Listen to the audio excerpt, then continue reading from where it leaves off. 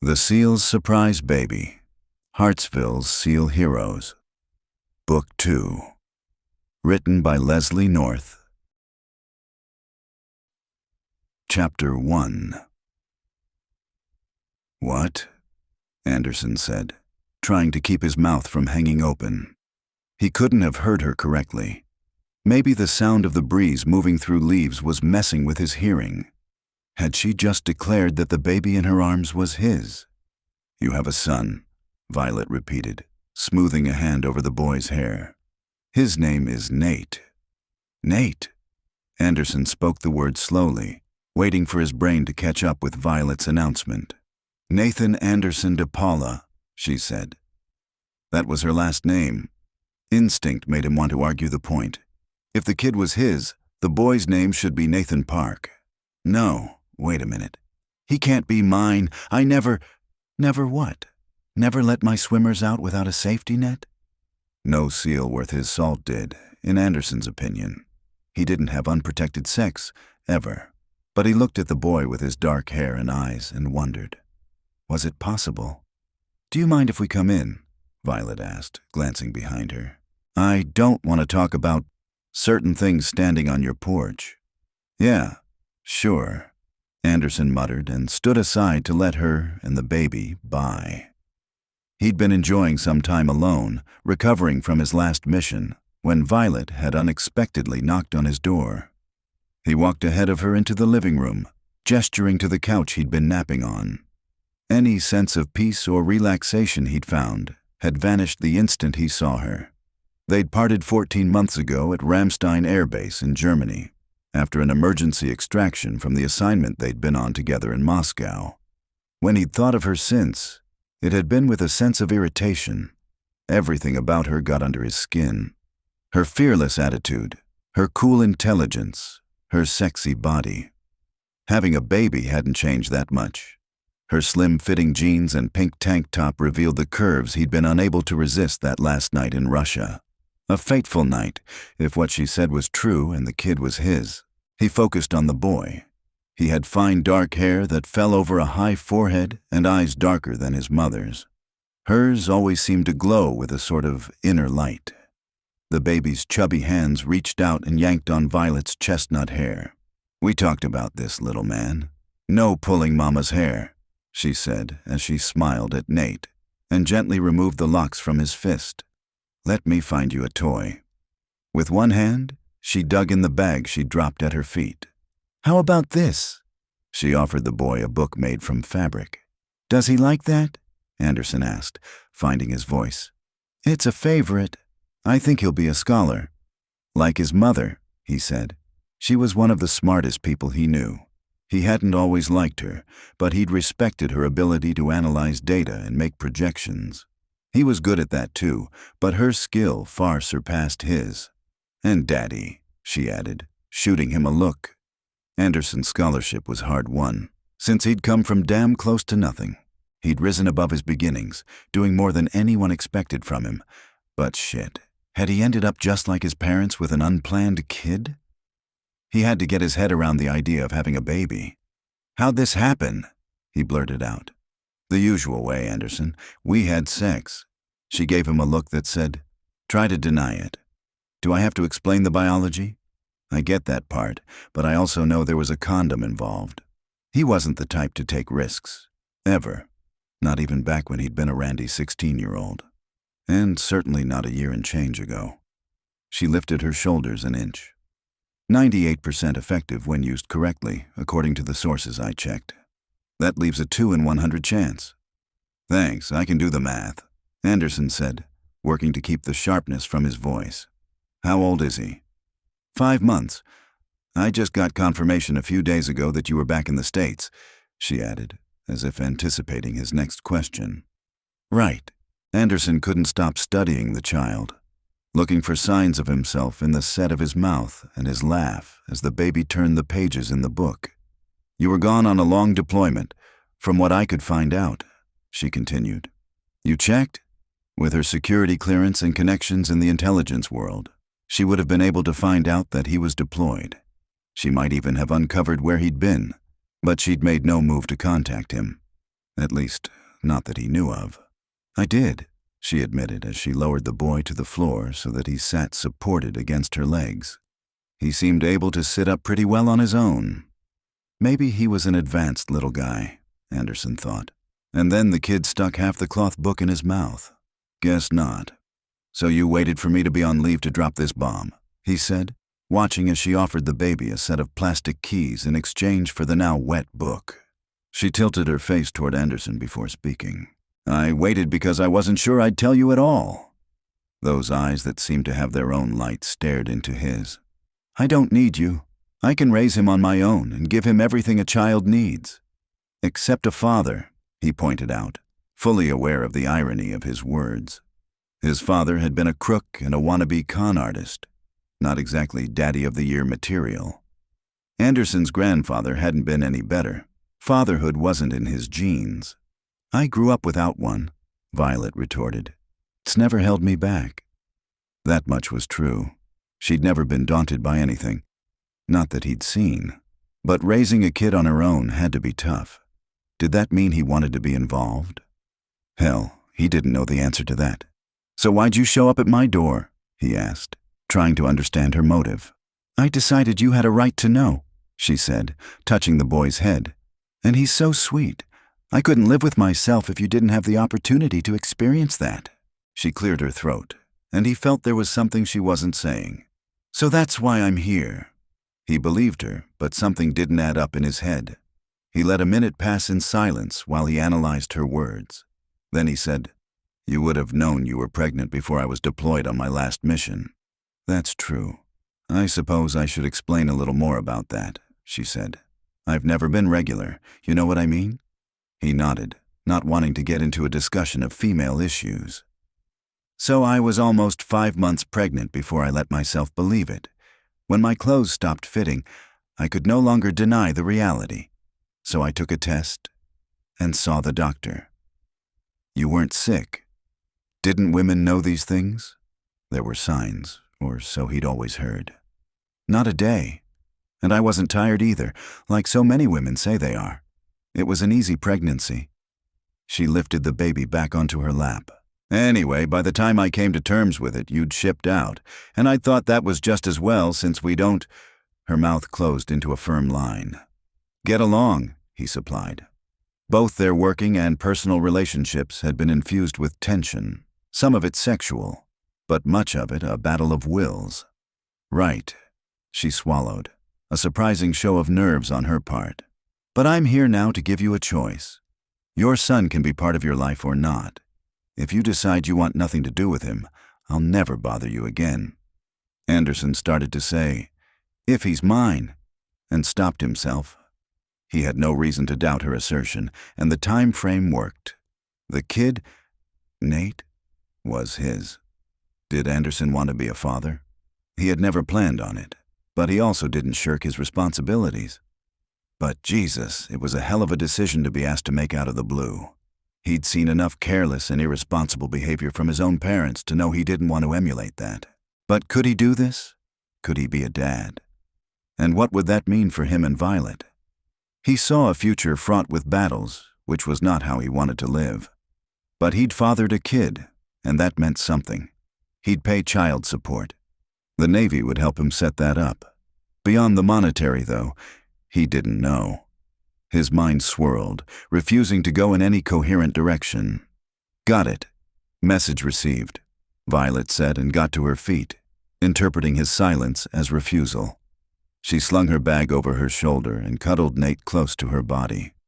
Anderson had seen her in slinky dresses meant for nightclubs and in business suits, but she'd never looked more beautiful than she did then. Her clothes were casual, her hair mussed, but her face, body, and attitude got to him just as much as they always had. And he knew that he didn't want her or his son to walk out his door. Not until he'd had a chance to think this through. Wait, he said, jumping up and moving to be in front of her. You've got to give me a little— The sound of bullets from an automatic weapon suddenly filled the air. Instinct made Anderson wrap his arms around Violet and Nate and take them to the floor with him. Everything in him said to protect them above all else. He landed on his back, taking the brunt of the impact, and then rolled with them to use his body as a shield. The hail of bullets ended, leaving a car alarm blaring in the street. He eased up, checking his surroundings. "Is he—" For the first time, Anderson touched his son. It was inadvertent, a simple hand to the boy's cheek, but it was soft, warm, and captivating. "He's fine," Violet said, her voice shaky. "What happened?"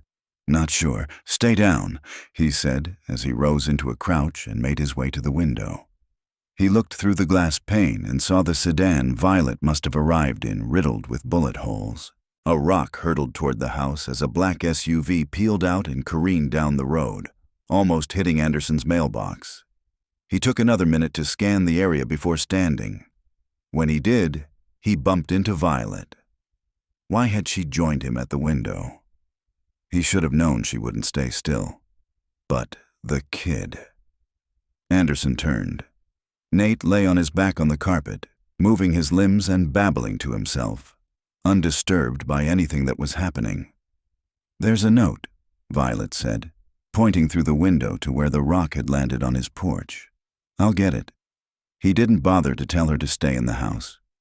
It was a waste of breath. Anderson stepped onto the porch to retrieve the note. Once he was back inside, he unfolded it and scanned the words. Violet leaned in to see it, her hair brushing against his arm. "My God," she muttered in Russian, speaking in the language of the note. His language skills were on par with hers, and he had no trouble understanding the threat. "Next time, you'll be in the car." "I didn't think." She made her way back to the couch, scooped up Nate, and sat down heavily. "Didn't think what?" Violet was shaken, but not surprised. What was going on? He studied her. Her head was bent over the baby's, and her body seemed to be folded inward. He needed to break through the walls she was constructing and get her to talk. "Let me take him," Anderson said, walking toward her and reaching for his son. His request jolted her. Violet glanced up, her eyes unfocused for a second, before handing Nate over. Anderson felt awkward for a minute as he tried to mimic how she'd carried the baby, but he soon figured out to rest Nate against his chest. He paced the room, keeping an eye on the street out front, but he didn't expect them to return so soon since they'd delivered their message. "Explain what you know," he said. "Don't leave anything out." "There was a data breach 2 months ago," she began after the tiniest hesitation. "Not long after I went back to work following my maternity leave." Her job for a government agency wasn't the kind she could discuss with most people, but he already knew about it. He'd been her protector, a glorified babysitter, really, while she'd been on assignment in Moscow. The leak had to do with information you collected in Russia, he guessed. She nodded. It revealed some of the surveillance and analysis and who conducted it. And your bosses didn't react. That surprised him. They were usually protective of their assets, and that's how they would view Violet. It was deemed minor with minimal exposure, but what? He demanded, keeping his voice level. Nate seemed to be dozing, cuddled into him, and he didn't want to spook the boy. "I've had a few strange incidents since," she said, her fingers twisting the edge of her shirt. "Little things. Someone following too close behind my car. An unexpected package on my doorstep. What was in it?" Anderson paused in his pacing. "Russian nesting dolls." She gave him a wry smile. "A warning, no doubt. I think someone's toying with me, but I don't know why." The bullet-filled hunk of metal on the street was way past a warning. Fortunately, he lived on a country lane outside town and had no immediate neighbors. No one would be freaking out and calling the police, at least not yet. He had a little time for his mind to tick over what he knew. He didn't like any of it. "We need to get out of here," he said after a minute spent analyzing their best course of action. "What? Now?" She stood, her body reacting to his suggestion. "Yeah," he said, "unless you want to wait around for them to come back." She was too smart for that not to be obvious to her. She glanced out the window. "I should report this to my supervisor." "Did you report the other things?" he demanded. "Of course." She reached into her bag and pulled out her phone. "And what did they do?" he asked before she could dial. "Nothing, which didn't really surprise me. Who knows? They might have more information than I do. Her fingers stilled over the buttons. Since her area of expertise was risk analysis, he found it odd that anyone had doubted her assessment. The threat seemed as though it originated from a minor source with minimal exposure, same as the original data breach. I followed the usual protocols for enhanced threat, though. How much more complicated was that with a child to care for? Anderson didn't want to think about it. He would later, after they were in a safe location. "My car's in the garage," he said, ready to take action. "Let's roll." "Wait, I can't go on the run with a baby. All I have for him is what's in this bag. Let me go home and—" He cut her off. "No, your place isn't going to be safe." He knew he was right about that, but fleeing a threat with a baby, with his son, wasn't the way he wanted to spend his first day as a dad. She only hesitated a couple of seconds. He could see her evaluating the situation in her head, assessing risks and options.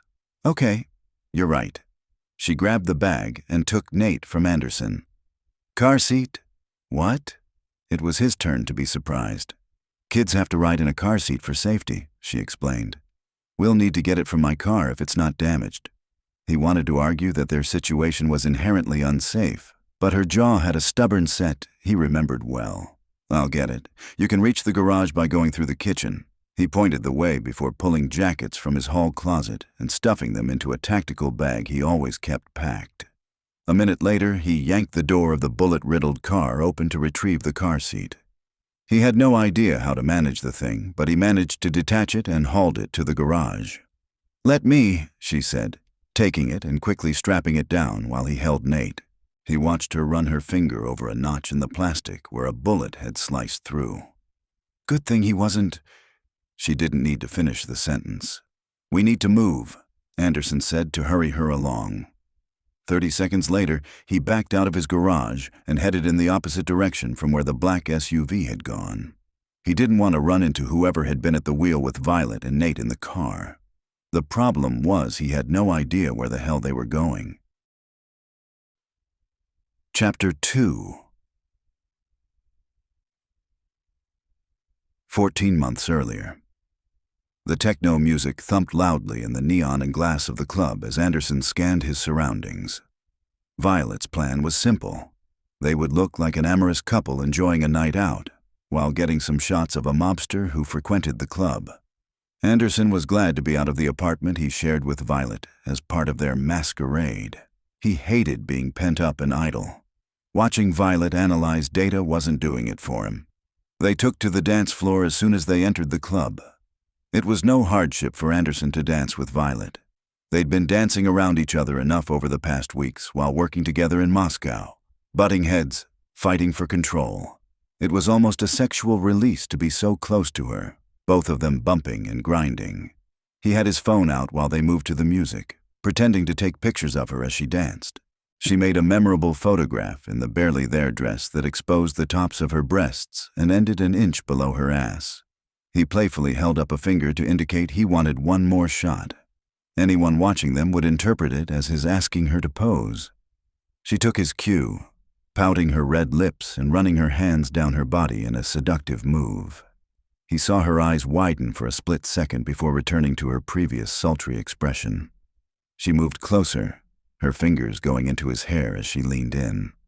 "We've got a problem," she whispered, giving his earlobe a nip to keep their cover. "Move with me." She guided their bodies around as she kept tight to him, never losing the beat. He flicked his glance to the upper tier of the club, where men with guns were fanning out, their eyes searching the crowded dance floor. "We're blown," he said into her neck, his lips trailing against her soft skin. "They're looking for us. But Volkov is up there. Big guy, receding hairline, mole under his left eye," she asked, her voice cool. "That's him." Their target, known in the mob world as the Wolf, was peering over the balcony railing. Volkov ran an outfit of executioners and henchmen used by the top underworld organizations for protection and was notoriously difficult to photograph. All they needed to get from him was verification of identity. Nailing him would shut down some international violence and slow the spread of Russian mob power. 3 days earlier, Anderson had had a meeting with Volkov, pretending to be a potential client for the executioner's services. The way the gunmen were searching the crowd indicated Volkov had made the connection that Anderson was watching him. Since Volkov was the suspicious type, with a network of informants, he probably knew about Violet as well. They needed an escape plan, but not before Anderson got the picture he wanted. Anderson captured an image of Volkov with his phone before dropping his head against her shoulder again. He needed to keep his face out of sight. "Hop up and let me carry you," he said. She did what he asked, wrapping her arms and legs tight around him. His hands molded to her butt, holding her in place. "I got it," she said when he kissed her neck again. "Keep your head down. I can see the exit." While keeping up the pretense of making out, she whispered directions in his ear, and they worked their way across the dance floor. He trusted her quick, analytical brain to make the right calls and didn't hesitate to follow her instructions. "Almost there," she breathed, her mouth against his temple. "2 steps to the right and straight toward the emergency exit. Things are about to get ugly." "Stop!" a voice yelled in Russian and then in English, loud enough to be heard over the pounding music. Anderson shoved open the steel exit door, dumping them into an alley. Not a minute too soon. The sound of gunfire and echoes of screams came from the club, but Anderson was already running, still carrying Violet, not wanting to slow down long enough to put her on her feet. Down the block, a motorcycle idled at the curb, its driver a few steps away, handing a delivery to a woman in the entryway of an apartment building. "Bike," he said as they approached, letting Violet slide down his body until her feet were on the pavement. Despite the urgent situation, the friction sent a zing through him, but they needed to move. He swung his leg over the motorcycle, and she climbed on behind him. "Go!" she yelled as the delivery driver lurched toward them with a cry. Her arms closed around him and her body pressed up against his. He revved the bike, rocketing them away from the club and danger.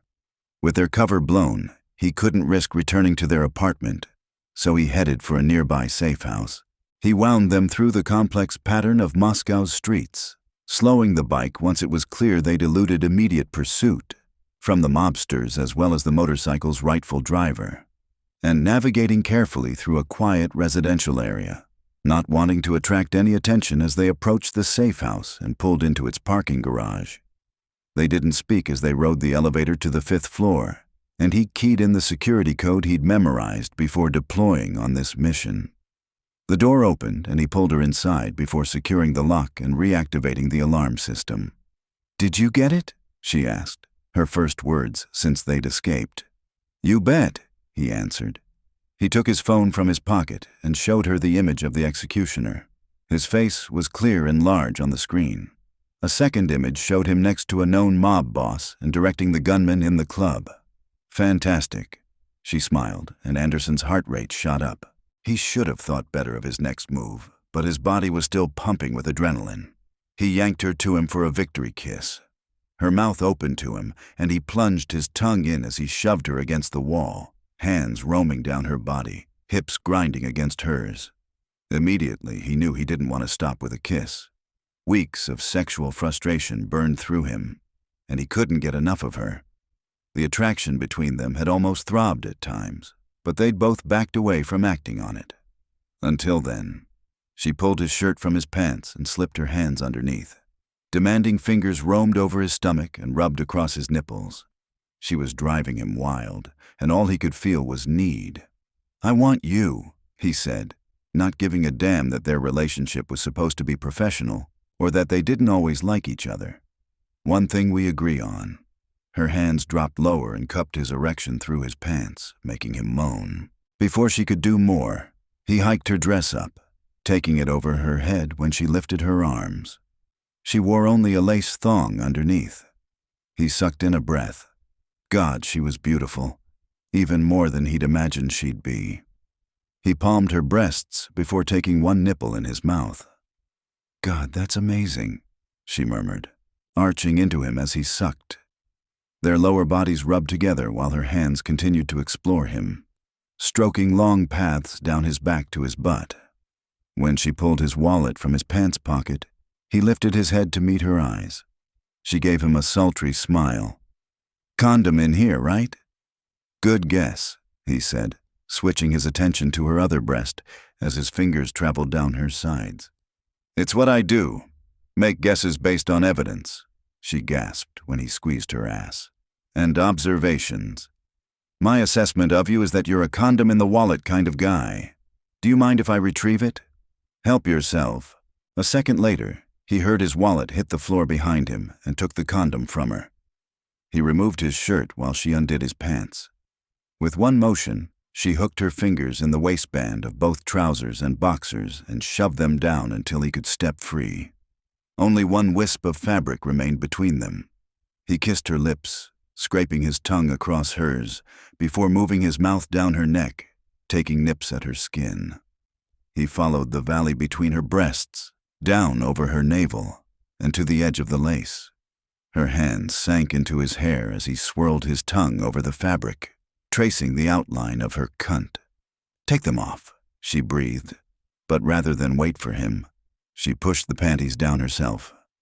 He helped work the thong down her legs, touching and teasing as he went. "Take me against this wall," she was demanding as always, but he was willing to comply this once. He stood and rolled the condom onto his dick. "Hop on." She put her arms around his neck, making it easy for him to lift her. Her legs squeezed around him as they had in the club, but now there was nothing between them. He plunged into her, bracing her against the wall. She tipped her head back, giving him easy access to her throat and breasts. Passion like he'd never known swamped him. He had to try to harness it or he'd come too quickly.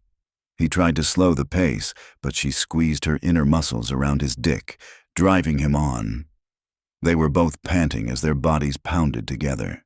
He didn't think he could last another minute when she came, a rough scream coming from her lips. He thrust into her one more time, and the orgasm took him in wave after wave of pleasure. Chapter 3. "Where are we going?" Violet asked after sitting silently in the car for 10 minutes. Fortunately, Nate had zonked as soon as they started moving. Car rides had that effect on him, even ones that changed roads and doubled back like this one was doing. Standard practice, she told herself. Anderson was taking evasive action. She'd used her own training to do the same thing in the past weeks when she felt she was being watched. No idea. Working on it. He spoke in choppy sentences, eyes flicking between the mirrors. She sighed. They'd never been good at conversation. Intelligence work and sex were their joint areas of expertise, and they'd only done the second of those things once. But once had been enough. She twisted in her seat so she could catch Nate's profile. His head was resting against the padded side of the seat, not far from the bullet hole she'd seen earlier. She squeezed her eyes shut, fighting against the image that rose in her mind. "Something behind us?" Anderson asked. "I don't see that black SUV in my mirror." Had he forgotten about his son already? Nothing that shouldn't be there. She faced forward again, unwilling to engage about Nate and Anderson's role in his upbringing while they were fleeing for their lives. She had to think, kick her analyst brain into gear. The other incidents she'd described to Anderson had happened more than 2 weeks ago, and she'd begun to feel safe. What had made her assailant escalate from some creepy behaviors to riddling her car with bullets? She had to look for the source of the change. Her eyes moved to Anderson's profile. The high forehead, long nose, surprisingly sensuous lips. She remembered what those felt like on her body and nearly shivered with desire. This was no time to be thinking about that night in Russia, when they'd torn each other's clothes off and had primal sex against a wall. The aftermath of that experience was more indicative of their relationship. They'd caught their breath and immediately turned away from each other. No post-sex cuddling, no soft words. They'd each picked up their clothes and gone in opposite directions in the safe house. From then until they parted in Germany a day later, they'd only communicated when necessary. One magical moment in Russia had produced the little guy behind her. She pulled the note from the outside pocket of the diaper bag where she'd stashed it and looked at it again. Rereading the Russian writing sent a chill down her spine.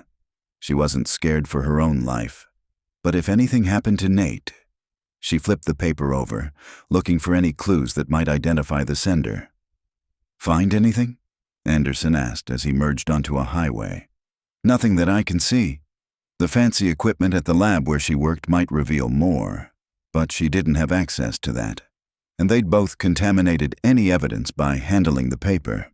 I'm thinking it can't be a coincidence that the attack was today. You arrived home from your deployment 2 days ago, and this was the first time we saw each other. Someone's been watching me and waiting to send us a message when we're together." "Maybe," he conceded, "but we've never been a couple." "We looked like one, though." That had been their cover story in Moscow. He played the role of a wealthy American who might be interested in making an arrangement with the Russian mob, and she'd been his eye candy. The truth couldn't have been more different. Her analysis work had made her the primary on their mission, and he'd been support and protection. Since they both viewed themselves as being in charge, they disagreed nearly daily. Some of that was just the tension of the mission, some was the latent desire between them. And, I don't know, even if our cover is partly or completely blown, maybe my pregnancy convinced them our relationship was real. Anderson remained silent for several minutes. "If you're right about this, we need to change cars. They probably have intel on me, including what I drive." "That would be a start," she said. "But we need a safe place to go so we can figure this out. We can't drive forever." Safe houses existed, both government and private ones, but she didn't have access to that list. Her supervisor would, but she wondered if that would be a smart move.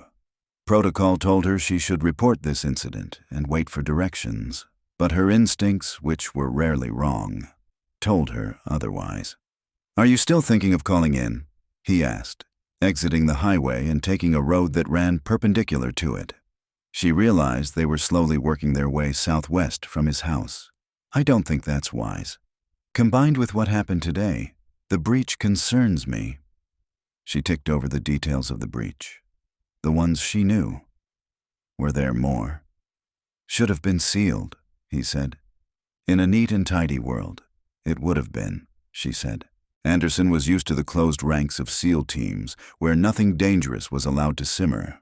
Her world was much more nebulous. Sometimes threats were permitted to exist, even encouraged, to see where they were going and who they tracked back to. She'd advised taking that course of action herself in the past in certain situations. It all felt different when it was targeted at her. She'd thought from the beginning that there was a high probability the breach was the work of the Wolf's organization. Like their leader, they were relentless hunters. Volkov himself was supposedly being held in a Russian prison, but that didn't mean his pack was lying around licking their wounds, or that he was unable to give directions. "This all feels too volatile to me," she finally said. "No kidding," he muttered. She swung her gaze to him. "What I'm saying is that I need time to analyze and assess. You write stuff in your little notepads." She reached across and tapped the pad of paper he always carried in his chest pocket. "I have to let intel coalesce in my brain." "It helps me to write it down," he said, looking annoyed. "I get that. You'd be scribbling away right now if you weren't driving." It surprised her how much she knew about him and his methods. They'd been together just 6 weeks in Russia, but she'd had plenty of opportunity to observe him during that time. "You're right," he admitted with a hint of reluctance. "I've seen you think your way out of some tough spots. I learned to trust that about you." She was mildly surprised he'd acknowledged her expertise, but before she could reply, Nate whimpered in his seat, making her turn. The baby was rolling his head from side to side. After a minute, he stuck his thumb in his mouth and drifted back to sleep. That was a habit she'd have to help him break later, but for the moment, she was grateful it settled him. "He's okay," she said, even though Anderson hadn't asked. Her relief was short-lived when she faced forward again. Anderson had gone rigid next to her. What was that about? She checked her side mirror, looking for signs of trouble, but they were on a country road without another car in sight. "What is it?" A muscle in his jaw twitched. "We've got things to discuss. About him." So that was it. Her hiding Nate's existence must have seemed like the ultimate betrayal. Still, she'd had her reasons. Good ones, she still believed. None of that helped her current situation, though. She rarely cracked under pressure. Professional pressure, anyway. Since having a child, she'd found her personal world had shifted. She felt things more and more deeply. At the moment, she felt a wave of nerves, almost enough to make her squirm. "Okay, if we're going to get through whatever is going on," she gestured, encompassing the car, "their situation. We need to trust each other, which means you have to believe I'm telling you the truth about Nate. So, do you believe he's yours?" It pained her to have to ask, but it would be a reasonable concern on his part. She could tell him that she hadn't slept with anyone else for almost a year before Nate was conceived, and no one since. But she couldn't prove it. "He's mine," Anderson said, with almost no inflection. I can see it in his face. She almost chuckled at the way he said it. She'd read an article in Scientific American disputing the theory that firstborn children resembled their fathers as a kind of evolutionary guarantee. The father would accept the child. Supposedly, it wasn't true, but she wondered about that, because she certainly saw Anderson when she looked at their son. "Good to hear," she said. "And I told you why I didn't contact you before you deployed." Yeah, he sounded skeptical, which didn't surprise her. It was probably hard for him to believe that she'd been halfway through her pregnancy before acknowledging it to herself. "What about after you realized you were pregnant, and after Nate's birth? Did you even attempt to reach me?" "No, I didn't," she admitted. She could have gotten word to him if she'd wanted to. She knew the channels and how to cut through the red tape. That ability had allowed her to pinpoint the day Anderson arrived home from his deployment, but she hadn't used it to locate him earlier. "You see my problem, then," he said. "You withheld information. Never trust a source that does that." It was a standard in intelligence work where sources sometimes played for both sides. They were compromised and deemed untrustworthy. You might listen to what they had to say, but you didn't trust it. I did a risk analysis. Actually, I did several. She'd reevaluated her situation every month. Each time she'd concluded that Anderson didn't need to know about Nate. Her most recent analysis, though, had led to a different outcome. The data hadn't changed, but her perspective had. If someone had kept a child as beautiful and sweet as Nate from her, she'd have been ready to do murder. She'd had no way of knowing whether Anderson would care even a little bit, but it was his decision to make. She couldn't do it for him. The unknown in her prediction had been Anderson's reaction to being a father. She had no hard data to indicate what his response would be, but her gut had told her he wouldn't accept fatherhood easily. Considering the circumstances, she felt no joy in being right about that. "And what were your findings?" he prompted. "As you know, since I'm here, I recently decided you deserve to know." She couldn't elaborate on that. It was an assumption built on emotion, not fact, and she wasn't sure he'd understand. Sometimes she didn't understand it herself. But there it was. Their situation, though. Even the best data wouldn't have pointed to her being on the run with a baby and the baby's father, who might not want to have anything to do with her or Nate. She blew out a sigh, frustrated at the lack of a plan that would guide them. She didn't have enough information and no resources she was willing to tap. They could drive to Hilton Head Island, where her mother now lived, but she wasn't taking trouble to her mom's door. She'd dismissed that as a possibility an hour ago. "We need to find a place to spend the night," she said after a long silence. Nate would wake up and not like being confined to his car seat.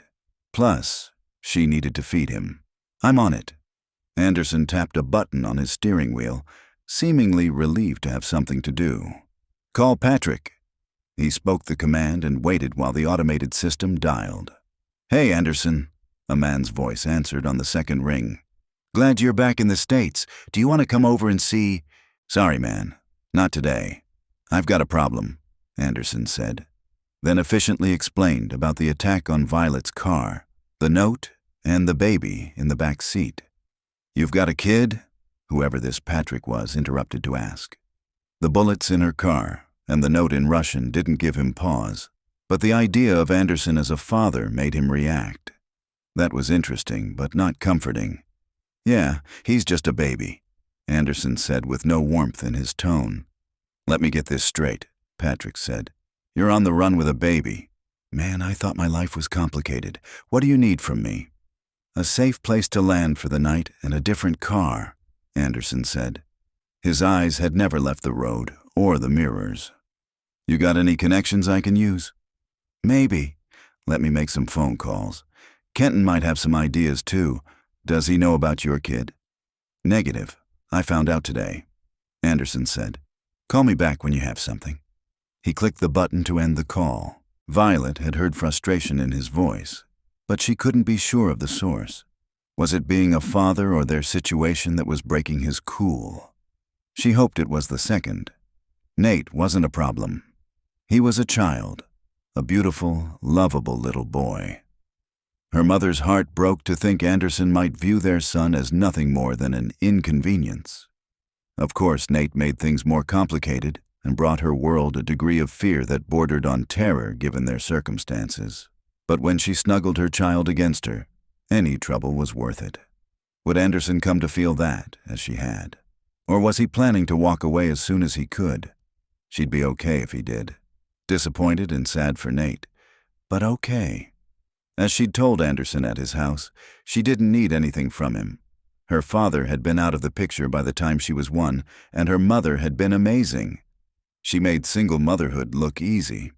Not once had Violet felt deprived.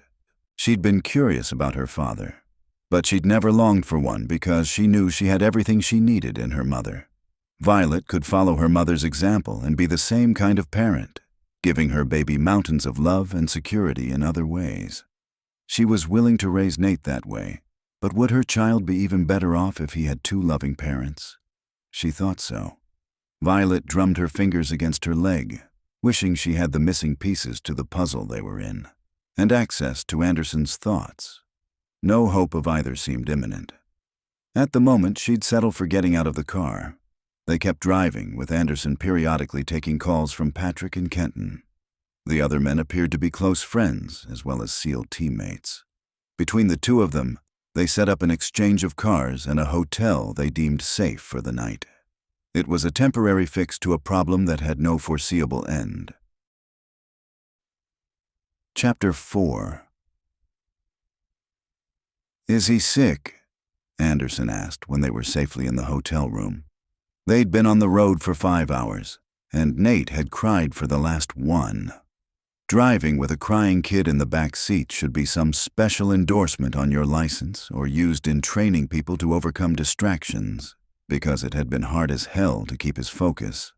"I don't think so. Babies are sensitive to changes in routine. Today's been rough."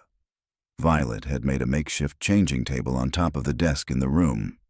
She seemed to have quite the supply of stuff in that one bag. A padded mat, extra clothes, diapers, wipes. And she'd used them all in the past half hour. "Never seen so much poop," Anderson commented, as Violet bagged another messy diaper in plastic. "You sure he's okay?" "Look, I'm not a pediatrician," she snapped. "I do have 5 months of experience as a parent, though, and you've had 1 day. Just let me do my thing." Anderson held his hands up and backed off. That tone of voice was much more what he was used to from her. She didn't like having her competence questioned. And, hell, in this case, she definitely was the expert in the room. Anderson sat on the edge of the bed and looked at Nate, who was gurgling peacefully now. Nothing like the screaming kid from the car or the pooping machine he'd been since they got in the room. Was that kind of rapid change common with kids? Violet had one hand on Nate's stomach while she dug deeper into the bag with her other one. Should he offer to help her? She seemed like she was managing, but he didn't like to feel useless. "Do you want me to find a store and get some baby stuff?" he asked. She huffed out a sigh. "I suppose." "Okay," he said, pulling the notepad from his pocket and flipping to a blank page. "Tell me what to get." "A few packs of diapers, size 2, she said. "They have sizes?" he asked. She answered with a glare. "Got it. What else?" "Wipes, a couple of outfits. Get ones labeled either 6 months or 6 to 9 months. He scribbled her request, not pointing out that the baby was 5 months old. There must be a mystery to this he didn't understand, or else his kid was big for his age. Anderson liked that idea better. Anything else? No, that should get us by. Her voice cracked, making him wonder how close she was to tears. She always seemed so able to handle anything, but apparently today had her on edge. I'll be back as soon as I can, he said, and left the room. A quick search on his phone directed Anderson to a nearby Target, where he made his way to the baby section. Diapers first. He sucked in a breath at the wall of choices. Was a size 2 the same in all the brands? He started reading labels. It seemed so, but what did he know? He selected a couple of different packages and got extra wipes as well before heading to the clothing section. Buying baby clothes was not something Anderson had ever expected to do, but he sorted through a rack of tiny outfits until he found one in primary colors and another with sailboats on the front. That was a start. He'd have to get Nate a U.S. Navy t-shirt. He'd seen those on the kids of his fellow SEALs. Wait, what the hell was he thinking? It wasn't like he planned to help raise the boy, which was probably what Violet expected. He could guess her analysis had showed he'd be a poor father. She hadn't admitted that to him in the car, but he could tell she doubted him. He'd be angry about that if he didn't feel so damn worried about their situation being complicated by having a baby with them. Kids made everything tougher. He'd seen that over and over with his SEAL teammates, including Patrick, who'd had to fight for custody of his daughter. Not a place Anderson had ever wanted to go.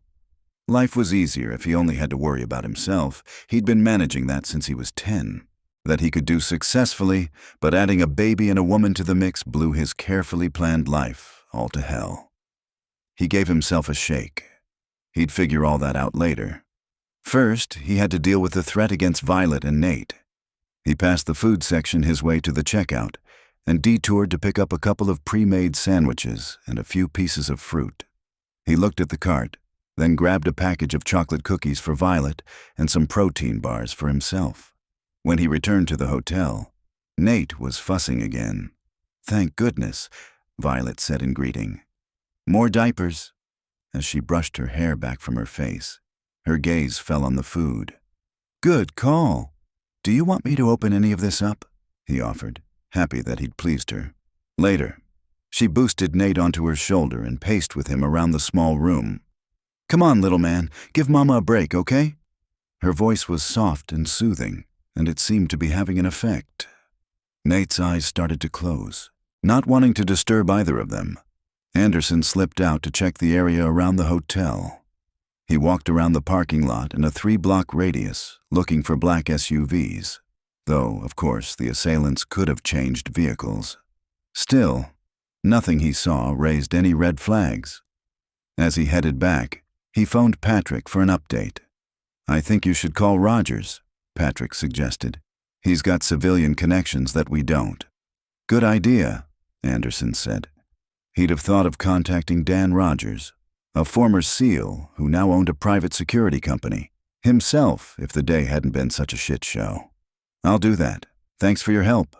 No problem. Hey, Anderson, what's your son's name? Nate. He didn't elaborate because he was still trying to process the fact that 24 hours ago he hadn't even known of the baby's existence. Take care of him, Patrick said. Night. Anderson made his way back to the hotel room and paused outside the door to listen. Silence. He went in. Violet held her finger to her lips and pointed to the sleeping baby in the center of the bed. I've been waiting for you to come back, she whispered. Can you keep an eye on him while I take a bath? Yeah, I guess. What do I do if he wakes up and cries? Anderson shot the snoozing baby a look. He seemed to be out, but looks were deceiving when it came to kids. He'd learned that today. Hold him. I need 20 minutes to myself, okay? She looked more tired than he'd ever seen her. Can you give me that? He nodded and caught her arm when she went to turn away. Did you call anyone while I was out? No, I think it's best not to. I need time and more information to analyze the threat. I'm not comfortable with turning this over to the agency. Her voice sounded determined, but he caught an edge of fear. We're better off on our own for a while." "Suits me." Anderson could have reached out to his commanding officer for assistance, but like her, he was reluctant to involve others until they had more facts. Rogers, whom he'd known for years and who was no longer part of the military hierarchy, was the one person he was confident he could trust. He took a minute to tell her about the former SEAL and his company. "If you're that confident of his integrity, he seems like our best bet," she agreed. "His firm can gather intel for me to analyze." "And what am I supposed to do while you're doing that?" Anderson asked. "Same as always," she said with a wan smile. "Keep us safe. Yell if you need me." She disappeared into the bathroom, and he heard water running in the tub a minute later. He turned the lights low and checked outside the window for any problems before pulling the drapes shut tight. There was nothing else he could do, so he sat and took out his notebook. He unwrapped the remaining sandwich. Violet must have eaten the other one while he was out, and quickly ate it while he began writing down everything from the day, along with pertinent information from their mission in Moscow. He'd been at work for only a few minutes when Nate stirred, his little fists shooting into the air. A second later, he began to whimper. Anderson rushed over and found the boy's eyes wide open and staring. "I need you to sleep, buddy," he murmured. "Your mom's tired and needs a break, and I've got no idea what to do with you." The whimper became a sob, and Nate's face turned red and scrunched as if he was getting ready to really yell. "Come on, don't do that. Here, I'll pick you up, okay?" Anderson slipped his arms under the boy and brought him to his shoulder. He'd held him a couple of times during the day, but never when he was crying or couldn't be readily handed back to Violet. "How can someone so little make so much trouble?" Anderson muttered. His son's weight felt like nothing in his arms, but he still worried that he wasn't doing this right. He rubbed Nate's back like he'd seen Violet do and put a little bounce in his step as he paced across the room. "You like that? What else makes you happy?" Anderson looked down at the boy's face. He was studying Anderson as if waiting for something. "You want me to talk?" He kept his tone gentle. "I can do that. I'm guessing you have no idea what I'm saying, so this conversation is totally off the record, right?" Nate gurgled and stuck his thumb in his mouth. The kid was cute, but Jesus, Anderson wasn't ready for this. He had too much baggage of his own. Since he didn't know what to say, he spilled out what was on his mind. "My daddy was a jerk, you know." Anderson would have used a stronger word if he'd been talking to an adult. The worst kind of man. Irresponsible, criminal, abusive when it suited him. I've spent my life trying to be different from him. You see, my dad had a kid he didn't want. Me? My birth did nothing but cause problems for my parents. You've got it better than that. Your mama loves you and you're lucky there. You aren't so lucky in a daddy, though. And I've got to tell you that I didn't ask for this. For you." He paused, feeling guilty about his words, but that guilt wasn't stronger than the fear inside him. "You seem nice when you aren't screaming, but there's no place in my life for a baby. I'm just not cut out for that kind of life. I've got friends, teammates, people I trust, but I never let anyone close. You know why?" The baby looked up at him with big eyes. "I'll tell you. Here's my fatherly advice. Probably the only bit I'll ever give you. If you let people close, they mess with you. Mess with your head, and you've got to dig your way out of that. Pull yourself up from nothing. It's hard, but I did it." Anderson was silent for a minute until Nate stirred again, rubbing his head against Anderson's shoulder. "Still want to talk? Let me make my point again. I was never meant to be a daddy. I'm sorry, but that's the truth. I can't care for you. It would be too much. I hope you can understand that." He turned and almost collided with Violet. She was wrapped in a robe, and her eyes blazed. "How much did you hear?" he asked, not that he regretted his words. They were the truth. No one should trust him to raise a child, because he didn't trust himself to do that. "Enough." She took Nate from him and cuddled him into her body. "I was wondering what would have happened today if my car hadn't been riddled with bullets. I guess I have my answer." "Violet," he started, but she waved him off. "It's fine. As I told you, I don't need you, and neither does Nate. I can manage as a single parent. As a matter of fact, I don't need you now. Just help me get to a safe house, and I'll take it from there." Her tone was brusque, businesslike. "I'm going to see this mess through," he said. He'd never wanted children or a relationship, but he'd make sure no harm came to Nate and Violet. Since he was already neck-deep in this situation, he'd do his best to protect them. After it ended was a different story. "Not necessary." She eyed him over Nate's head. "Now, I'm tired, and I want to go to sleep. Nate and I will take the bed. I assume the floor works for you." He nodded, not knowing what else to say, since he wasn't going to apologize for speaking the truth. Maybe it was just as well she'd overheard him. It got his position out in the open. Chapter 5. Violet rolled over in the still dark hotel room and listened to Nate's steady breathing. All the child-rearing books said not to have a baby in bed with you, and she could see why that was. She'd been so worried about accidentally hurting him in the night that she'd hardly slept. He'd woken once to be fed, but other than that he'd been peaceful. Unlike her. She hated where she'd left things with Anderson, but she wasn't surprised. She had hoped he'd welcome fatherhood, but she hadn't expected him to. Not really. She'd let hope color her assessment, but in her heart, she'd known the truth. She'd been right about him. Good for her, but it didn't make her feel the least bit vindicated or happy. She'd thought, not very rationally, that Anderson would meet Nate and something would click. An instant bond would form between father and son. She'd felt the connection to her child the second she saw a positive symbol on the pregnancy test, and when she'd seen the image of his face at her first ultrasound, she'd fallen in love. Not that she hadn't been frightened at the prospect of having a baby. She had been, but she'd also wanted the child. None of that was there for Anderson, and she couldn't force it. He'd fathered Nate. At least he hadn't denied that, but he couldn't love his son. God, that made her sad. She pushed herself up so her back rested against the headboard. The bedside clock read 6. A lamp on the other side of the room clicked on low, and Anderson stood. She wasn't surprised that he was awake. He seemed to always be on alert. That quality must come with his job. Their eyes met across the room. "Sorry about last night," she said in a low voice. "I didn't mean to snap at you for being honest about your feelings for Nate. It's not that I don't care what happens to him. It's just that—" He walked closer. "I'll help you out financially. The Navy will set it up. I know they do for other guys. They'll direct deposit part of my pay to your account. And if you ever need anything else, just let me know." Violet felt annoyance at his offer of child support. Did he think that was her motivation for involving him? Even in part. "I don't want your money," she said. "My income is plenty to take care of Nate and me." As an analyst, her salary was likely higher than Anderson's. If she switched to the private sector, she could easily double her annual income. Money wasn't the issue. "Still, it's the decent thing to do," he mumbled, looking down at her. She wanted to argue that decent would be giving her emotional support and loving their son.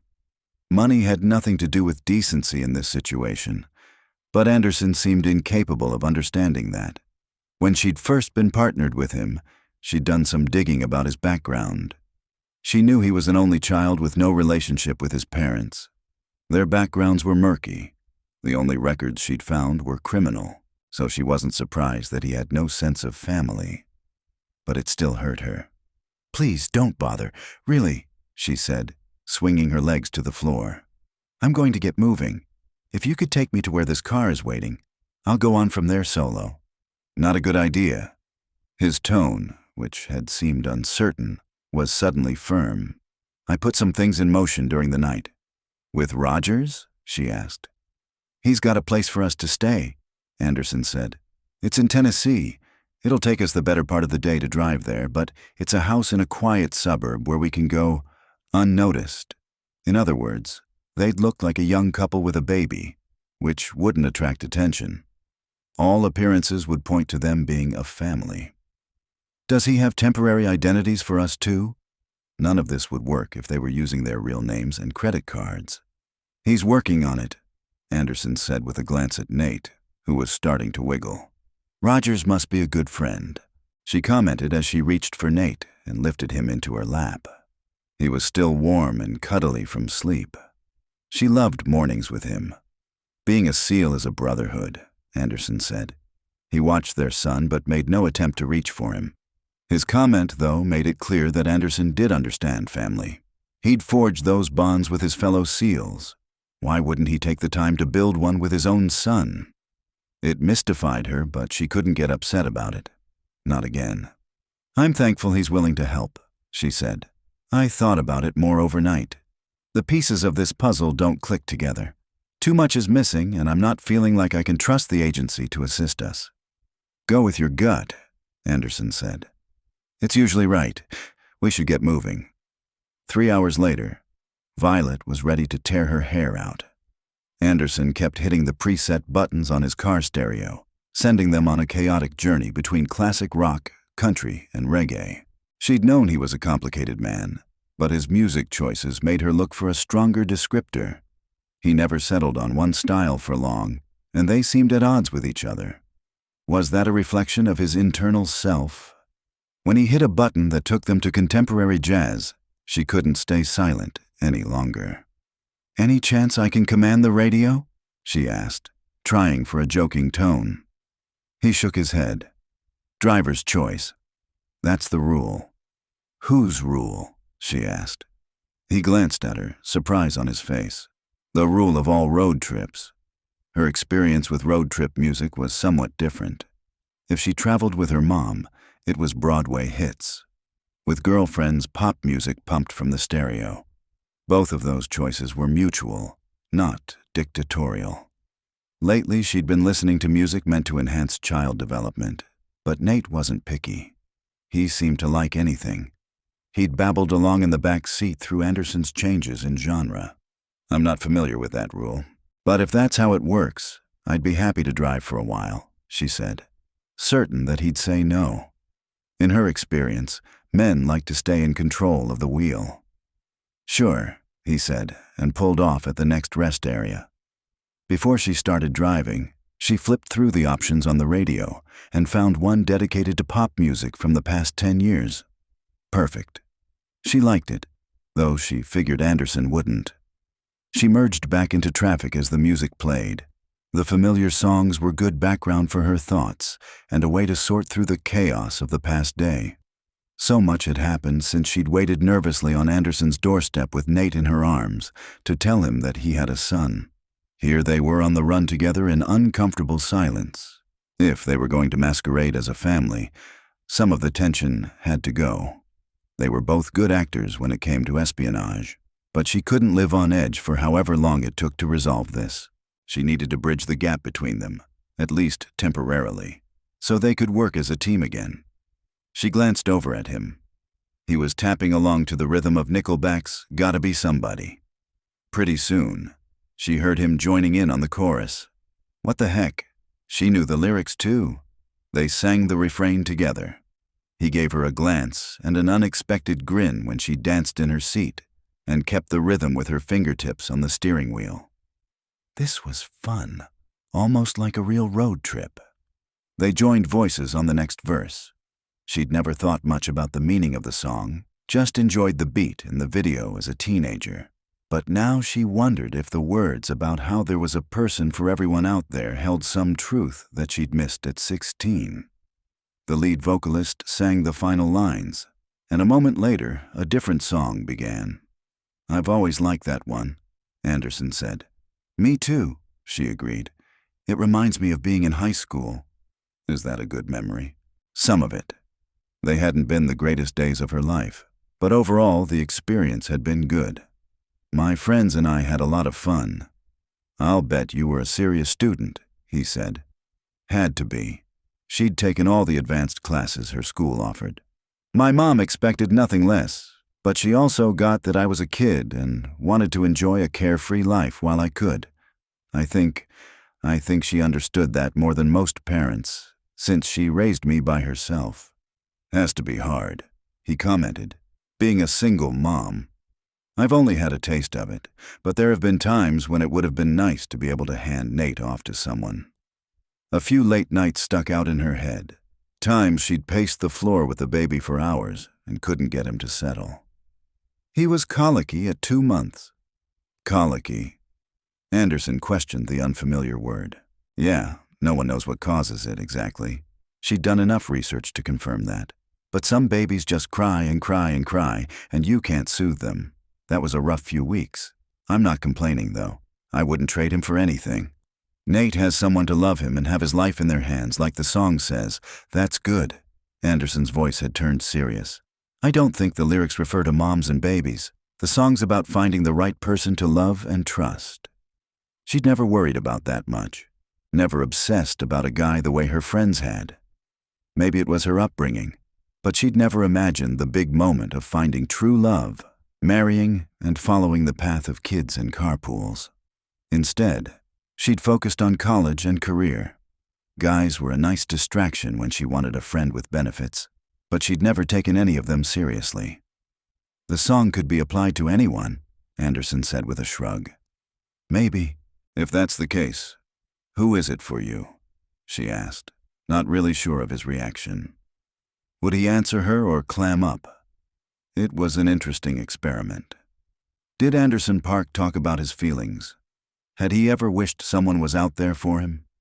The pause was long as Lady Gaga sang and Nate gurgled in the back seat. Violet let the silence extend. If Anderson chose not to respond, she'd leave it alone. I had 2 good friends in high school, he said finally.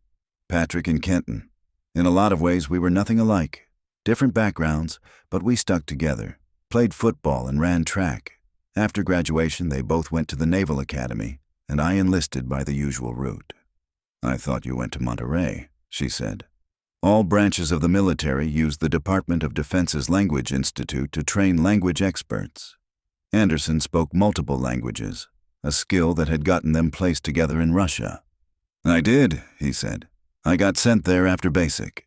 I learned Russian first, and then stayed on for Arabic. She wanted to laugh. He said it casually, but the intensive immersive language program was anything but casual.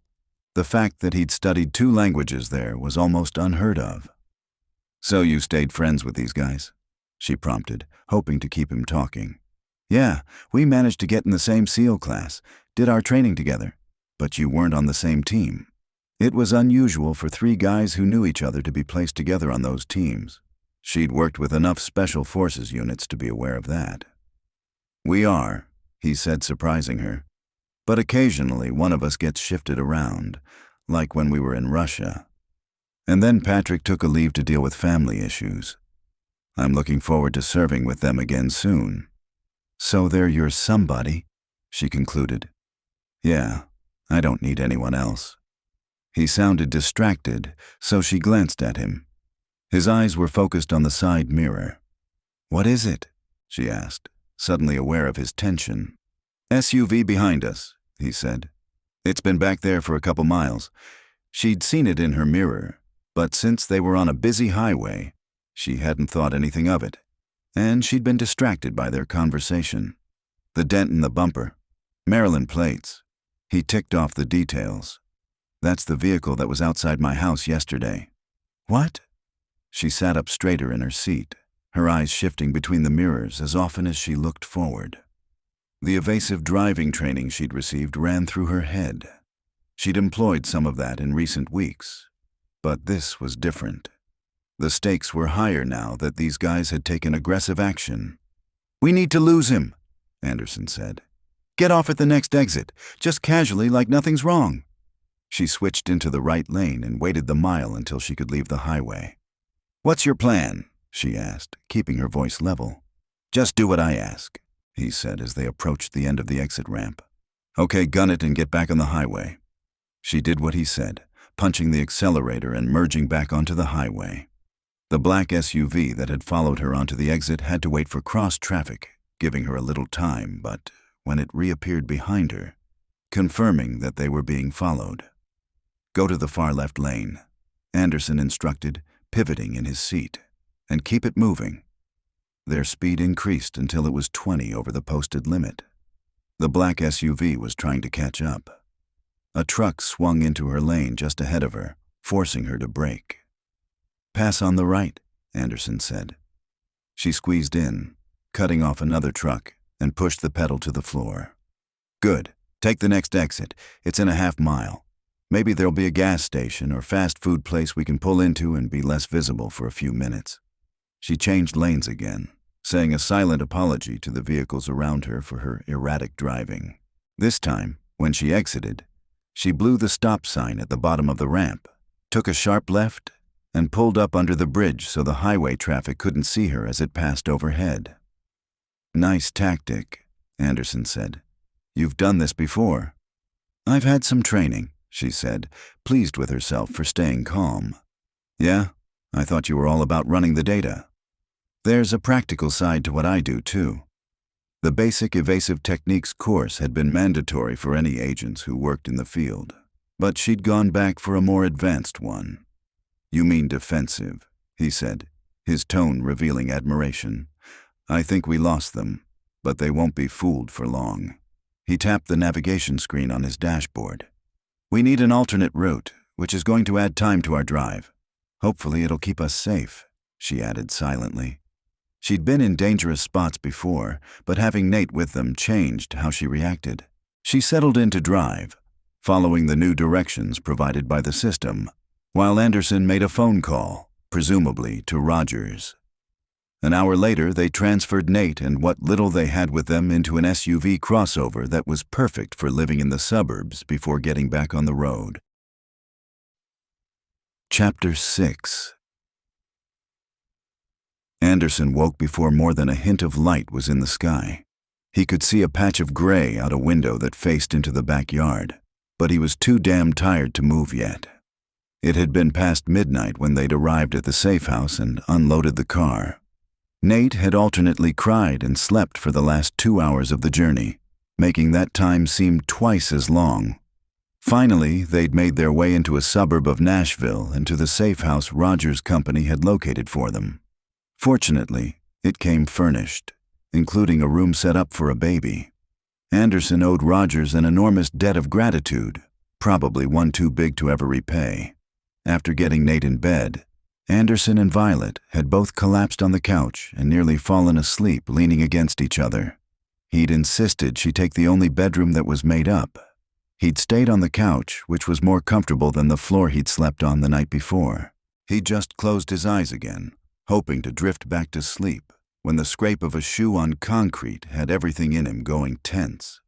Someone was outside the Cape Cod-style home. He'd done a circuit of the house in the dark the night before. His understanding of the property wasn't perfect, but his hearing had never been faulty. Another whisper of sound, and then low voices came from outside the front door. He grabbed the gun he'd kept handy during the night and silently rose from the couch to approach the door. A window of beveled glass bordered it. Keeping clear of that, he moved to where another window gave him a view of the front steps. He twitched back the curtains and saw 2 dark figures bent over in the pale morning light. What the hell kind of a safe house was this? Was it already compromised? He watched for another minute, but he couldn't see any weapons. Might as well confront this head on. He whipped open the front door and came face to face with 2 women who looked to be in their 50s. They stared at him, eyes wide, and he quickly assessed the threat. They wore fancy warm-up outfits and looked as though they were off to the tennis courts at the local country club. Not what he'd expected.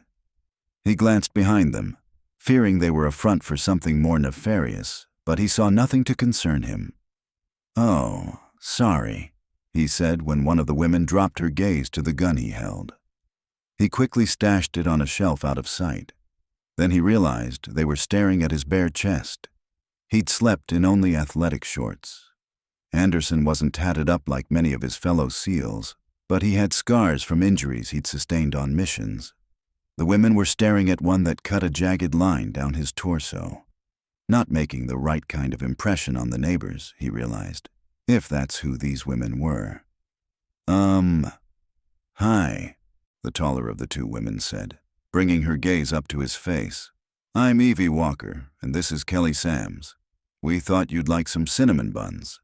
Anderson glanced down to see a tray of pastries sitting on the steps. That explained the crouched figures, he guessed.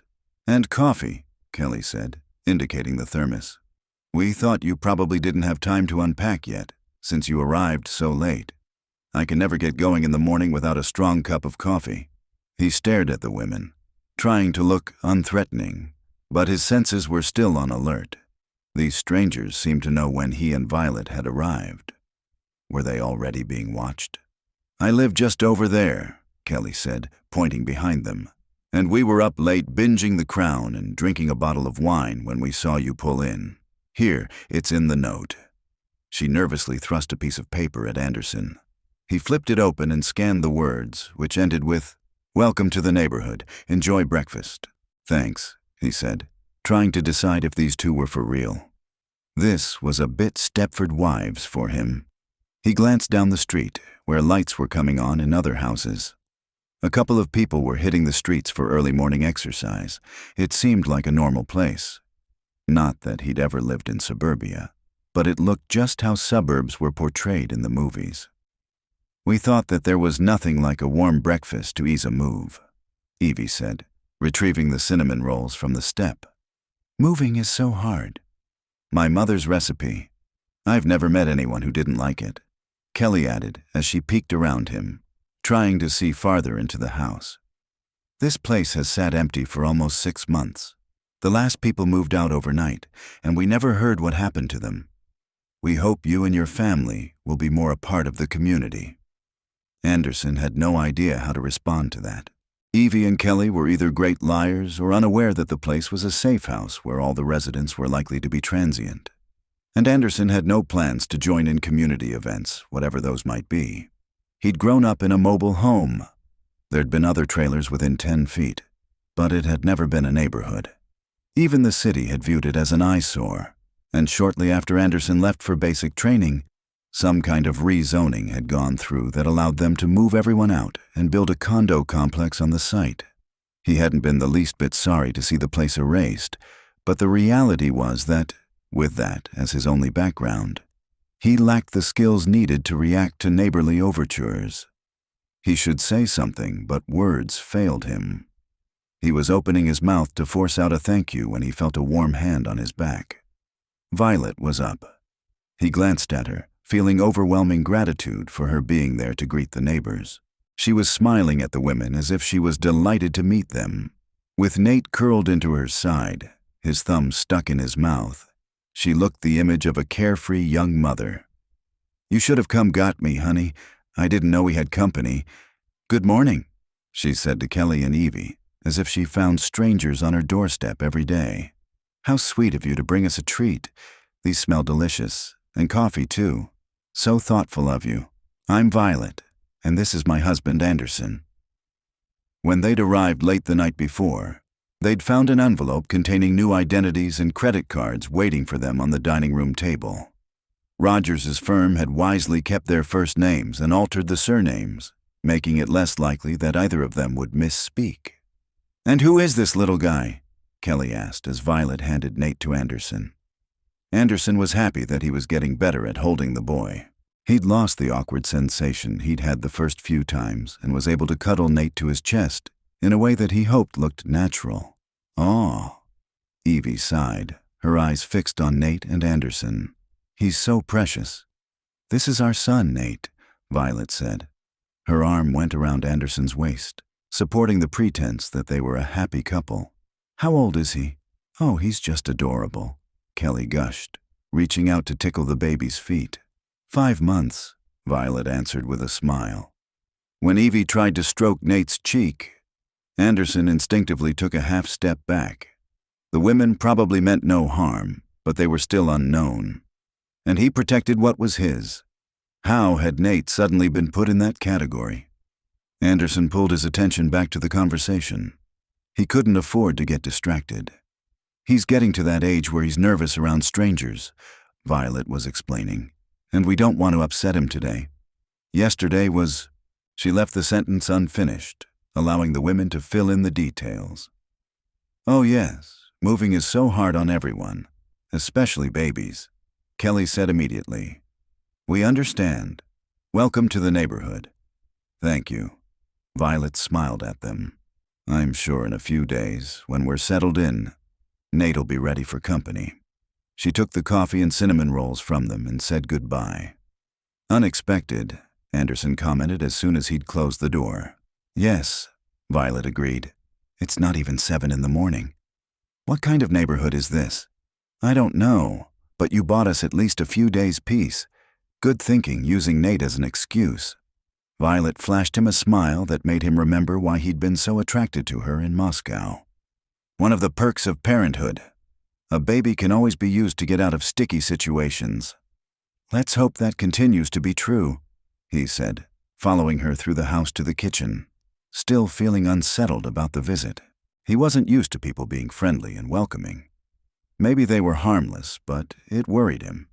I'm going to take a look at the house's defenses. They'd entered by using a passcode Rogers had texted to him, but that didn't seem like enough of a barrier. Does something have you worried? Violet asked, taking Nate from him when the baby reached out for her. Nothing in particular, just being cautious. Can't fault you there, she said with another smile that made his heart almost stop. But let's eat first. These do smell delicious. She pointed to the cinnamon rolls she'd placed on the counter. Keeping Nate perfectly balanced, she located plates and coffee mugs in the cabinets. Everything we need. It seemed as if that were true, but he didn't want to get too comfortable. That led to complacency, which would be dangerous for all of them. After breakfast, he'd complete a thorough risk analysis of the house, yard, and neighborhood. He could bet that Rogers' firm had already done so, but he'd never been one to rely on someone else's work. If he found any gaps in the security, he'd make sure they were plugged right away. Chapter 7. Anderson settled onto the couch next to Violet and waited for the video image to come up on the laptop. They were going to talk to Rogers and begin the process of sorting out their situation. Nate reached out to grab Anderson's arm, leaving a trail of water on his skin. The boy sat on Violet's lap, drooling and chewing on a plastic ring. He's teething, Violet explained, using a washcloth to wipe the drips from Nate's chin. So that makes him a leaky faucet. Anderson was adjusting to being around a baby, but it was new territory. The day before, he had nervously watched over a napping Nate while Violet ran to a store to purchase groceries and baby supplies. She'd returned with countless bags of stuff that she'd stowed away in the safe house's closets and cabinets. Violet was organized, which he appreciated. According to the books and my mom, yes, she said. We can expect this to continue for a while. Great, Anderson muttered, and she bumped her knee against his. It's what babies do. She gave him a pointed look. If you say so, he said as Rogers appeared on the screen. It had been 5 years since he'd seen Lieutenant Commander Dan Rogers, but he hadn't changed. His hair was a bit grayer, but his eyes were still the piercing blue Anderson remembered from his early days as a SEAL. He'd been assigned to Rogers' team, and the older man had put him through his paces. Even now, he felt the urge to stand and salute. Good to see you, Anderson, Rogers began. Thank you, sir. Good to see you as well. I appreciate your help. I never turn down a fellow SEAL in need. Rogers shifted his attention to Violet. This must be Violet DePaula. Commander Rogers, it's nice to meet you, Violet said, giving his former CO a smile. Thank you for finding us a place to stay. Not a problem, Rogers replied. I've read the report my associate put together, but suppose you tell me everything, from your time together in Russia to now. Over the next 30 minutes, Anderson and Violet took turns explaining their mission. The security breach at Violet's agency, the threats against her, and the attack that made them go on the run. Rogers nodded and asked pertinent questions several times. That jibes with everything I could learn, Rogers said when they finished. My concern is that the breach wasn't fully plugged, which may have been intentional. What? Anderson said, shooting Violet a look. She seemed unsurprised by this bit of information.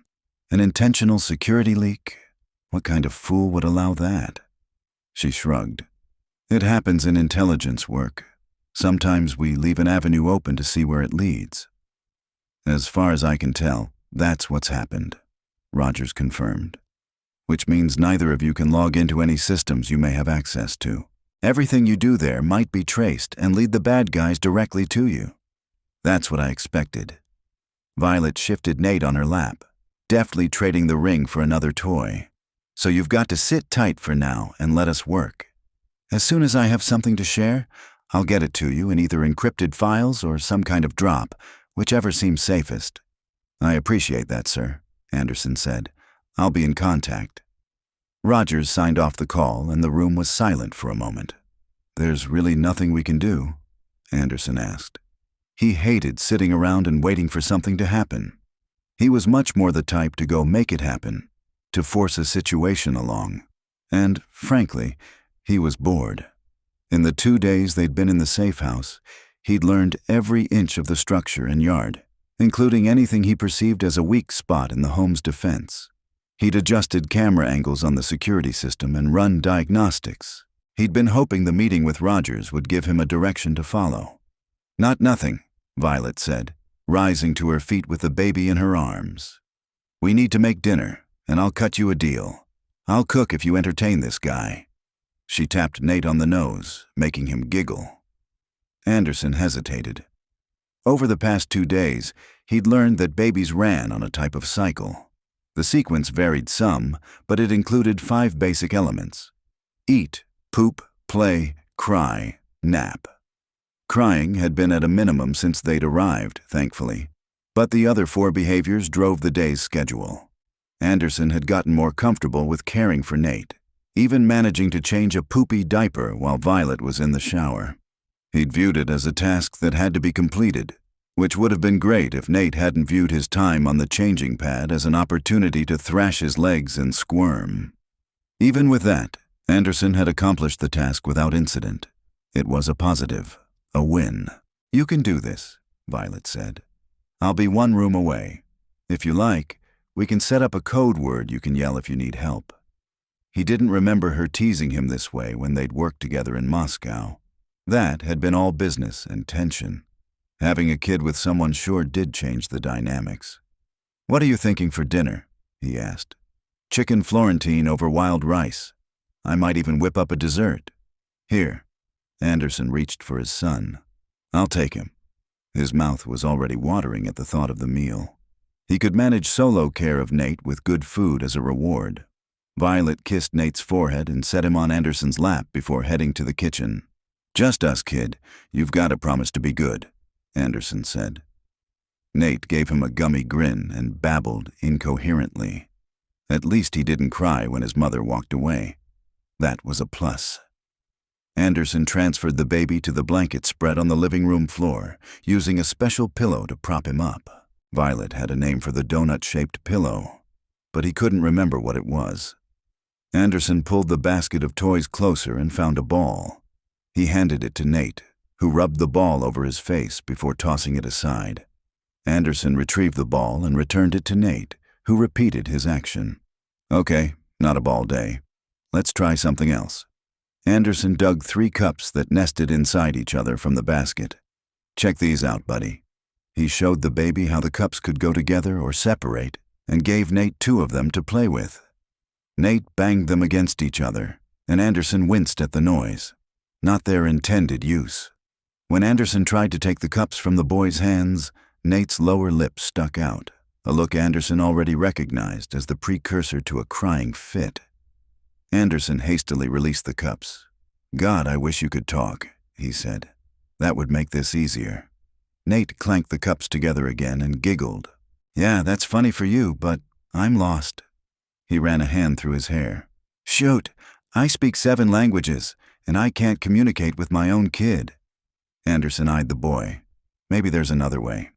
During some of his online research about babies over the past few days, Anderson had come upon an article about teaching sign language to kids. The article had been focused on toddlers, but it was worth a try. Okay, stay with me. Anderson signed hello several times by moving his hand to his head in a salute-like gesture. Nate watched, rocking back and forth against his pillow, but made no attempt to imitate the motion. Let's try another one. How about yes? Anderson closed his fist and tipped it forward and back, but to no avail. At least he was entertaining Nate, who was happily watching him. I think you're enjoying my parental struggles. I thought only teenagers did that. Anderson took a minute to reevaluate. Maybe if I help you. He took the baby's hands in his and tried to move his fingers to create the words. See? You have to bend all your fingers. Anderson was careful to keep his touch gentle as he manipulated the boy's hands. Okay, that's better. He released Nate's hands after getting his fingers in the correct position. You try it. Anderson leaned closer, hoping his teaching had taken root, but Nate just wiggled his hands in Anderson's face and laughed. Anderson couldn't help his smile. Okay, I admit defeat. You're too young. Too young for what? Violet asked from the doorway that led to the kitchen. Anderson felt his face turn hot. He hadn't expected an audience. I was trying to teach him sign language. I thought it might bridge the communication gap, but it's not working. He pulled Nate into his lap and leaned back against the couch. He'll get it eventually. You should keep trying. As she looked at him, the meaning of her words sank in for both of them. Anderson wasn't going to be around eventually. If they weren't in this situation, Anderson would have nothing to do with either of them. Maybe you could teach me, she suggested, breaking the unspoken tension, and I'll share the knowledge with him when he's older. She plopped down opposite Anderson. We've got a little time before dinner's ready. Are you sure? Anderson asked. Of course. I'm always glad to learn another language. It'll put me closer to catching up with you. She smiled. Her language skills were equal to his, but it had been a point of competition between them. I'll just need one more after you teach me ASL.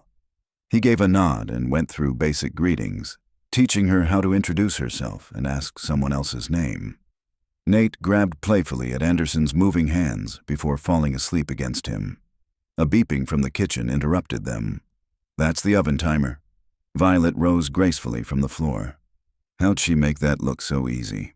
Anderson started to shift around. I'll help. Please don't, she said in a low voice, stopping his movement. He didn't nap earlier, and he really needs this sleep. Let him stay with you and I'll bring you a plate. Beer? That would be great. He watched her leave the room, enjoying the slight sway of her hips and the way she flipped her hair back over her shoulders. Living with her, he was constantly reminded of the attraction that had brought them together in Moscow. She held an appeal for him that was different from his reaction to other women he'd been with, which he found confusing and irritating. He didn't want a relationship with her or anyone else, but something about her tugged at him. In a few minutes, she returned holding 2 plates and a bottle of beer in the crook of one arm. He took the beer from her, but he couldn't figure out how he'd manage a plate and fork, since Nate had one of his arms pinned. Maybe if you cut up my food, I can manage, he said after taking a drink of the beer and setting it aside. I can feed you. She sat facing him, close enough that their knees bumped. What? His heart rate spiked. That would be way too intimate. No, you don't need to do that. I can eat later. Don't trust me? She gave him a taunting smile. I promise I won't spill on you. I wasn't worried about that. Then what were you worried about? Her expression was all innocence. I'll be hurt if you don't try this recipe. It's a favorite of mine. It smells good, he admitted with a glance at the plate. Give it a try. She lifted a forkful of chicken and rice to his mouth. Open up. Like a child, he obeyed and let her feed him the delicious meal. She took her time, alternating forkfuls for him and for herself, allowing them both to savor the food. They didn't talk much, not wanting to disturb the sleeping baby. When both plates were empty and he'd finished his beer, she came closer, her face only inches from his. You've got a little sauce. She flicked her finger along his lower lip, and their eyes met. Hers glowed with an inner light that he could only interpret as desire. She stroked his cheek with a softness that surprised him. Anderson? The word held 1,000 meanings, but only an action could be the response. He caught her hand in his and kissed her fingertips, never breaking eye contact with her. He heard a slight hitch in her breathing and smiled at her. Kiss me, he said. She raised an eyebrow, and he thought she might retreat. But she was too fearless for that. A second passed before she pressed her lips to his and her hands went around his neck. The kiss was slow and gentle, unlike the previous ones they'd shared. She sighed, just a whisper of sound, but it did things to him, and he wanted to wrap his arms around her and lower her to the floor. But the baby... Nate stirred against him, making Anderson break the kiss. The boy stretched as he woke and focused on his mother. His chubby face crinkled into a smile. "Hi, baby. Did you have a good nap?" Violet's voice was still throaty from the kiss. She rested one hand on Anderson's shoulder and the other on the baby's head. It was a personal moment, a family moment. Anderson felt something like panic rise in his chest. He wasn't cut out for this. "You take him," Anderson said, thrusting Nate at Violet, "and I'll do the dishes." He caught her expression. He expected to see hurt at his abrupt departure, but all he saw was pity. Somehow, that was 1,000 times worse. Chapter 8. The following morning, Anderson followed the scent of freshly brewed coffee to the kitchen. Violet sat at the table with Nate in her lap.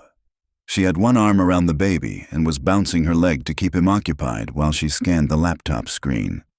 "There's fruit salad in the fridge," she said, looking up with a smile, "and yogurt." "You've been up for a while," he commented as he poured a cup of coffee and topped off her mug. He'd cleaned the kitchen the evening before, after their kiss. He'd needed something to do, because it was best if he didn't think too much about that kiss. He'd never known that a kiss could be both passionate and gentle. It had been startling in an entirely good way, but the new territory made him uncomfortable. Overnight, he'd spent plenty of time staring at the ceiling of the small bedroom he'd set up for himself. In the light of day, he had to put their shared dinner and kiss out of his mind. Or playing house with Violet would become even more difficult than it already was. "This guy," she said, tweaking Nate's foot, "decided that 4 a.m. was morning." "Sorry about that," Anderson muttered, feeling responsible for his son's actions. "You could have woken me." She gave a one-shoulder shrug. "I'm used to it, and it gave me a chance to start working my way through this data." An encrypted hard drive had arrived by courier late the evening before. The drive was now connected to the laptop, and Violet kept switching between tabs as she studied the material. "Figure anything out?" he asked. "Not yet. It's going to take time. Rogers gathered a lot of intel on short notice." "He's good at that. Do you want me to take Nate?"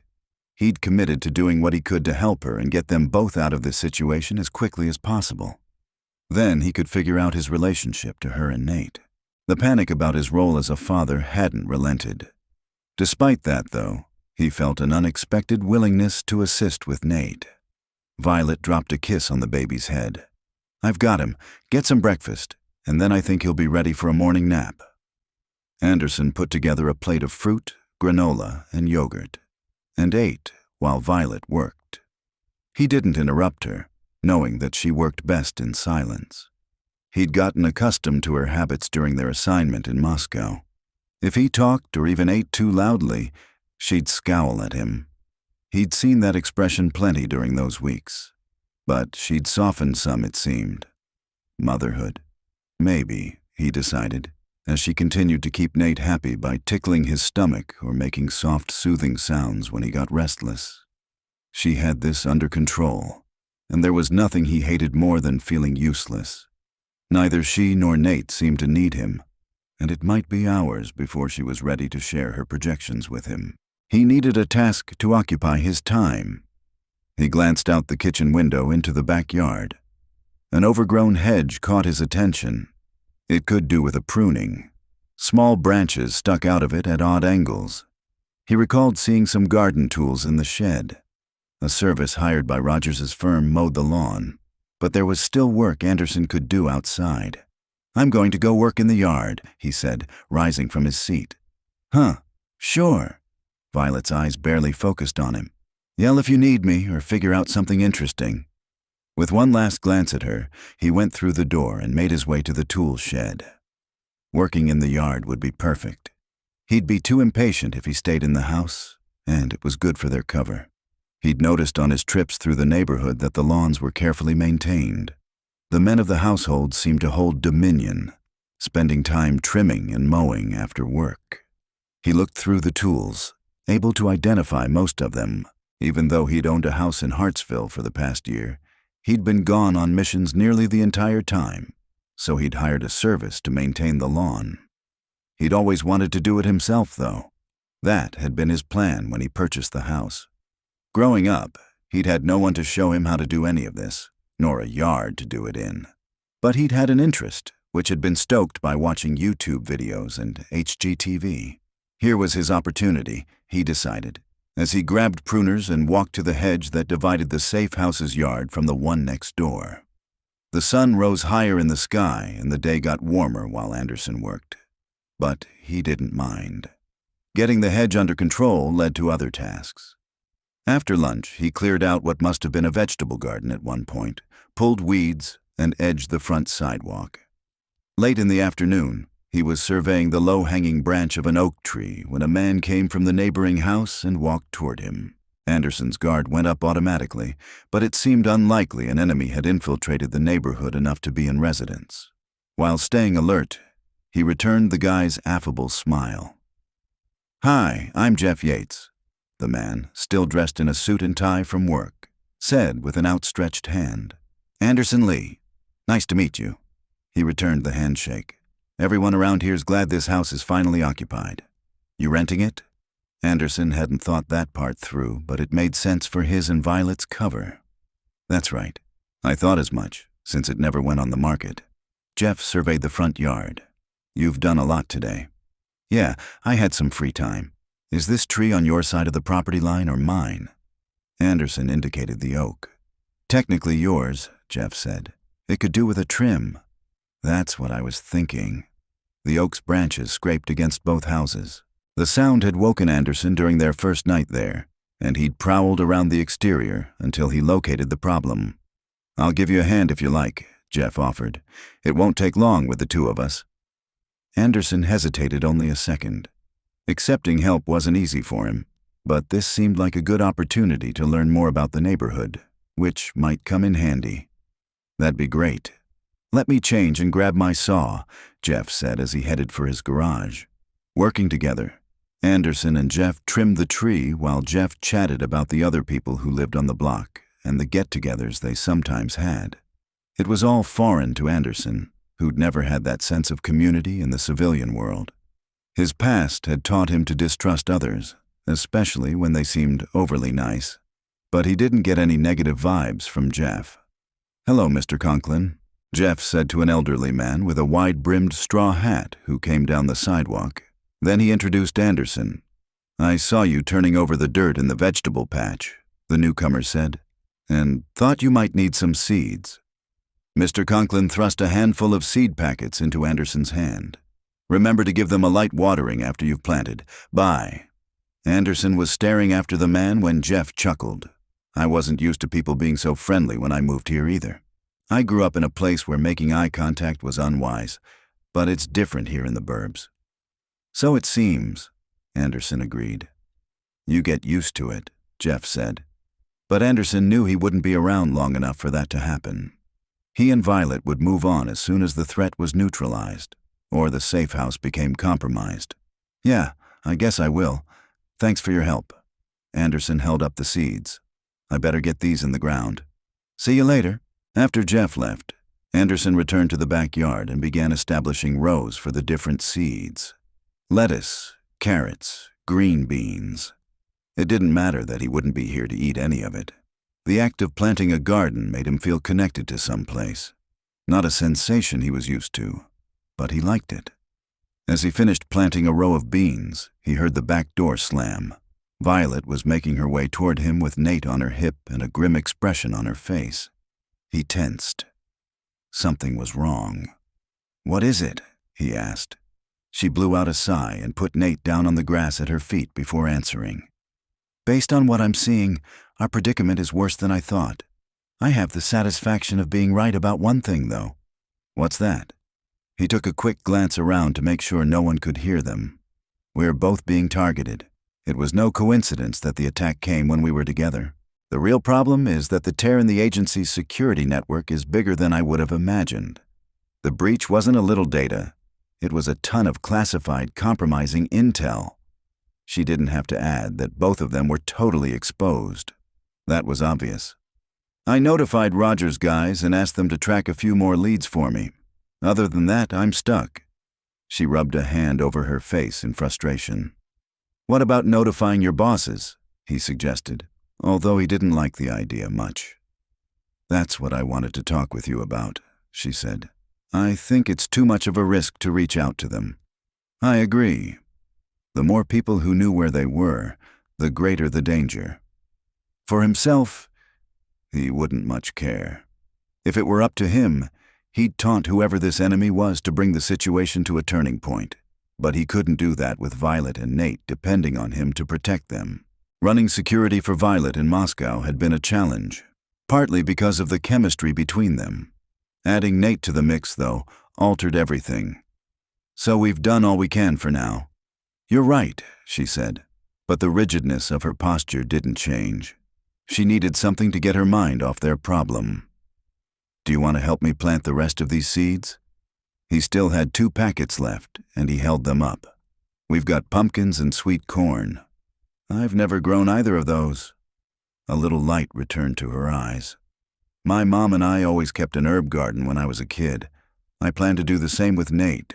It's important to understand where food comes from. Anderson had never thought of it that way, but it made sense. It helped to create the connection he'd felt when cutting back the tree with Jeff.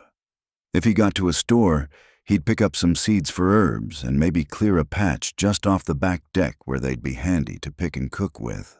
He glanced toward the house and mentally selected a spot. He was about to tell Violet about his plan when reality hit. They wouldn't be there to see any of these seeds be more than sprouts, because none of this was real. He didn't have a real relationship with Violet or Nate. This wasn't his house and garden. It was all fake, for the purpose of escaping a threat to their lives. Any good vibes, any sense of domesticity he'd been feeling washed out of him in an instant. He looked down in time to see Nate pick up a fistful of dirt from the edge of the garden and smear it over his face. "Stop!" Anderson yelled, making the baby look up and tears come to his eyes. "He ate dirt!" Violet dropped to her knees alongside the child and took him onto her lap. "Uh-oh," she said in a sing-song voice, apparently unbothered. "No eating dirt, little man." Should we call? Anderson had no idea who to call. A doctor, the hospital, poison control? "He's fine," she said, and then chuckled. What the hell was funny?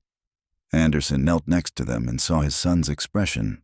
Nate had opened his mouth wide, and his face was scrunched in displeasure. "That doesn't taste good, does it?"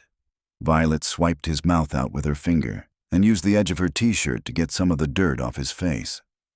"Will he be okay?" Anderson's heart rate was slowly coming down, but he still felt the need to take action. "It's just dirt," she said before addressing the child. "My grandma always said, 'God made dirt, and dirt don't hurt, except that it tastes icky.'" Nate gave her a smile, clearly over his upset, and basked in the attention Violet lavished on him. Anderson had never had that, never had a mother who comforted him and knew what to do. His mother had viewed him as someone who could get her a beer from the fridge so she didn't have to get up. Other than that, he was a hell of an inconvenience. She'd never bandaged a bloody knee or attended a school event. How much easier it must be for a kid whose parent knew how to wash away real and metaphorical dirt. Anderson's dirt had always been his own to deal with, which had forced him to toughen up young. He'd survived and done well for himself, but it wasn't something he'd wish on others. Nate was lucky to have Violet. Anderson felt warmth and calm grow inside him at her motherliness. Nate would always have someone he could depend on. "I better give him a bath," she said, rising with Nate in her arms. "I'll finish up here and be in to help you." Anderson saw surprise cross her face. She hadn't expected his offer of assistance. "Okay," she said, giving him a smile. Anderson couldn't stop himself from watching her walk to the house. She was an impressive woman in so many ways. Chapter 9. Violet kicked off her sandals as she entered the house, making straight for the bathroom while considering her options. She hadn't bought a baby bathtub, and none of the sinks in the house were big enough to give Nate a bath in. The day before, she'd gotten in the regular tub with him. She balanced Nate on one hip as she started lukewarm water flowing into the tub, then removed Nate's soiled clothes and diaper. He was extra squirmy, and she didn't want to put him down on the bathroom floor. "Well, I think I'll get in with you, clothes and all." She evaluated her running shorts and t-shirt. A little water wouldn't hurt them any. Grabbing the baby wash, she got into the tub and propped Nate between her knees. "Ready to get clean, baby boy?" She gently washed his hair and face, removing the last traces of the dirt. She'd scrub the rest of him in a minute after she let him play. Nate splashed his hands in the water and squealed with delight. Your daddy likes the water too, or I think he does. She'd known Anderson in landlocked Moscow, but he was a SEAL, and by definition they spent time in the water during training and missions. We'll have to ask him about that. Living in the safe house with Anderson was a surprising bonus for her, because it gave her an opportunity to see him differently. Even if he wouldn't be present in her and Nate's life, she'd have some stories to tell Nate when he asked about his daddy later. "Come in!" she called when a knock sounded on the bathroom door. Anderson pushed the door open, and his eyes widened in surprise. "What?" she asked with a grin. "Never seen anyone take a bath with all her clothes on." "Not what I was expecting," he said, making her wonder what he had expected. As a matter of fact, why had he offered to help anyway? For a man who claimed he wasn't interested in fatherhood, he sure seemed to be making an effort. She formed a quick plan to take advantage of that. "I can't promise you won't get wet," she said. "But if you want to learn how to give him a bath, this is a good time." "Sure." Anderson stripped off his shirt and knelt by the tub. Violet reminded herself to keep her attention on the task at hand. A shirtless Anderson was enough to distract most any woman. "I've already washed his hair and face, but he's still plenty dirty." She tickled Nate under the chin. "Aren't you, babe?" "Tell me what to do," Anderson said, rubbing his hand over the baby's clean hair. "Add a little soap to the washcloth," she said, handing him the wet cloth, "and start cleaning. I usually start from the top and go down to the toes. Be careful not to scrub too hard. Baby skin is delicate." Anderson cautiously started wiping down Nate's neck and torso. "That's it. You've got it. He's way easier to wash now that he's bigger. Newborns are tough to bathe. And you were on your own." Anderson was so focused on washing Nate's back that she couldn't tell whether he felt any regret over having missed that time with Nate, or if his words were just an observation. "My mom came for his birth," she said, "and she stayed with me for the first 2 weeks. I don't know what I would have done without her." "I'm glad you weren't alone," he said, beginning on Nate's legs. "Now, I'm never alone," she quipped. Having a baby made even simple things more challenging, but she couldn't imagine being without him now. He was truly a bundle of joy. "Is that a problem?" Anderson looked up at her. "Not at all." She smiled at his question. "I love him." Anderson nodded and went back to bathing Nate before saying, "He's lucky to have you." "I'm lucky to have him," she said softly, wondering who this Anderson was. He wasn't quite the man she'd known in Moscow. She watched him as he scrubbed between Nate's toes. Anderson was the same in some ways. Intense and dedicated to the job. Protective. In other ways, though, he was all new to her. "I think he's clean." Anderson rocked back on his heels and reached for a towel she'd put nearby. "Usually he likes to play in the tub, but he seems a bit sleepy. I'll bet he'd take a nap long enough for us to eat dinner without him. Would you get him dressed and put him in the crib while I—" She gestured to her soaked clothes. "Sure, and take your time. I've got him." Anderson wrapped the baby in the towel after Violet lifted him from the tub. Violet listened until she heard Anderson talking to Nate in the baby's room before hopping out of the tub herself. If he was willing to watch their son for a while, she was going to take a genuine bath. She stripped off her wet clothes and added hot water and a lavender-scented bath bomb to the tub before getting back in. Heavenly, she thought as she sank in up to her neck.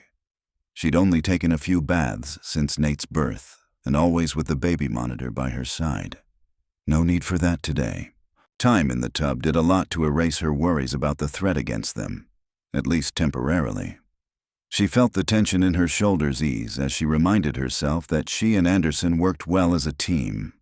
Together, they could manage anything, despite their differences. Could they manage parenting? That was a complex question. She lacked the data to make an accurate projection, so she might as well not worry about it. Putting any serious thoughts out of her head for a while, she relaxed deeper into the tub until the water started to cool. Then she dried off and put on the terry cloth robe she'd left on a hook, before making her way to her room for a change of clothes. She just pulled shorts and a shirt out of a drawer when she saw Anderson in the doorway. She watched his gaze travel from her legs up to her face. "Is Nate okay?" she asked, perusing his bare chest where every muscle was defined. Her fingers tingled, remembering what it had felt like to run her hands over his hard body. "He went out like a light after I rocked him for a few minutes," he said, walking into the room. "Good," she said, and waited. Was there something else on Anderson's mind? She thought so. Last night during their kiss, she'd sensed he'd wanted more. She definitely wanted him, even if it wasn't smart to go down that road. For most of the day, she'd kept focused on her work and tucked away how that kiss had reawakened the passion she'd felt for him. She could no longer do that when he was standing in her bedroom. The question was this: who would make the first move? "We could make dinner," he suggested, "or we could pick up where we left off last night." She felt a little breathless just thinking about what could happen between them. "Will we be able to stop at kissing?" "Not if it's up to me, which means I should probably walk out of here right now." He came to stand in front of her instead of heading for the door. "Except I don't want to do that." She tossed the clothes she was holding on top of the dresser and reached for him, running one finger down his chest. When they'd had sex in Moscow, it had been intense, dynamic, and, oh, so good. Everything about this moment felt different. The same desire was there, but the room was charged with a different array of emotions, ones she couldn't so easily name but had to act on. She loosened the tie of her robe and, with a shrug, let it drop to the floor. His gaze traveled over her again, and she wondered what he was thinking. "Remember, I've had a baby," she said. Her body had changed in ways that he was sure to notice. "You're more beautiful than ever." His voice was a whisper as his eyes came back to hers. "Should we try a bed this time?" "I think that would be nice," she said, and took his hand to lead him to her bed. She pulled back the covers, got in, and watched while he removed his shorts, baring the rest of his beautiful body. "Condoms?" he asked before joining her. She laughed and tilted her head in the direction of Nate's room. "That didn't work for us, but it's okay. I'm on the pill now, and I'm STI negative." She'd had routine tests during her pregnancy, and she hadn't had sex since the night Nate was conceived. "Me too. Well, not the pill part," he said with a chuckle. He sat on the edge of the bed and touched her hair, fanned out across the pillow. She wanted to ask if he'd been with anyone since her, but she didn't have the right. She wasn't his wife or girlfriend. She was his baby mama. Not a bad title, but it came without privileges. "I don't remember this," he said, lightly touching the tattoo on her left side. A bluebird. Very pretty. "It was dark," she said, referring to their sexual encounter in Moscow, "and we were in a hurry." No hurry this time. If he wanted to take it slow, that was fine with her, but she wanted him closer. She patted the bed next to him. He took the hint and lay on the bed, but then surprised her by wrapping an arm around her waist and pulling her on top of him. She could feel every inch of him, including the erection that pushed into her stomach. This was perfect. She loved the feel of his warm skin under hers. "Where were we last night?" He stroked his fingers over her cheek and along her lower lip. "Kissing, but we had more clothing on," she teased as she combed the hair back from his temple. "Not by choice." He chuckled, and then his face became serious as he studied her. She thought he might not speak again. "Kiss me," he finally said, echoing his demand from the previous night. She lowered her lips to his and let the kiss speak for her. They kissed for a long time, almost as if they were becoming reacquainted. At first, it was light, but as the kiss deepened, his hands stroked down her back, kneading her skin and increasing her desire. She rubbed against him, and he broke the kiss with a moan. She lowered her head and kissed down his neck to his chest, running her tongue over his flat nipples and enjoying the hitch in his breathing. Slowly, she moved farther down him, kissing and licking. When she'd nearly reached his erection, he rolled her onto her back. "Hey, I was just getting to the good part," she said, and immediately sucked in a breath when his mouth closed over her nipple. It felt as good as she remembered from that hectic, passion-driven episode. This slow seduction was better, though. This was making love, not having sex. Did he feel that way too? "This is good." His words were muffled against her skin as he moved his lips over her. "I've been dreaming of this." She'd had dreams about him as well. So many she'd lost count. The reality of him as a lover was far better. She closed her eyes and concentrated on what he was doing as he continued to move down her body. She felt a kiss on her hip bone, another just below her navel, one on the inside of her thigh. A rush of moist heat flooded between her legs, and then she felt his tongue part her, felt it swirl over her cunt. He'd done that to her in Moscow, but then it had been a form of erotic torture. Now he was trying to please her with his gentle, evocative strokes. "I want you inside me," she murmured, on the verge of coming. He stilled before placing a last kiss on her cunt, then took his time as he came back to her, his mouth coasting up her body until they were face to face. She arched up, initiating another kiss as she wrapped her legs around him, silently asking for what they both wanted. Without breaking the kiss, he entered her, and she gasped at the fullness.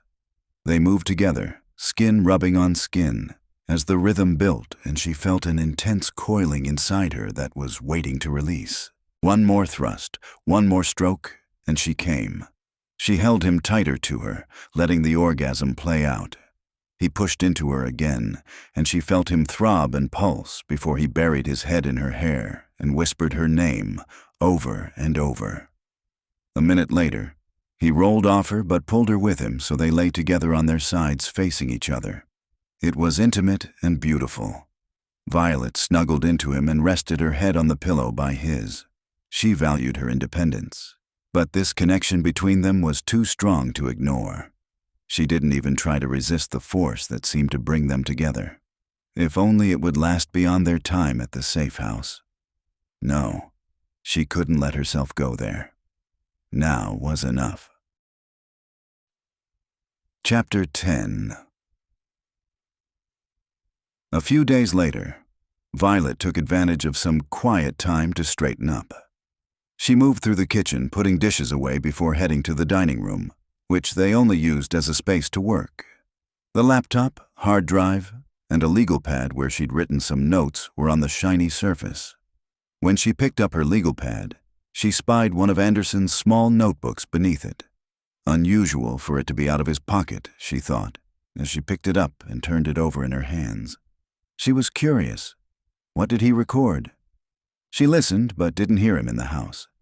He must still be in the backyard with Nate. She'd just take a peek. She flipped open the notebook at the halfway point, focusing on a page of handwritten text. His notes appeared to be in sort of code. She studied it for a minute, looking for patterns and clues how to interpret it. It seemed to be a blend of several languages.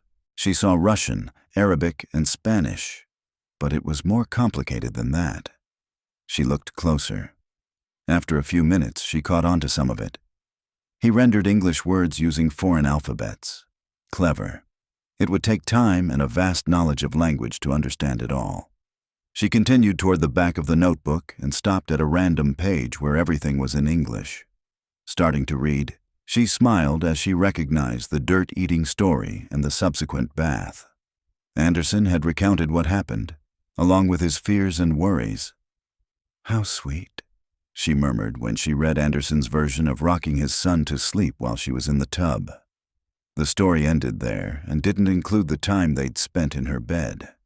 That hour had been the best part of her day. She felt a happy glow just remembering it.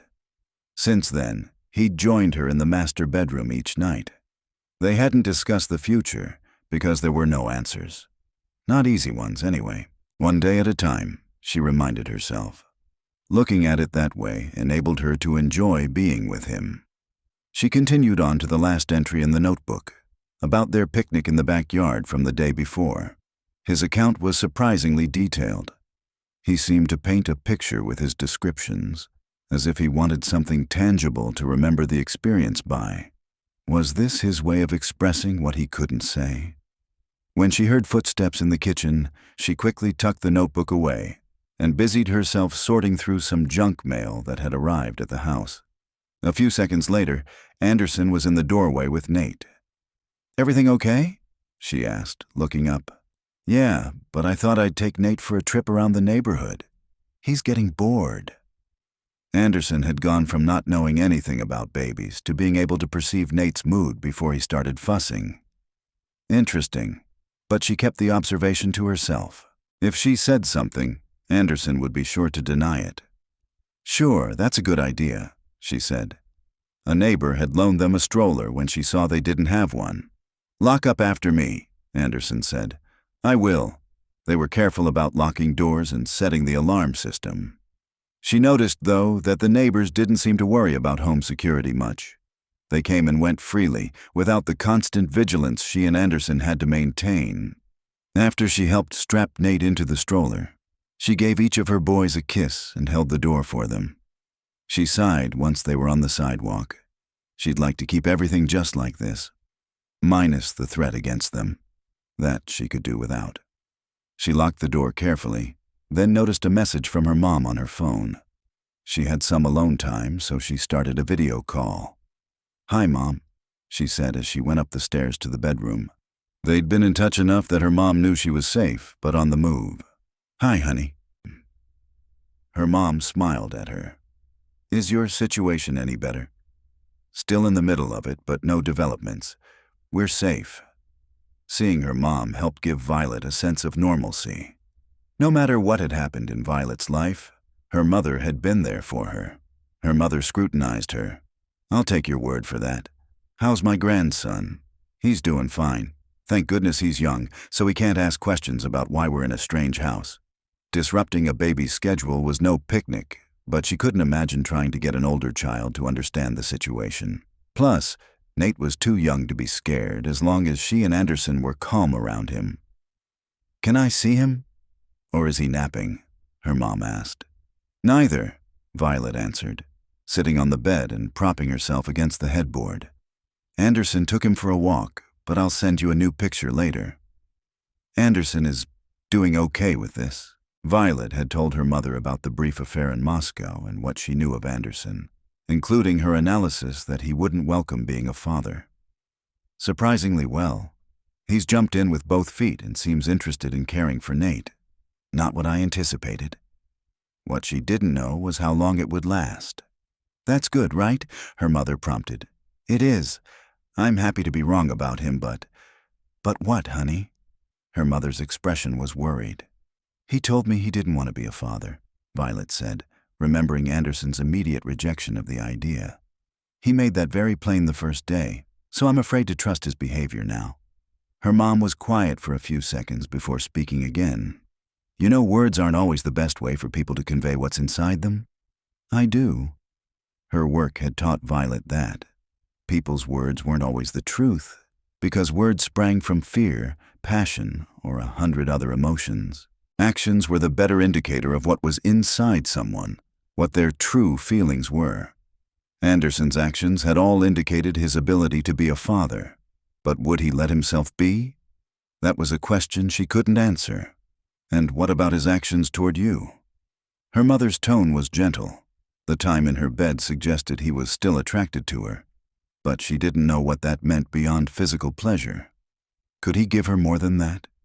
She didn't let herself imagine what shape that might take, because the temptation to believe they could be a normal, happy family was too great. "He's been good to me too," she admitted after a pause long enough for her mom to raise a questioning eyebrow. Very good.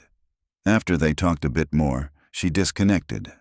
Her mom's presence, even digitally, was always soothing. She was a practical, loving woman who had done her best by Violet. Violet knew she could follow her mom's example and raise Nate on her own, but she wondered if that was her only option. Anderson might. She stopped her thoughts there since she couldn't predict what he would do. Nevertheless, she felt good about the possibilities. By 8 that evening, any sense of harmony Violet possessed was shattered. Nate had been fine after his nap, but later in the afternoon, he turned fussy. At times, his cries became shrieks. He blew through diapers and outfits.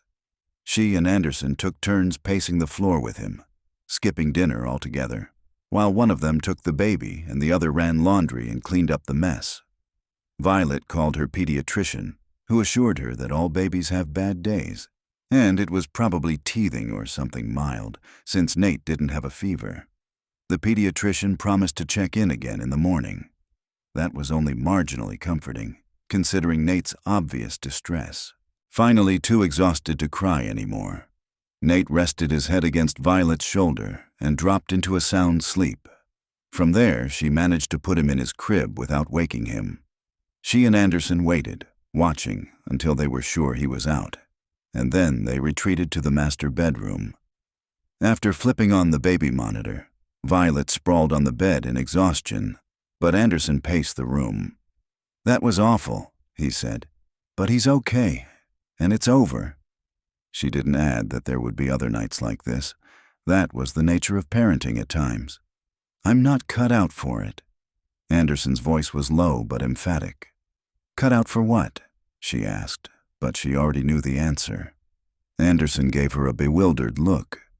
"Taking care of a kid, being a dad. You did fine," she argued, sitting up.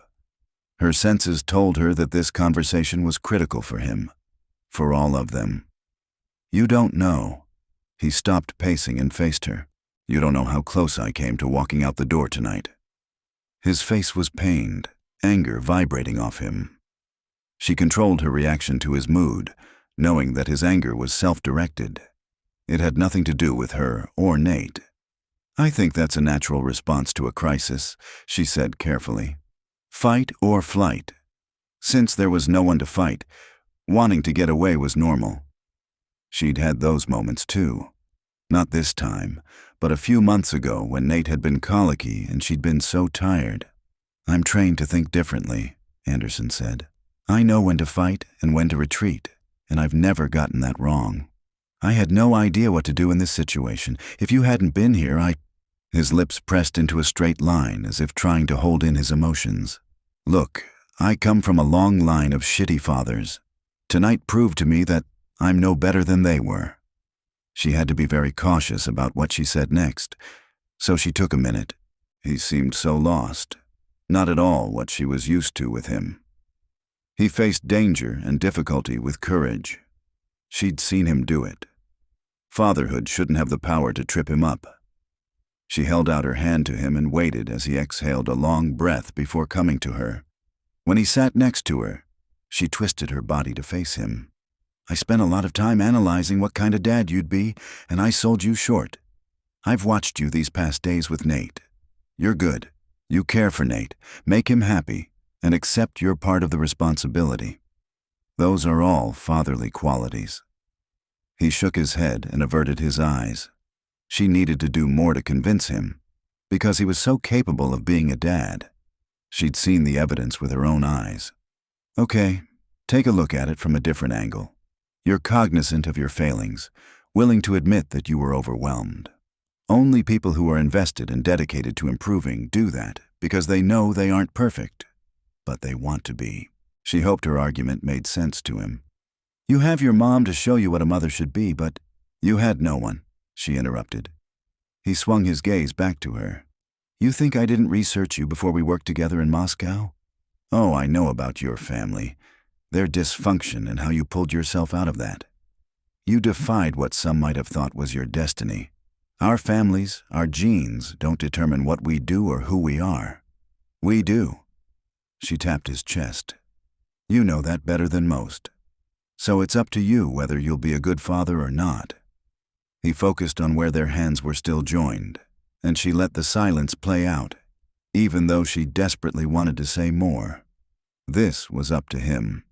I don't know if I can be, he said after several minutes. She wanted to reiterate her confidence in him. She didn't think he'd be able to hear it right then, so she changed tactics. Okay, can you keep helping me at least, doing what you've been doing? That would be a start toward him taking a role in Nate's life and, maybe, hers. He nodded. I'm trying to make things easier for you. You've done that. She smiled at him. We already knew we made a good team. We were successful, he said, giving her a grin. But it wasn't always easy. She laughed, thinking of their conflicts in Russia. Partly because we're both bossy, and we wanted to rip each other's clothes off. That did create some tension. It created Nate, too, she said softly. Her darling boy wouldn't be with them if the attraction between her and Anderson hadn't been so great. He didn't respond in words, but pulled her down on the bed and covered her body with his, starting a slow kiss. She relaxed as he kissed her lips and framed her face with his hands. His thumbs stroked over her cheeks. I should be too tired, she whispered against his lips. Are you? He asked, lifting his head. Not at all. She lightly ran her fingers up his back. They didn't bother to talk after that, as they slowly shed their clothing and moved together. Loving and kissing were all important right then, which made this different from their other encounters. There was no hurry, no need to prove anything, nothing but a building desire that brought them together in mind, heart, and body. When he finally entered her, only pleasing each other mattered. They came together in an orgasm so joyful it brought tears to her eyes.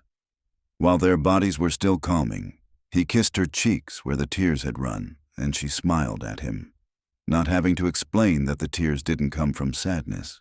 He seemed to understand, and she'd never felt closer to anyone. Afterward, they spooned together with his arms wrapped around her. With his body tight to hers, she dropped into a deep, contented sleep. Chapter 11. Anderson rolled over and reached for his phone on the nightstand. The buzz of an incoming text had brought him out of a dreamless sleep. His need to rest wasn't a surprise after last evening. Nate's illness had been frustrating and exhausting, and the conversation with Violet afterward was one of the most blunt and emotional ones of his life. He didn't know what to think of it. Making love to her, though, had been the highlight of the night, possibly the year. He didn't want to admit there was something between them, but it was becoming increasingly difficult to pretend otherwise. She made him feel whole, somehow. No one had ever had that effect on him. He hadn't allowed them to, and he shouldn't now. But Violet. He gave himself a shake and glanced at the text from Alan Zimmerman, one of Roger's men. New developments. Use Wi-Fi. Anderson got out of bed, for the first time realizing that he was alone. He listened for a second and heard Violet singing softly in Nate's room. All seemed peaceful, so he went to the living room where he'd left Wi-Fi, the encrypted phone Roger's security company had placed in the house for them. A request to communicate via Wi-Fi was probably not a good sign. He hit the only number programmed in the phone and waited for it to ping off multiple cell towers, making it more difficult to trace or listen in to conversations. After a minute, Alan answered. Thanks for checking in. Alan got down to business quickly. Our night shift monitoring guys picked up some intel that set off alarms. We're going to need you to move, but we don't have a house available yet. Alan went on to explain how Russian mob communication in the area, though usually low, had suddenly increased. Rogers' team was looking into it. By itself, that might not mean much, but the team had also followed some of the leads Violet uncovered regarding the data breach and had new concerns for their safety. So what's next? Anderson asked. While listening to Alan, he'd prowled around the house, checking the defenses. We need to get you packets of intel for Violet to analyze, and new IDs. I can't risk dropping the material off directly to your location because one of our techs found a worm in our system. He killed it fast, but it might be an indication that someone knows we're working with you. I don't want to lead the bad guys to your doorstep. You're going to have to go on a little scavenger hunt and retrieve the items yourselves. Is that safer? They would be out and exposed. Anderson wasn't sure he liked that. Anderson heard the man sigh. We think it's the safest way, but you'll have to watch your back. Seems a little cloak and dagger, Anderson commented. Is Rogers okay with this? The method didn't seem in keeping with the former SEAL's usual caution. His order, Allen said. Look, I know it's unusual, but it's been a lifesaver in the past. All right, Anderson agreed, since he probably didn't have a choice. Where am I headed? Wi-Fi contains a secure app. We'll feed GPS coordinates and instructions to it one at a time. Once you retrieve one item, we'll make the next available. Got it, Anderson said. Good luck, and be careful, Allen said before hanging up. Anderson found the app on the phone and went to check on Nate, who, thankfully, seemed fine. Then told Violet the plan. She too questioned the unusual method, but it had started to have some appeal for Anderson. They'd get out of the house and be taking action, which was better than biding their time being sitting ducks. Half an hour later, they put Nate in the car and made their way to the first set of coordinates. Anderson took the elevator to the third floor of an office building in downtown Nashville. An office at the end of the hall had a mailbox attached to the door. What looked like an interoffice envelope was sticking from the box. Anderson retrieved it and retraced his steps to where Nate and Violet waited in the car. He hadn't liked leaving them, even for a few minutes, but a single man entering the building would gather less attention than a couple with a baby. He handed the envelope to Violet as he climbed in. She undid the tie and pulled out a sheaf of papers while he checked the app and found a new message with the next coordinates. I'll read. You drive, she said, and began flipping through pages. You're enjoying this, he commented as he wound his way out of downtown and made for the suburbs on the west side of the city. You know I love assessing new information, she said, not looking up. Anything good? Anderson asked. It's definitely Volkov's organization, she said. But the question is who's calling the shots? Could be the wolf himself, from prison. That wasn't unheard of in Russia, where the network of prisons was connected to the heart of the mob community. True, but someone must be directing the activity here. She flipped over a page and continued reading. I like working with Roger's team. They know how to get the goods. I've got descriptions and all known info for Volkov's associates. Anybody ring a bell? During their time in Moscow, they'd crossed paths with plenty of possible mobsters. I'm looking. She continued to sort through papers until they reached their next destination. There, she'd have to participate, since the packet had been left in a fabric store.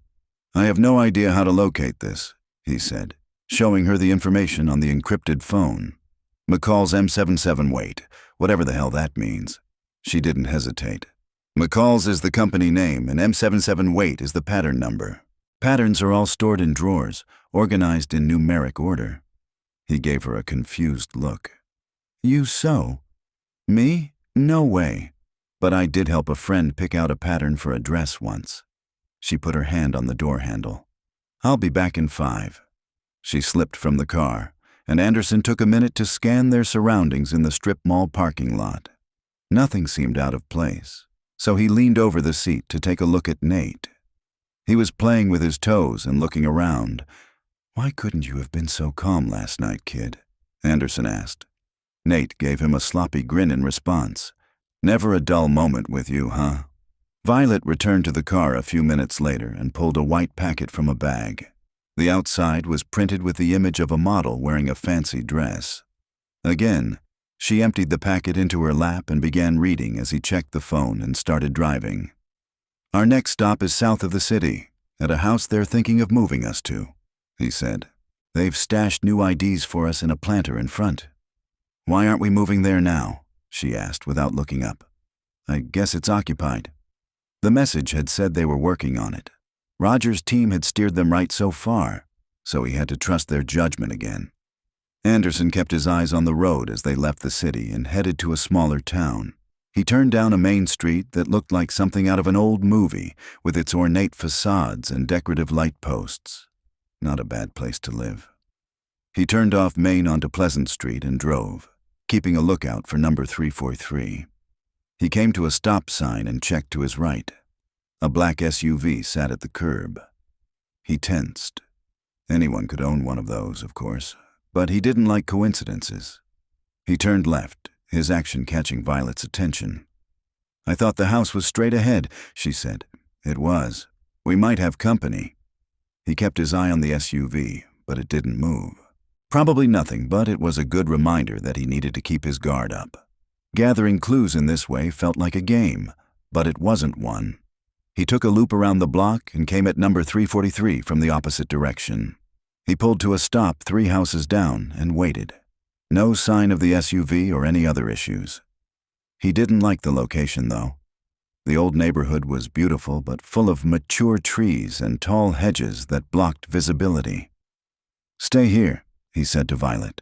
"I'm going to grab the IDs and be right back." He got out and headed up the street.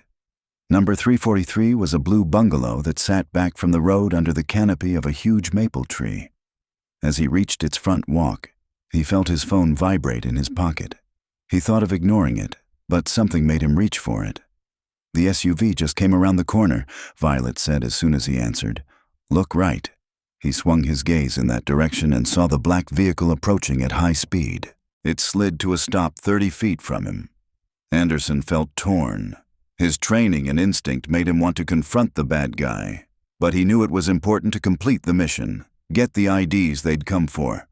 The SUV's door flew open, and a man in black tactical dress jumped out. Down the street, Violet was honking the horn, trying to create a distraction, but his opponent never took his eyes off Anderson. A showdown.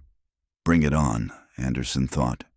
And then he remembered the 2 people he'd pledged to protect. He hated backing down, but confronting this guy might put them at risk.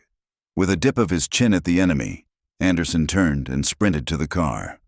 By now, Violet was in the driver's seat and already had the vehicle rolling. He leaped in and they took off. "Evasive driving," he said. "Take that corner." He pointed ahead. "We need to get out of this little town." Violet wasted no time getting back to a highway. All the while, Anderson watched out behind them.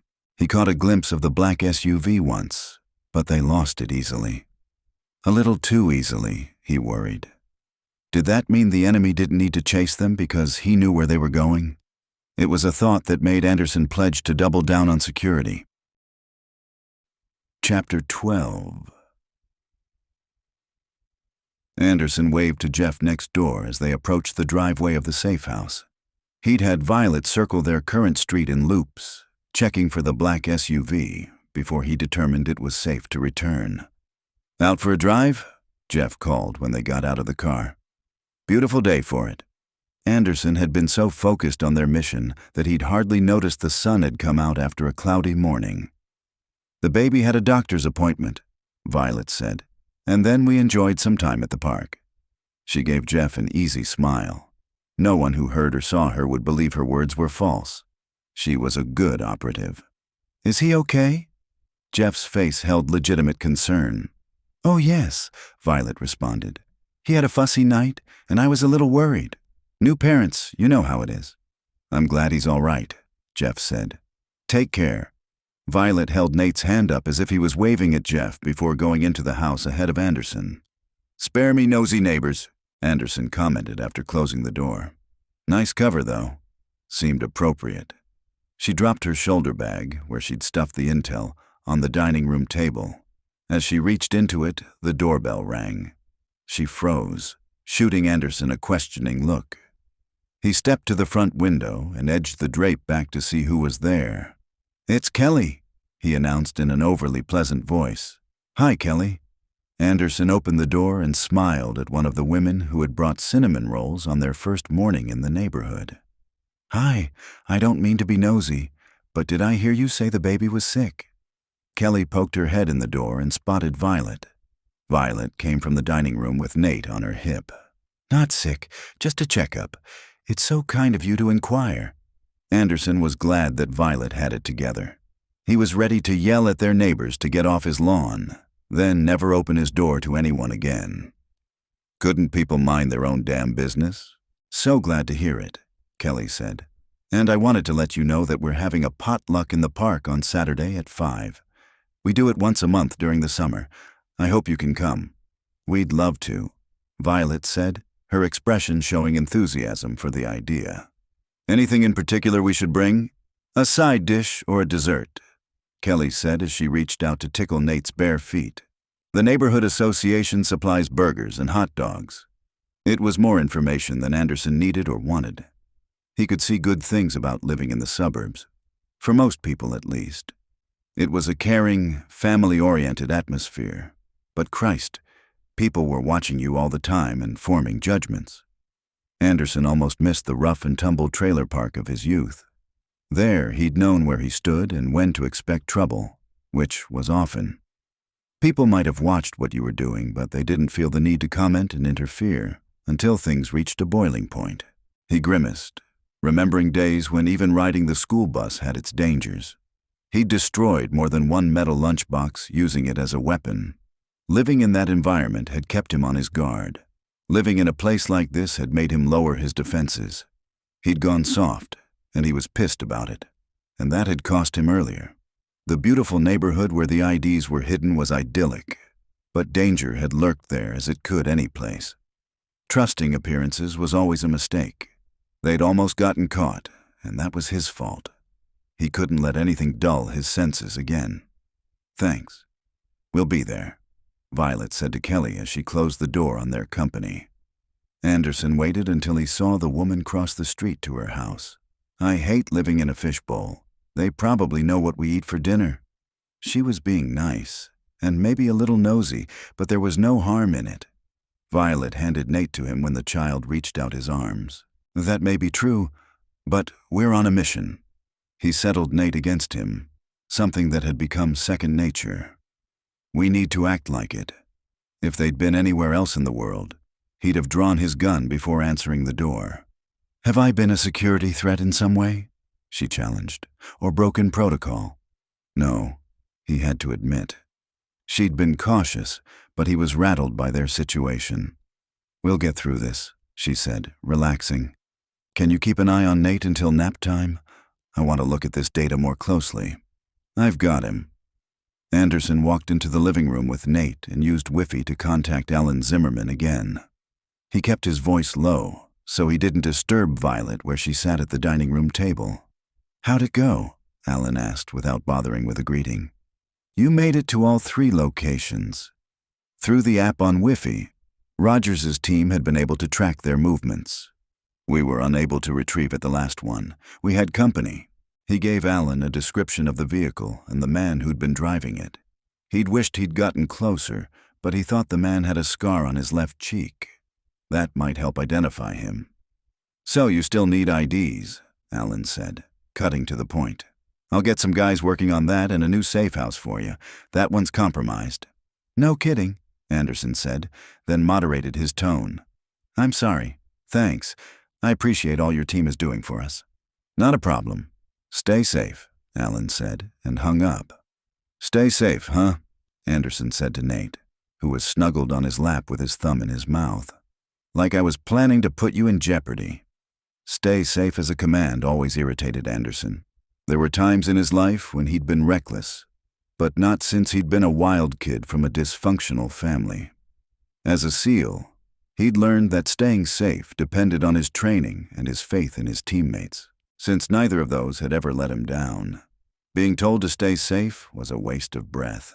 He'd almost screwed that up today, though. So maybe the words were a good reminder of what his duty was on this mission. Throughout the rest of the day, Violet and Anderson traded Nate back and forth. Anderson took advantage of his kid-free time to run diagnostics on the security system and cameras. Then he spent time outside doing security checks. He had to make those trips around the perimeter of the property look as though he were doing yard work, but that was easily accomplished. He watered the shrubs in front of the house while keeping an eye on the street. He patrolled the backyard with a bottle of weed killer in his hand. No one questioned him, because he looked just like any other suburban dad. After his final check of the property that evening, which he disguised as drinking a beer on his back deck, he went into the house and set the security system. "Nate went out fast tonight," Violet said when Anderson walked into the dining room. "I think he's still tired from yesterday, but I'll take it." Anderson looked at the table. She'd pushed the intel aside and had a jigsaw puzzle started. He picked up the box lid to look at the image. It was an ocean scene with a stingray swimming through the center. The puzzle was almost entirely shades of blue, which would make it challenging. "Care to join me?" she asked, pushing out the chair next to her. "Sure," he said and took the offered seat. Working on the puzzle would help keep his hands and mind engaged. "I've separated the edge pieces from the center ones." She gestured to a small pile in front of her. "I like to put the edge together first." I didn't know there was a method to this. The few times in his life he'd done a puzzle, he'd just dumped the pieces on the table and had at it. "You bet there is," she said, snapping together a corner. "Why don't you flip all the other pieces over so they're face up?" "Okay." He started on the task assigned to him. "Learn anything new from the intel?" "Thinking about it," she said, not looking up. "It's got to percolate." She'd used that expression when they were in Moscow, and he thought it a peculiar one. But letting ideas brew in her head worked for her. "I'm pretty sure we're not any more unsafe here than elsewhere." "Not sure that's comforting," he commented. She shrugged. "The truth is, someone's looking for us. We can run and hide, but it won't last forever." He nodded. "We'll have to make a stand." He'd been thinking throughout the day about how that might work. He didn't want it to be there, or anywhere she and Nate might be in the crossfire. "I'm hoping to avoid that. Making a stand with—" She didn't need to finish the sentence. Worry about Nate's welfare had prevented any of Anderson's plans from developing fully. They worked in silence for a while, both of them putting pieces into place. First, they formed the stingray. After the main image was complete, that left the more challenging ocean pieces. Anderson watched Violet's concentration as she selected pieces from the box. "You don't go by color," he said, suddenly realizing that she was only using the shapes of the pieces to determine where they went. "It's all about patterns." She reached for another piece. "There are only so many different shapes." Leave it to her to treat a jigsaw puzzle like analysis work. "So why did you have me turn the pieces right side up?" he asked. "That was for you. I didn't want you to feel bad when I put in the majority of the pieces. I thought seeing the colors might help even the score." "Competitive puzzle making," he chuckled. "Never heard of it." "Anything can be a competition if one has a worthy opponent." She lifted his hand from the table and put a piece where it had been. Before dropping his hand, she gave it a squeeze. "I'm glad you see me as worthy." His tone was joking, but he did like the way she perceived him. She looked up, her eyes warm. "You're one of the fiercest competitors I know, but you better show some hustle or I'm going to win." "Are you counting how many pieces you've put in?" 4-0. "Make that 407, she said as she added another piece, "which means I'm closing in on half of them." The way he saw it, he had two choices. He could rush to put in a few pieces, or he could use a more strategic approach, such as distraction. One definitely had more appeal than the other. He put his arm around her waist and pulled her onto his lap, making her laugh. "I know what you're up to," she said, but she didn't try to move away. "Will it work?"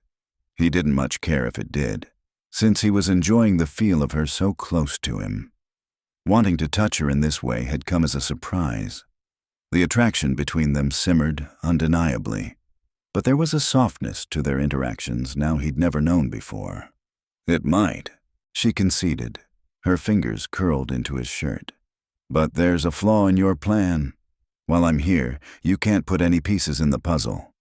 "Neither can you," he pointed out. "Really?" She half turned in his arms and snapped a piece in with a flourish. "What do you say to that?" He pulled her tighter to him, taking her lips in a kiss that made him forget about the puzzle entirely. She looped her arms around his neck as the kiss deepened. He could have stayed like that forever, but eventually she leaned back. "Maybe we should go to bed," she suggested in a husky voice. He'd love nothing better than to take her to bed, but worries about their safety stopped him from agreeing. I think I'll stay down here on the couch tonight. Her face was instantly serious. Why? I need to be ready if anyone tries to get in. He'd run through what he would do to prevent a breach of the home, and he'd concluded his best line of defense was to be downstairs. I think we're safe for now, she said, repeating her assessment from earlier. He shook his head. You know as well as I do that we're vulnerable. As you said, only constant movement would keep us safe, and we can't do that. Not with a baby in tow, he didn't bother to add. She dropped her head onto his shoulder. You're probably right. I was just hopeful. I'm not willing to risk either of you on hope. He'd never forgive himself if something happened to her or Nate on his watch. She stayed with him for a few minutes more, just resting against him, and it felt nice. Finally, she lifted her head and gave him a small smile. No putting in puzzle pieces while I'm sleeping. I promise, he said, and stood, gently putting her on her feet. He gave her one more kiss and waited until she went upstairs before doing a last security sweep of the house. It was his duty to make sure Violet and Nate came out of this unharmed. He'd never forgive himself otherwise. Chapter 13. Anderson. Violet calling his name brought him out of a light sleep.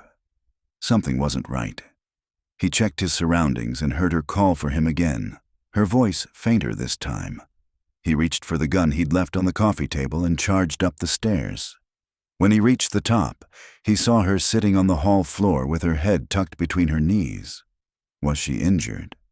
He looked for blood, some sign that she'd been attacked. What's wrong? He said, coming to a stop and dropping down in front of her. I'm lightheaded and feel awful. She tilted her head up. Her face was pale. I can't reach Nate. Will you get him out of bed? Of course, but first you. He shoved the gun in his waistband so he could put an arm behind her back and one under her knees and lift her from the floor. I can walk, she murmured weakly, but her head rested against his chest. I don't think so. He carried her into the master bedroom and set her down gently on the bed. It's probably just a virus, she said as she dropped her head onto the pillow. Maybe if I sleep for a while, I'll feel better. You need to stay in this bed for the rest of the day, he said, keeping his tone gentle. Can't do that. Moms don't get sick days. This one does. Consider yourself off the clock, Anderson said. He heard Nate's babbling through the monitor. Let me get him, and I'll be back to check on you. Don't move. When he returned to her 20 minutes later, Violet was curled on her side, sound asleep. She looked delicate and fragile, which wasn't her norm, and his heart hurt at the sight. Overcome by tenderness, he leaned closer to kiss her forehead. Her skin felt dry and too warm. He retreated from the room, thinking about what he could do to make her feel better. He was rarely sick himself, but he figured she'd need fluids and something to treat what seemed like a fever. Looks like we're going to the store, buddy, he said to Nate. Grocery shopping with a baby seemed a daunting task, but he could do it. He made sure Nate had on a fresh diaper, grabbed the bag Violet always carried for him, and headed to the car. Good morning, Kelly called. She was power walking down the sidewalk. Hello, he responded as he strapped Nate in his seat. Early morning trip? Her pace slowed. As much as Anderson knew that her question came from friendliness, it still made him uncomfortable. He didn't like to reveal details about his and Violet's lives. He had to say something, though, since it looked odd that he was leaving with the baby so early in the morning. Violet's under the weather today, he explained. We're going to get some supplies. I'm sorry to hear that. Her face was instantly filled with concern. Is there anything I can do? No, I've got it. Thanks, he remembered to add. Part of him wished he could ask her to watch Nate for him, but he wasn't about to hand his child to anyone he hadn't run a full background check on. Anderson drove to the nearest store, singing loudly and off-key to keep Nate entertained. Once they arrived, he realized the boy was too small to be put in a shopping cart seat. He'd probably slide out a leg hole. The problem made Anderson hesitate. How did other parents do this? He looked around, but no one else had a baby at the store. Going to have to figure this out, he muttered to Nate. After a minute of debate, Anderson opted to carry him, which limited his purchases. He managed to buy Tylenol and Gatorade, and hoped that combination would make Violet feel better. He wasn't gone long, but when he returned to the safe house, he found a small plastic container waiting on the front steps. He approached it cautiously and saw the contents were frozen. Unexpected packages were not usually good things in his world, but the attached note erased his concern. Homemade chicken noodle soup, good for any illness. Take care. He didn't have to guess who it was from. He made sure to smile and wave in the direction of Kelly's house, knowing that she'd be watching for his reaction to the gift. I guess it's nice to have people who care about you, he muttered as he got Nate, his purchases, and the soup through the front door. He put Nate in the playpen and dashed up the stairs to check on Violet. He was glad to see she was still asleep. Since he might have his hands full with Nate when she woke, he left a bottle of Gatorade and some pills on the nightstand for her. When he went back down, Nate had fallen asleep in the playpen. Now what? Anderson put his hands on his hips and looked around. He was out of tasks, and there was nothing he could do to ease their situation. He couldn't hunt down the bad guy. He couldn't patch the data breach, and no one needed him at the moment. There must be something. He checked the encrypted phone. No messages, which meant nothing had changed. Next, he looked at his personal phone. He had a missed call from Patrick, which must have come in while he was at the store. It would be good to talk to someone on the outside, get a different perspective. Anderson was feeling a little lost, like he wasn't as in control as he should be. A sensation he hated. Violet's illness was part of that, but everything about their predicament had him feeling more apprehensive than usual. Since he didn't trust his own phone, he dialed Patrick's number on Wi-Fi and was glad when his longtime friend picked up. "Hey man, good to hear from you," Patrick said. "How's it going?" Anderson brought him up to speed on what had happened since he and Violet arrived at the safe house. He stuck to the facts, skipping over anything personal. "What's really got you so worried?"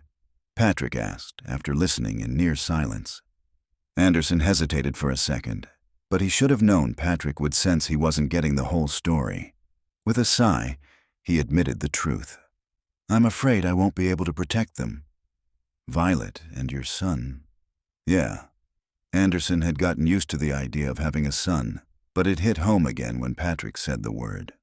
Violet's been in this kind of situation before, but Nate. Kids change everything, Patrick agreed. Patrick had recently made a lot of changes in his life. First he married, and then his 6-year-old daughter had come to live with him and his new wife. But the rewards are worth it.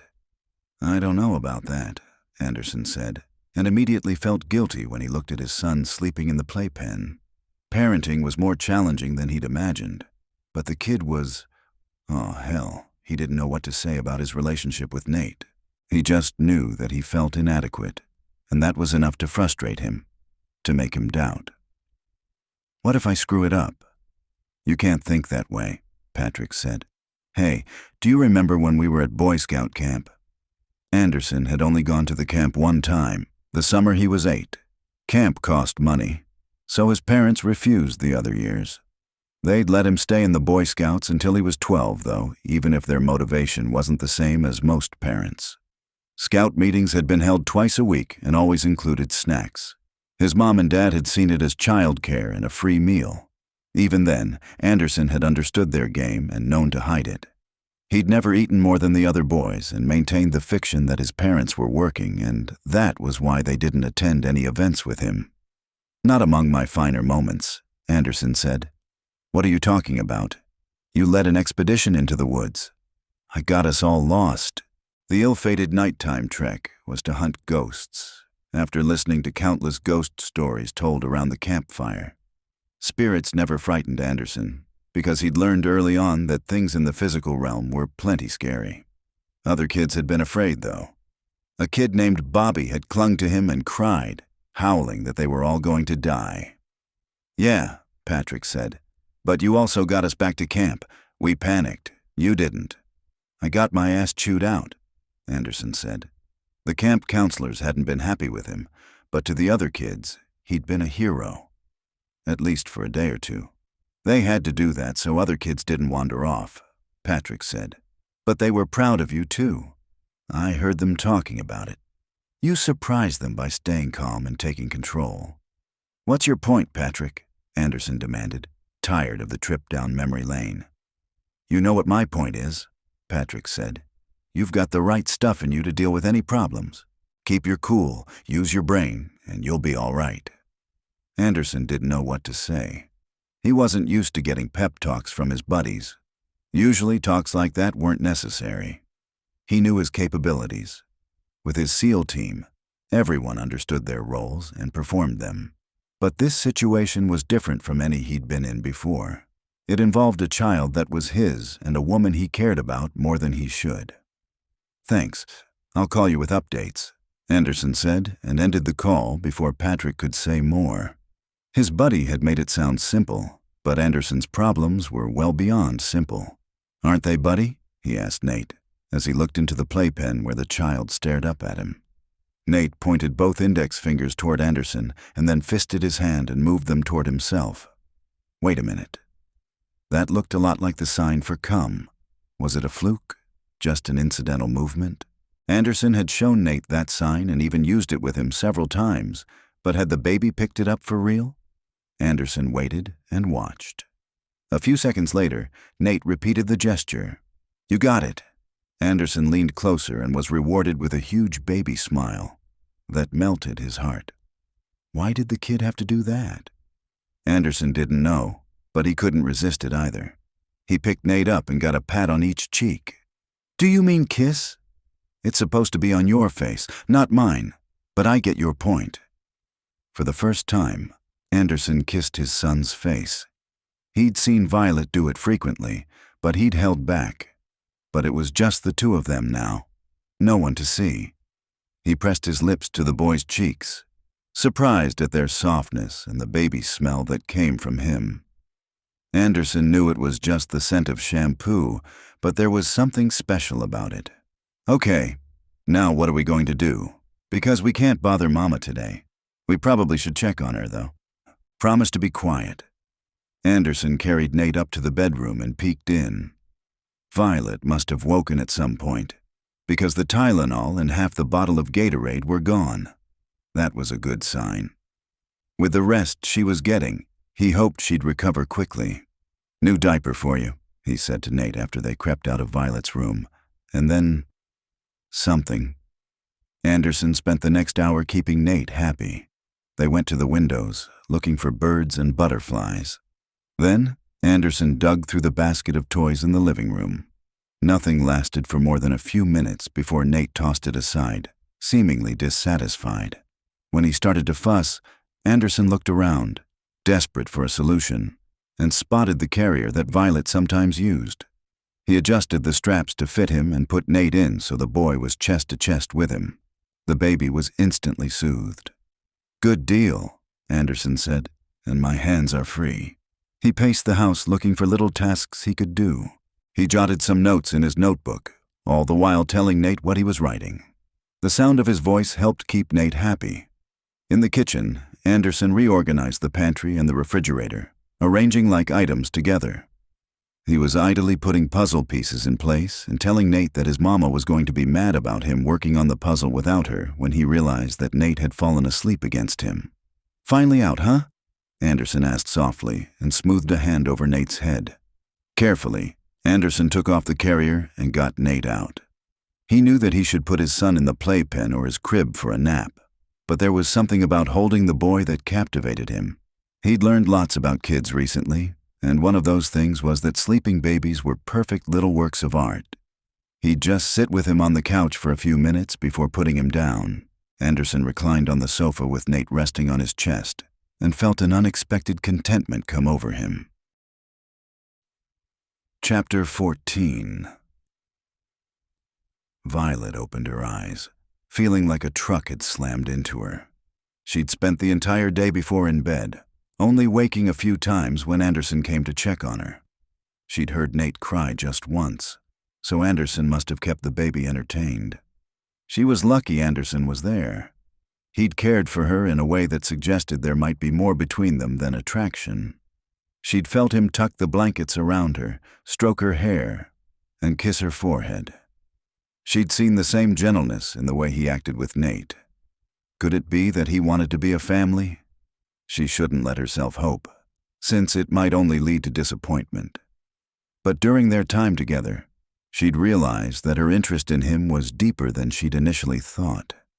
Maybe it was sharing a child with him that brought on these feelings, but she wanted him in her life.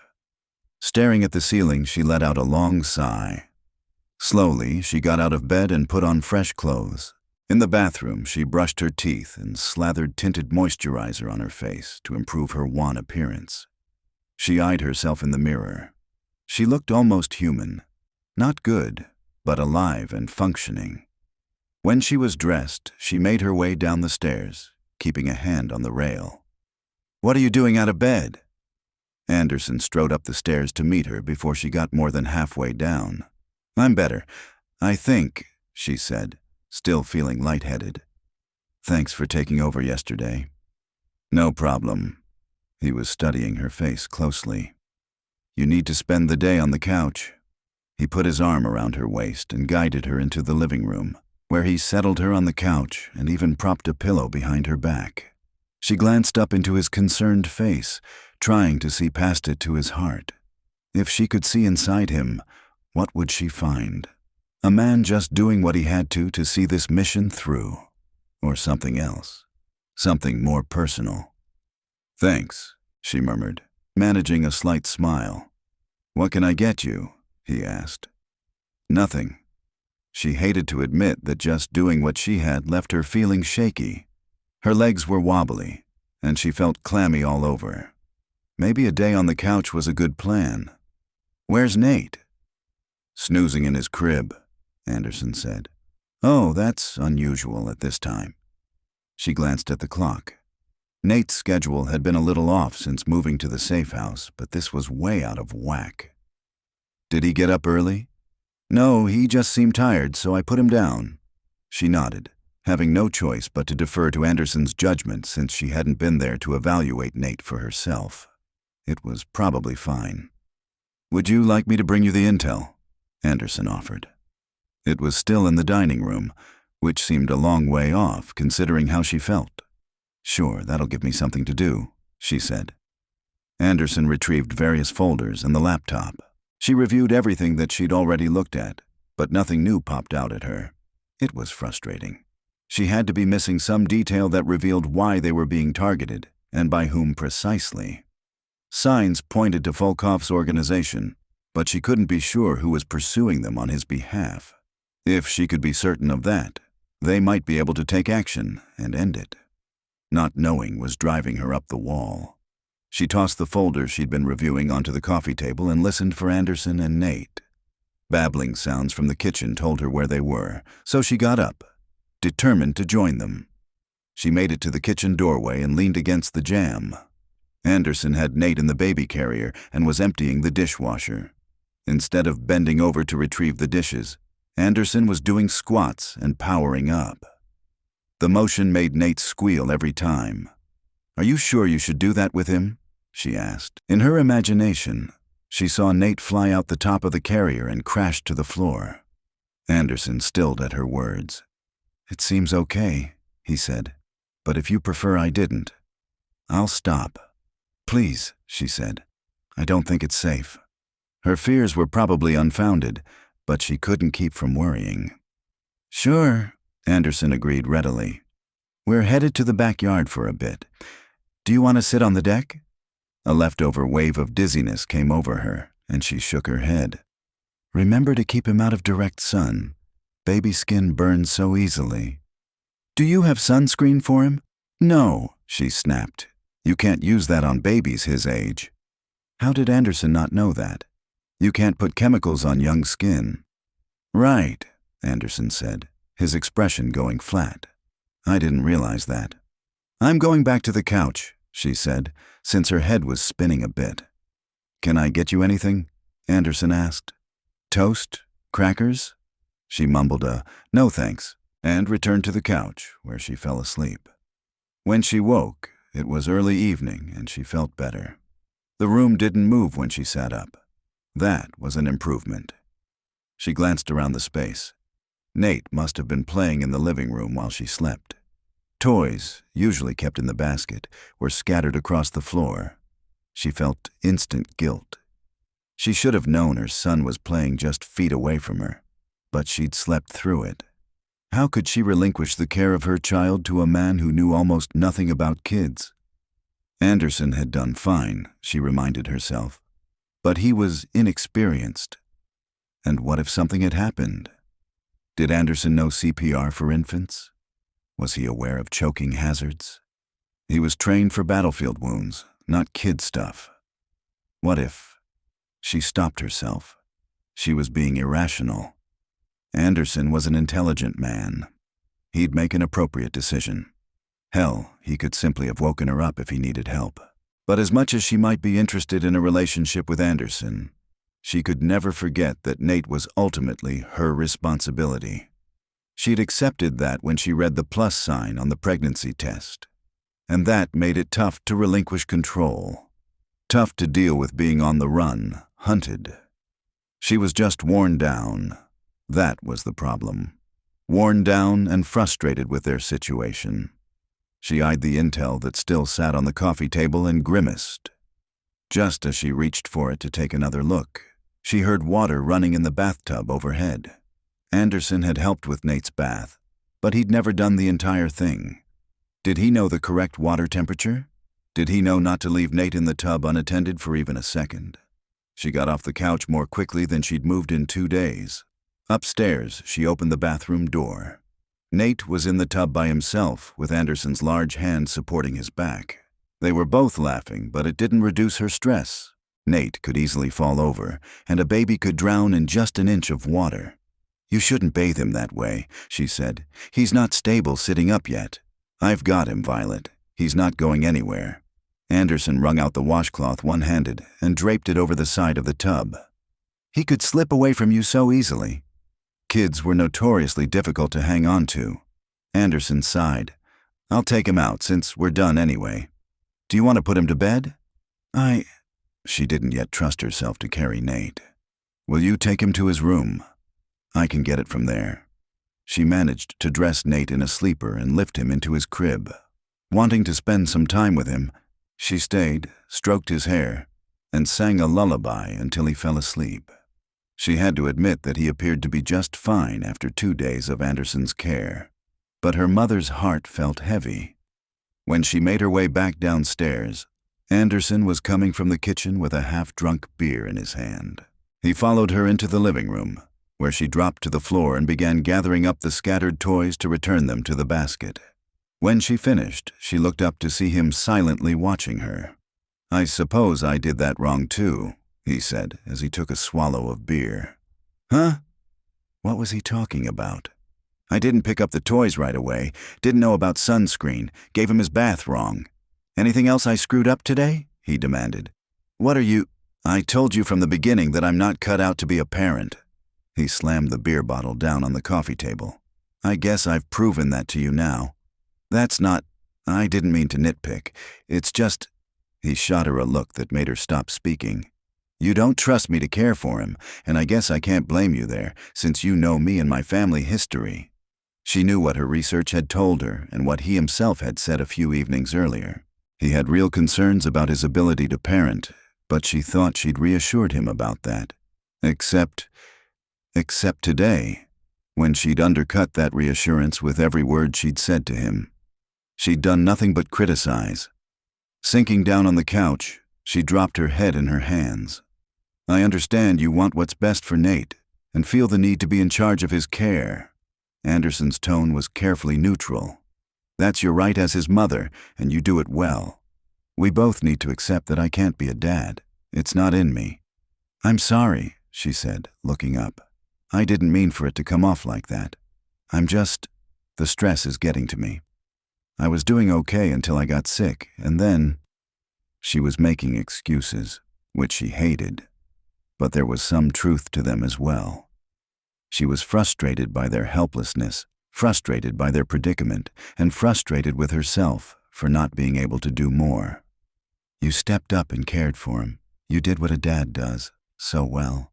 Please don't say you aren't capable of being a father to Nate, because it's just not true."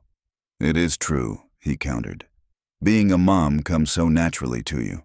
You're amazing at it, and from what you've said, you had a great example. That's how this works, so it makes sense that you've got it all together." "Thanks," she said. "I appreciate that." His compliment meant a lot to her, and she smiled at him. He didn't return the expression. If anything, he looked more upset, lips pursed and brow wrinkled. What was that about? She straightened the folders on the coffee table and tried to analyze his mood. Oh, the light bulb went on for her a second later. By accepting his compliment that she was a good mother from a line of good mothers, she just reinforced his belief that he couldn't be a good father since he'd had no example. She caught movement out of the corner of her eye and saw Anderson headed from the room. "Anderson, wait, please come back. I need to tell you something," she said, making up her mind to share details with him that she'd only told her mother. "What?" His tone was flat, which made it more difficult for her to continue. She had to tell him, though. She owed him that, and she was glad when he came back and sat in a chair facing her. It still took her a few seconds to begin. "I've told you that I refused to acknowledge that I was pregnant until it was undeniable.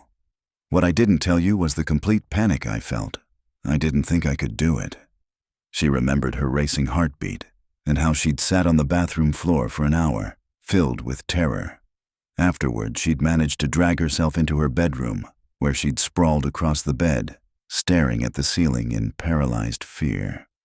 "By yourself, you mean?" he said, misinterpreting her words. "I didn't think I could be a mom at all." She had to make him understand this. Finding out she was going to have a baby had been the most emotionally chaotic time of her life. Joy and fear mixed together. "I didn't think I was good enough to be entrusted with a baby. Me? Seriously? What twist of fate would make me a parent?" "What are you talking about?" His eyes narrowed. "You're intelligent and talented. You've got more going for you than a lot of people. In those realms, maybe, but the ability to love and care for a child, that's way different. I was so afraid I couldn't do it. I worried throughout my pregnancy, and when he was born..." She paused to gather her thoughts. "I looked at him, and he was so beautiful and perfect that I didn't feel I could be trusted to care for him. I knew nothing about babies." "Your mom was there," he said, making her wonder if she was reaching him. "You told me that." "She was, and thank God for that. But he was mine, and I'm still learning how to care for him one day at a time. I've read a million books, listened to podcasts, and taken advice from people I trust. And that all has helped." And here was what she needed Anderson to see. But what I figured out late one night when Nate was about a month old was that all it took was love. I loved him so completely that I knew I could make it work. I could be the mom he needs and deserves. I'm still scared sometimes, though. I question if I'm doing things right every day. I think every parent must do that." He said nothing when she finished speaking. After a minute, he gave a brief nod and left the room. She could only hope her words about raising a child with love had reached him. Anderson had love inside him. She'd seen the way he'd interacted with Nate, the way he'd held her and loved her. It was there, but he had to let himself feel it. Chapter 15. "Shush, baby, it's okay," Violet whispered to Nate, trying to calm the fussy boy. He'd woken 3 times in the night. Twice she'd gotten to him first, but Anderson had settled him at 4 that morning, rocking Nate gently until his eyes closed. And Anderson insisted he was no good at being a father. She shook her head. That wasn't what she'd seen during the night or for any of the time they'd been on the run. He was inexperienced, but he seemed to innately get what to do. "He's a good daddy, isn't he?" She moved Nate to the changing table and began dressing him for the day. "He just doesn't know it yet." She'd worried throughout the sleepless and lonely night that her words hadn't been enough to convince Anderson that he could do this. She'd admitted her own fears in the hope he'd see that no one had it all together. Parenting wasn't something that came easily. Her own mother referred to it as the toughest job anyone had ever done. Violet couldn't argue with that assessment. "People who claim this is easy are foolish," she said to Nate in a sing-song voice. Or they're actors on television shows where everything is perfect. Nate giggled at her tone of voice. That's right, she continued. Those people are silly. She slipped a clean shirt over the baby's head.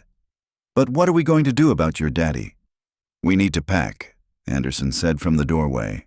She stiffened. How long had he been standing there? Had he heard what she'd said to Nate? Oh, God. She didn't want to reopen that conversation. Not now. Did something happen? She asked, choosing to shift away from the personal.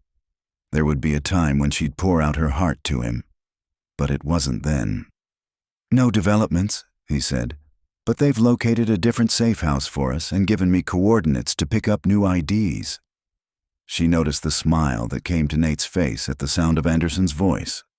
The boy was becoming attached to his father. He was going to be upset if they were separated. We're moving today? That was more sudden than she'd anticipated. Roger's team was certainly efficient. She guessed she should be grateful, but the thought of moving wasn't fun. Violet glanced around the room. In her shopping trips, she'd acquired several things for Nate that she didn't want to leave behind. Clothes, toys, a playpen, and a bouncy seat. Looks like it. I'll gather stuff up downstairs. I've got this, she said, but Anderson was already walking away. Nate let out a whimper when Anderson left. I know, baby. I didn't want him to go either. Over the next half hour, she alternately carried Nate on her hip as she packed up his room and put him down in his crib. He'd lie content for only a few minutes at a time, making her task more difficult. Her belongings took much less time to gather, but Nate wasn't willing to lie on her bed long enough for her to even put her few items of clothing and cosmetics in a bag. By the time she took him downstairs, she felt frazzled and overwrought. She'd been in tough spots before, but never with a child dependent on her. The truth was that she wanted this to be over so she could take Nate home, even if she had to do it alone. She didn't like thinking about that possibility, but she acknowledged that the uncertainty between her and Anderson added a layer of stress she didn't need. Come on. She adjusted Nate against her, picked up her bag, and took one last sweep of the room before going downstairs. When she reached the bottom step, Anderson held out the files that they'd picked up days earlier. You need to take another look at these, he said without preamble. It's possible you missed something. You've got an hour before we need to leave. His tone was all business, making her wonder if anything she'd said to him the evening before had sunk in. Would he even give them a chance as a family? She swallowed and closed her eyes for a minute to gather her strength. None of this was what she needed after 2 days of being sick and a night with a fussy baby. And she was irritated about Anderson's directive. She'd combed through those pages, made notes, let it sift around in her brain, and nothing had clicked. Because there was nothing, she'd concluded.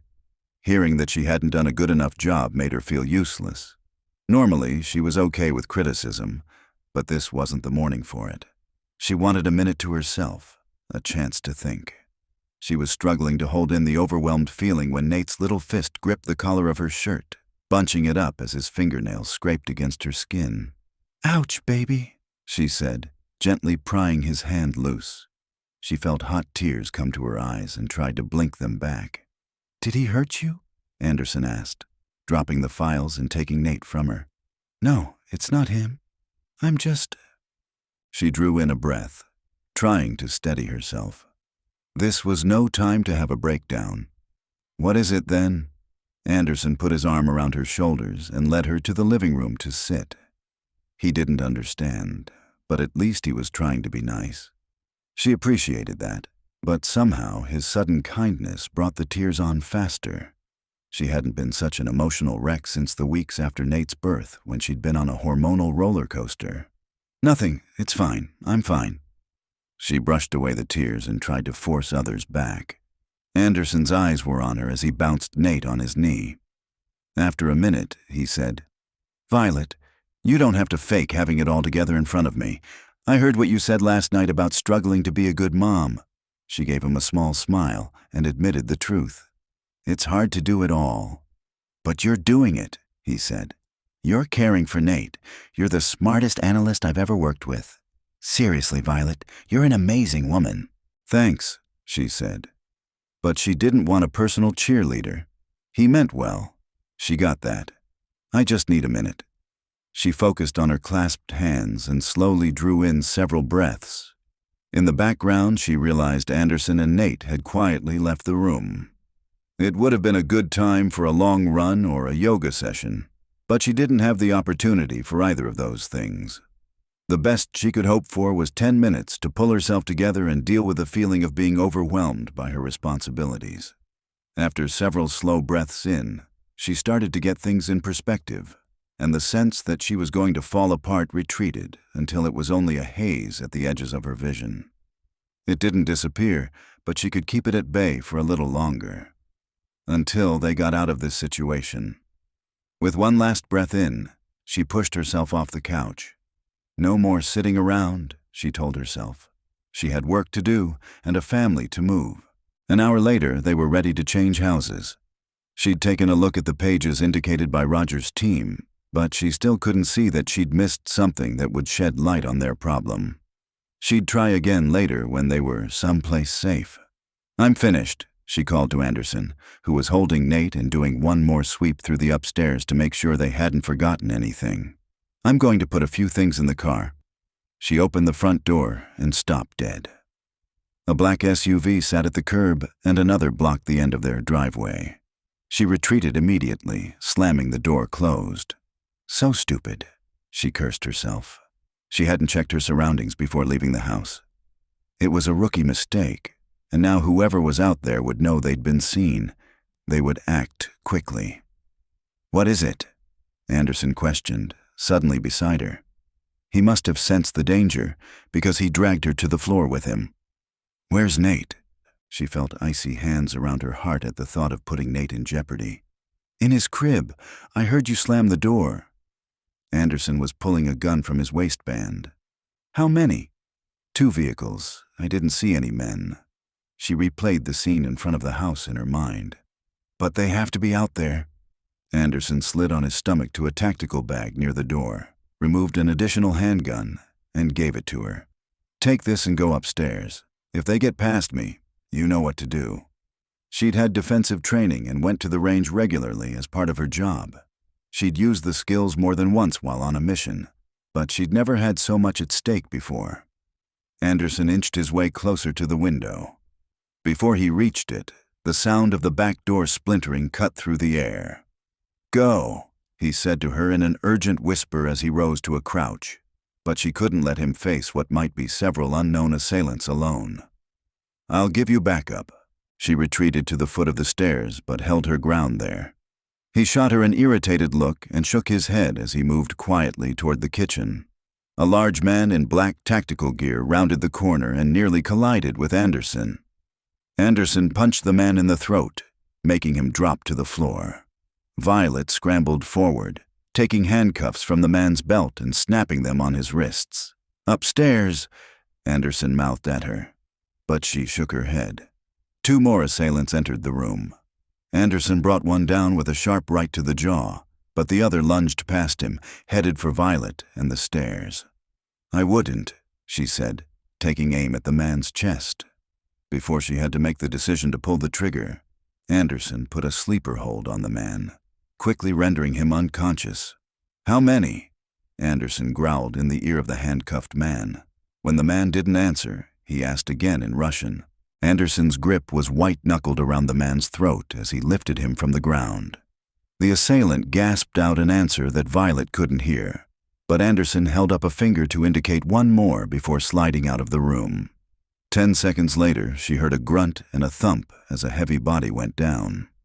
"Got him," Anderson said softly as he re-entered the room. "I'm going to check around. You okay?" She gave a single nod before helping Anderson handcuff the remaining assailants. Inside, she was shaking. She'd never come close to shooting someone. She'd faced danger and had to fight in the past, but never had she held a gun on another human. It left her unnerved. When she heard Nate's soft whimper, she glanced up the stairs. He might be scared at the strange noises. Soundlessly, she took the steps, knowing that Anderson would handle everything else. She was sitting in the rocker, a gun wedged alongside her when Anderson came to the nursery a few minutes later. "No one else," he said, reaching for her gun and ejecting the magazine. "I called Rogers's team." He set the gun aside and reached out to stroke Nate's hair. "They're on their way, along with the local police. That'll give the neighbors a show," she said, imagining the gossip that would fly up and down the street. Anderson chuckled, and some of her tension eased. He shifted his hand from Nate's head to her cheek and tucked a lock of hair that had come loose from her ponytail behind her ear. "You scared me down there. I'm trained, you know." She tried to smile at him. "I know, but I still don't want you in a firefight." She wanted to ask his meaning. Did he feel that way because of her, what she meant to him, or simply because she was the mother of their child? She wasn't brave enough to ask, and a sudden thought sent a shiver through her. The bad guys had been caught. The circumstances that forced them together were over, which meant she and Anderson could go their separate ways.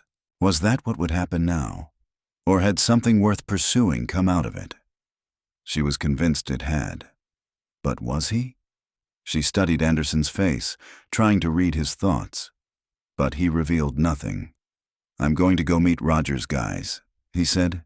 "They probably have a plan to keep this quiet, since this is one of their safe houses." "Sure," she agreed, knowing it was best if she didn't try to talk about their relationship while Anderson was still in protective mode. It would wait a little longer. She watched from upstairs as Alan Zimmerman and 3 other members of Roger's team entered from the back alley to manage the situation. No doubt they were keeping it as low-key as possible. 2 police squad cars parked in the street were the only indications of a problem. Violet saw Jeff, Kelly, Evie, and several other people from the neighborhood standing across the street, but the most they got to see was one man put in the back of a police car and driven off. She guessed that had been done for show. The other assailants were taken out the back way. Chapter 16. "What did you tell Jeff?" Violet asked when she took Nate downstairs after the police left.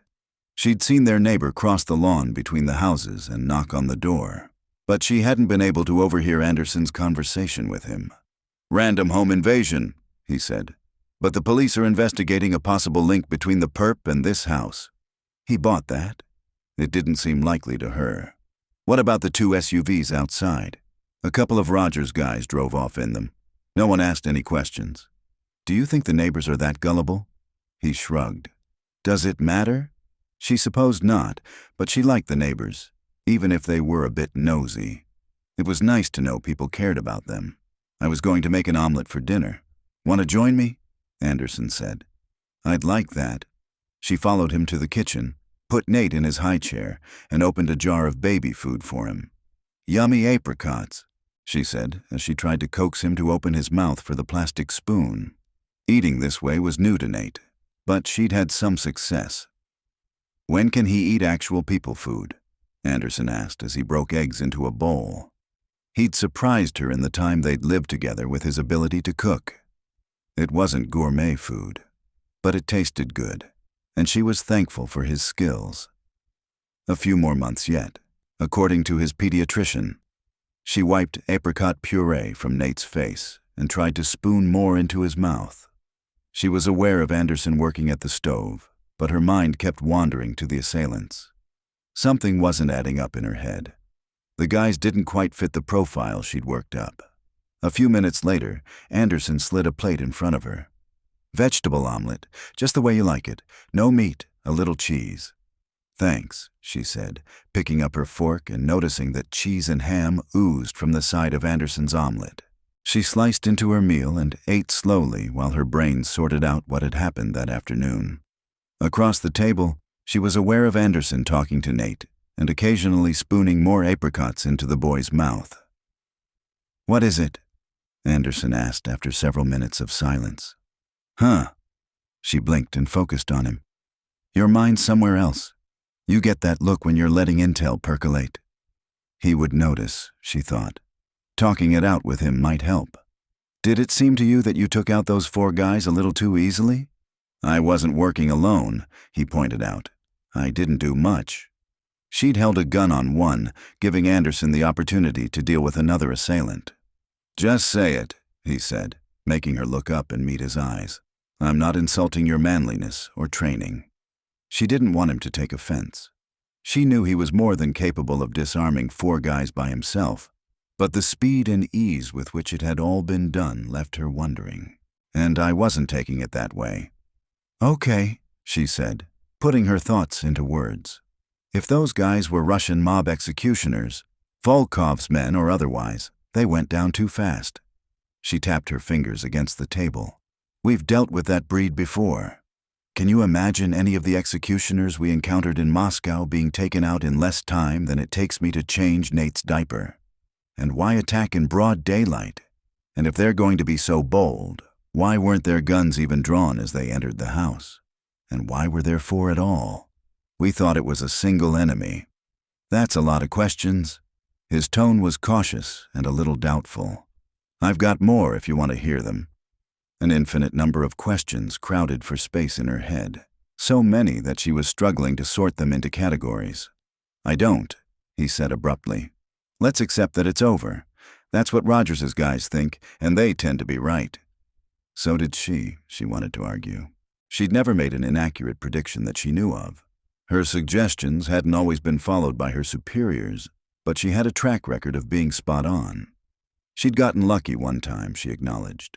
She'd made the correct prediction, but it was based on incorrect data. If she'd had the right intel, her advice would have been very different. It had shaken her confidence, but, ironically, gotten her a promotion. She struggled to shake off her unease about their current situation. Something nagged at her, yet she wanted it to be over. Living with the threat of constant danger had worn on her nerves. Maybe that's all her questions were. Her own unwillingness to let her guard down. She'd been in a state of high alert since her car was riddled with bullets, and it was tough to let it go. "Maybe you're right," she conceded, accepting that stress and adrenaline might be driving her thoughts more than logic and facts were. Her worries were still spinning around in her head. But she'd review the intel again in the morning when she'd rested and could think more clearly. They could put Nate to bed, snuggle on the couch, and watch a movie. That sounded like the perfect way to end the chaos of the day. She was just about to suggest it when he spoke. "I need to make some phone calls so I can figure out how to get the hell out of here." He sounded desperate to leave, a man formulating an escape route. She turned her attention to him, truly looking at his face for the first time in several minutes. The tension that should have left when the bad guys were hauled away was still there. It might even be stronger. But what was the source? Since he seemed to accept that the Russian mob was no longer after them. "We'll need separate cars to get home. I can pick mine up where it's being held, but you don't own one at all anymore. Rogers can probably help you out with that. I won't leave until I know you have a way home." He ticked off details as if planning a mission. He'd moved on, she realized, catching on to his train of thought. He was worried about how they could go their separate ways. So it was over between them. That's what he was saying. She picked up her water glass and forced herself to take a swallow while she tried to formulate a response. "I heard from my CO earlier today," he continued. "There's a mission deploying in 2 weeks that he wants me on. So I have just enough time to go home and close up my house before I need to be back on base." "And after that?" she asked, proud of her calm tone. "There'll be another mission. Always is." He met her eyes over the table. "I'm never in the States for more than a few weeks at a time." That might have been true for him, though she knew other SEALs who weren't deployed as often. Anderson had language skills that made him unique, but she suspected he volunteered for extra duties. Either way, his message to her was clear. He wasn't interested in being a dad to Nate or anything to her. She stood up. "Can we talk about this in the morning? I'm tired, and you must be too. Let's make it an early night." She detached the tray from Nate's high chair and lifted him out. "That's a good idea," he said. "I'll stay down here on the couch." "Why would you do that since you think the danger is over?" she asked, though she knew the answer she would receive. He didn't want to share a bed with her. Hell, he didn't want to sleep on the same floor of the house, apparently. "You know why, Violet," he said, taking Nate from her. "I'll settle him for the night. You go to bed." He walked out of the kitchen ahead of her and headed for the stairs. She'd never been ordered to bed by a man, and everything in her bristled against it. He was dismissing her as if she were a child, which hurt, but the worst part was that he was dismissing Nate as well, and that broke her heart. She stood in the kitchen listening to the sounds overhead. Anderson was talking to Nate as he got him ready for bed, as if he wasn't going to walk away from his son tomorrow. How could he do that? No matter what Anderson believed about himself as a potential father, didn't he have some affection for the child he'd helped care for? Anger and sorrow rose in Violet in equal amounts, and she knew she wasn't going to be able to stay silent. She gathered up their dinner dishes, loaded the dishwasher, and cleaned the kitchen while she waited for Anderson to come back down. When her tasks were done, she paced around the living room until she heard footsteps on the stairs. She whirled to face him. "I thought you were going to bed," Anderson said, tossing a blanket and a pillow on the couch. "And I thought you might care about Nate and me," she shot back. "I do," he said, scrubbing a hand over his face. "But it's complicated." "What's complicated about it? Across the world there are millions of families where this isn't complicated." She worked to calm her tone. "Right. Millions of normal families from generations of normal families who know how to be a family. We don't." His hands went to his hips. They were a family, but insisting on that wasn't the right tack with him. "Do you think all those normal moms and dads instinctively knew how to be parents?" "I'm sure they didn't. The fact that you seem to think you aren't fatherly shouldn't prevent you from trying." "I can't do it, Violet," he declared. "I never said I would. In fact, I clearly told you the opposite." "You don't love him then?" She watched his face closely, watched his eyes shift as he tried to formulate an answer to her question. He didn't want to respond. That was obvious. But why? Because he didn't love his son? Or was it something else? Was it about her? He turned away and arranged the blanket on the couch, carefully tucking it in as if doing that tucked away his emotions as well. It was neat and compartmentalized, and she felt like tearing it apart. She had the overwhelming sense that this was her last opportunity to reach him. In the morning, he'd find excuses not to discuss their relationship and probably have her packed into a new car and sent home by noon. This was the time to be honest about her own feelings toward him, because she might not get another chance. "Anderson, look at me." She waited until he turned toward her. His arms went across his chest in a defensive posture, but he wasn't going to deter her from what she had to say. "I want us to be a family for Nate's sake. Every little boy should have a daddy, and despite what you say, I think you love him. I know you'd do anything to protect him and make sure he had what he needed. And those are behaviors of a loving father. I'm done with hearing that you aren't father material because you had a lousy dad yourself." His eyes narrowed, dark and dangerous. "I'd think you'd want to prove you could be a good dad despite that." "Don't goad me," he warned. She almost smiled at him. His words reminded her of their exchanges in Moscow when the white heat of their attraction had flared. She'd missed the banter later, but she'd also come to realize how much she'd misunderstood their initial relationship. What had happened halfway around the world had formed the basis of what they had now, if she could only make him see that. "I'm not," she said. "I'm speaking the truth, and you know it, but I'm not done yet." She paused for a few seconds to gather her strength before plunging on.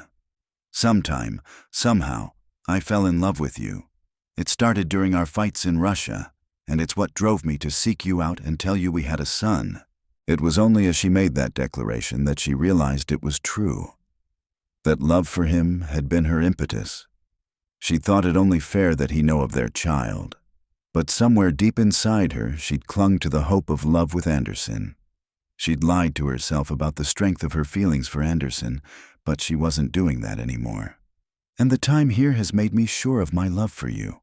I want you in my life, Anderson. For Nate, but for me, too." She could have gone on detailing the reasons she loved him, the ways she loved him, but she could see he was struggling. His jaw was hard set, as if working to keep something in, or keep love out. She didn't know which, so she waited, hoping that she'd gotten through to him. "Go to bed, Violet," he finally said, repeating his command from an hour earlier. "You have nothing to say to me?" she asked softly. She wasn't expecting a declaration of love, but she'd hoped for something that showed she mattered to him, just that I've fulfilled my end of the bargain. His words seemed rationed out. "I've protected you and Nate. You're safe now, and this is over. I'll make sure you get home, and I'll arrange financial support for Nate. That's it, Violet." He held his hands out in the all-gone gesture she'd seen him use with Nate. "That's all I've got to give." She felt her face crack, fracture into 1,000 pieces, and found herself unable to speak. As she went past him to the stairs, she didn't know if she felt more hurt for herself or for him. If he truly believed he had nothing to give her and Nate, that was the saddest thing she'd ever heard. Chapter 17. Violet struggled up out of nightmares when her phone's alarm went off. Nate would be waking any minute for his morning feeding. If she got out of bed that instant, she could at least brush her teeth before going to him. Instead, she remained under the covers. Clean teeth weren't enough motivation to make her move yet. It had taken her hours to get to even a fitful sleep. She'd replayed her conversation with Anderson 100 times in her head. On the one hand, she was proud of what she'd managed to say. She'd laid it on the line, and that had felt good, in a way. Anderson's absolute unwillingness to even consider staying with her and Nate, though, left her with a crushing sensation in her chest.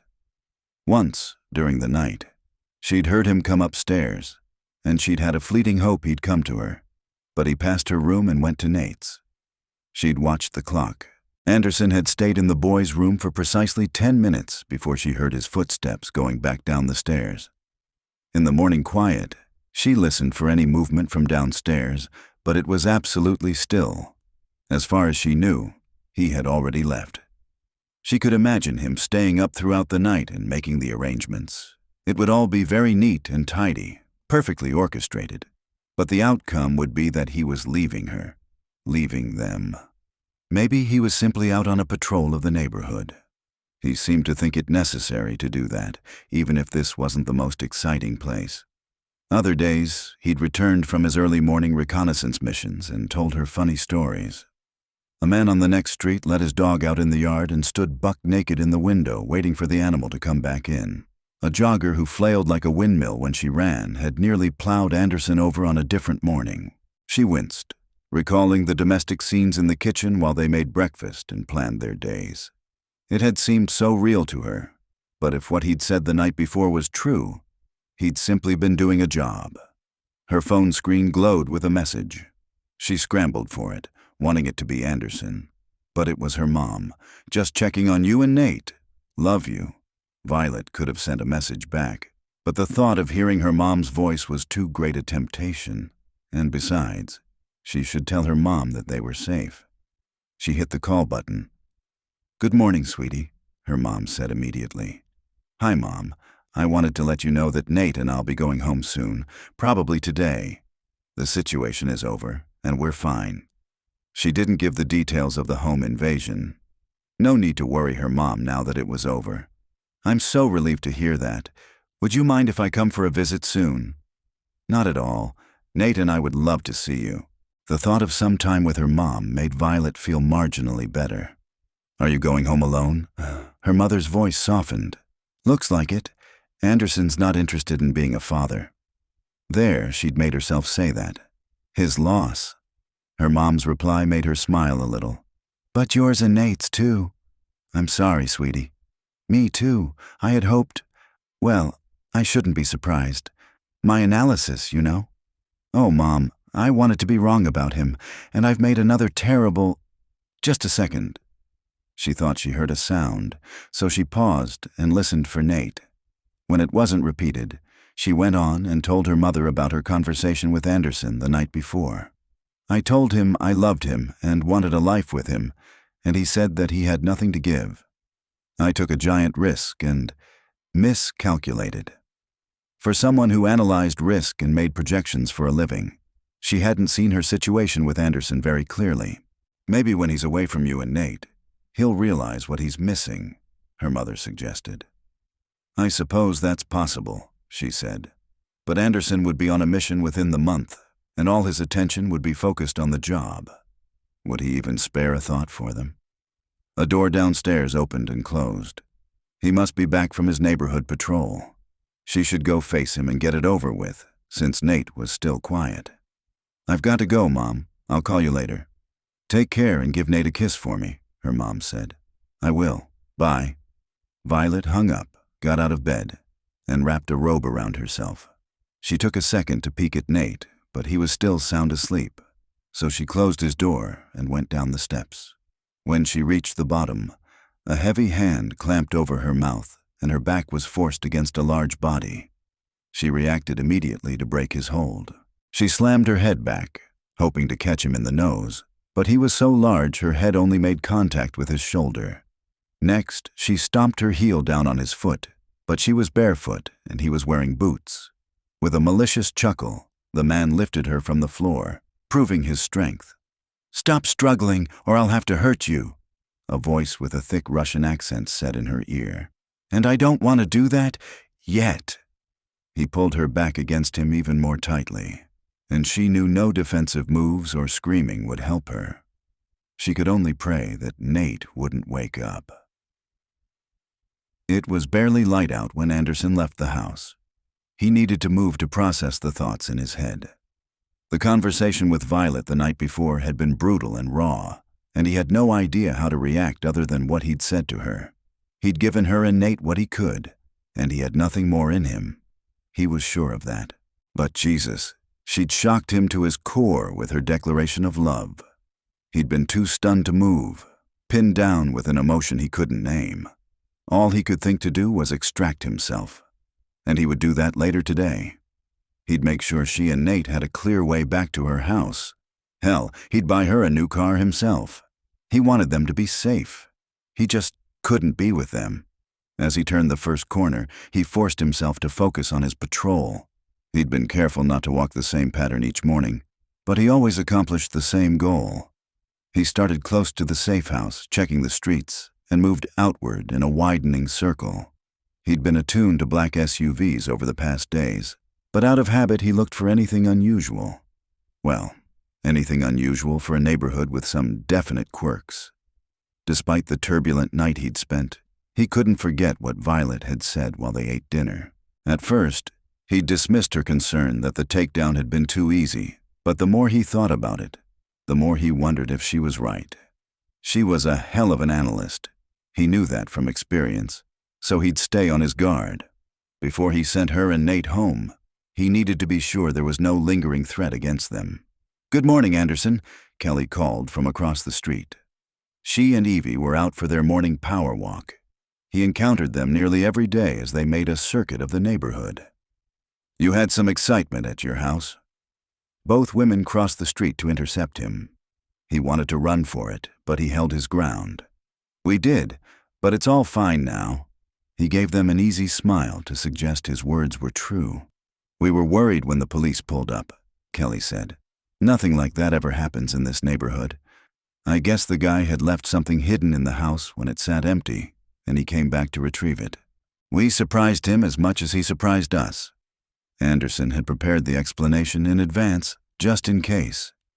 "What had he left?" Evie asked. "The police didn't tell us, but I'm guessing it was something illegal." He figured that was a believable comment. "I'm glad you were there and Violet wasn't home alone," Kelly said with a shiver. "How is she?" "Better. All recovered," he said, feeling genuine relief. He worried about Violet. "A lot." "That's good. I'm making lasagna tonight. How about if I make an extra for you and Violet?" Evie was smiling at him, expecting him to accept. "Thanks, but that's not necessary," he said, not even sure they would be in the house by evening. "Are you sure? Being a new mom can be so tough," Evie said. "My daughter had her first baby last year. Her husband is great and all, but she still struggled." Was Violet struggling? She'd admitted that she'd had some tough moments with Nate, but what did these women see that he hadn't? "And being sick on top of that," Kelly added, "makes it so hard." He blinked at the women, realizing that they genuinely cared. He'd been annoyed at their nosiness, but they seemed to have a real interest in him, Violet and Nate. He wasn't used to such neighborly behavior, and it still surprised him. "It's been rough at times," he agreed. "But I guess that's normal, right?" They both smiled at him. "Maybe you should take her a little treat today," Kelly suggested. "I wish I'd baked some muffins." "You know, there's that new bakery just up around the corner," Evie said, pointing in the direction that Anderson had been headed. "The bagels are delicious, and the pastries are divine. I'll bet she'd love something from there." "Okay, we better keep walking." "Oh, and Anderson, pick up some extra bagels and keep them in the freezer. A frozen bagel is great for a teething baby to chew on. Grandma trick." "Thanks," he called after them, annoyed with himself for not having noticed what they had. He'd known Nate was cutting teeth, but while he'd been aware of the drooling and crankiness, he hadn't bothered to look for a solution. Why not? That's what he'd have done in any other situation. And Violet. He started walking. He'd get bagels, make a pot of coffee, and have a conversation with her and say, what would he say? His feet slowed. He'd say that he appreciated everything she was doing for their son. All right, that was a start.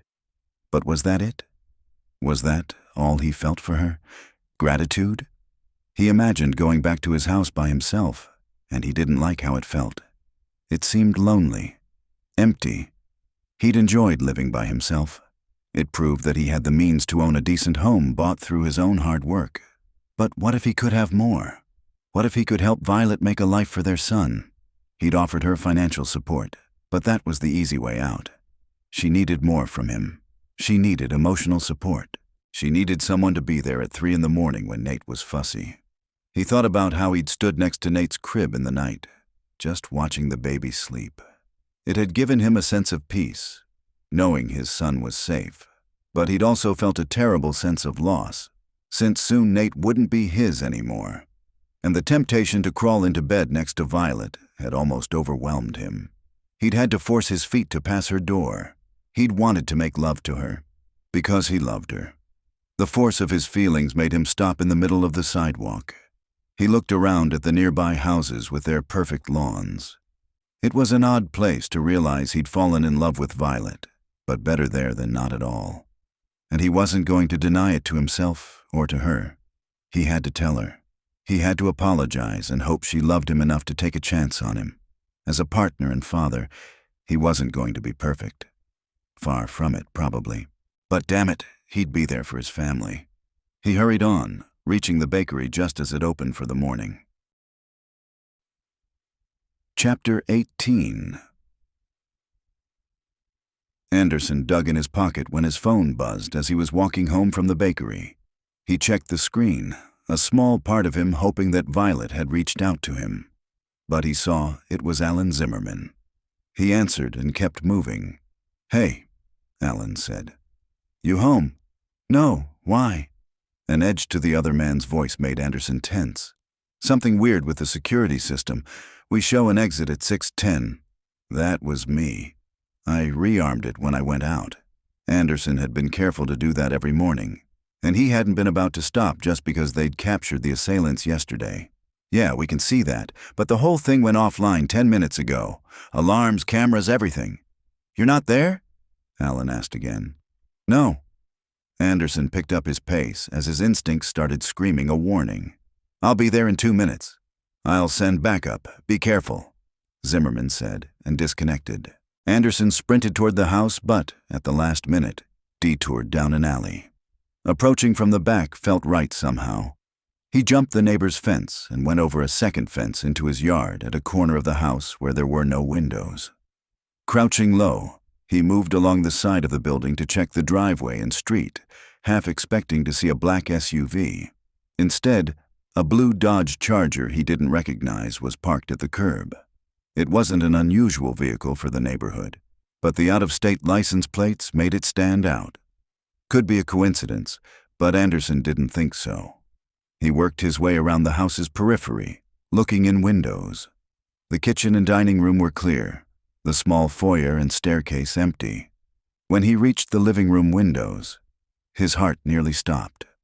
Violet sat on the coffee table, her hands tied behind her back with the sash from her robe. A man stood over her.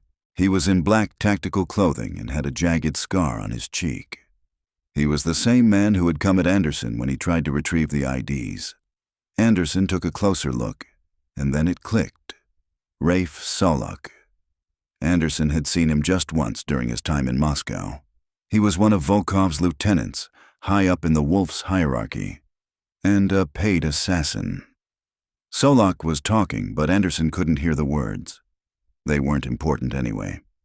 The important thing was that Violet was still okay, so far. But knowing Solok's reputation, that wouldn't be true for long. And Anderson sucked in a breath. Nate. Anderson didn't think for a second that Solok would spare the baby. No way was he going to lose Violet and his son when he'd just figured out how much he loved them. God, he wished he'd responded differently when she'd poured out her heart the night before. He'd been too stunned, too clueless to realize that being with her was what he wanted. He wasn't having that opportunity ripped away from him. Anderson needed a plan. Trying to clear his head of emotion, he looked at the situation logically. He had to approach this as if it were a mission. First, he had to get in the house.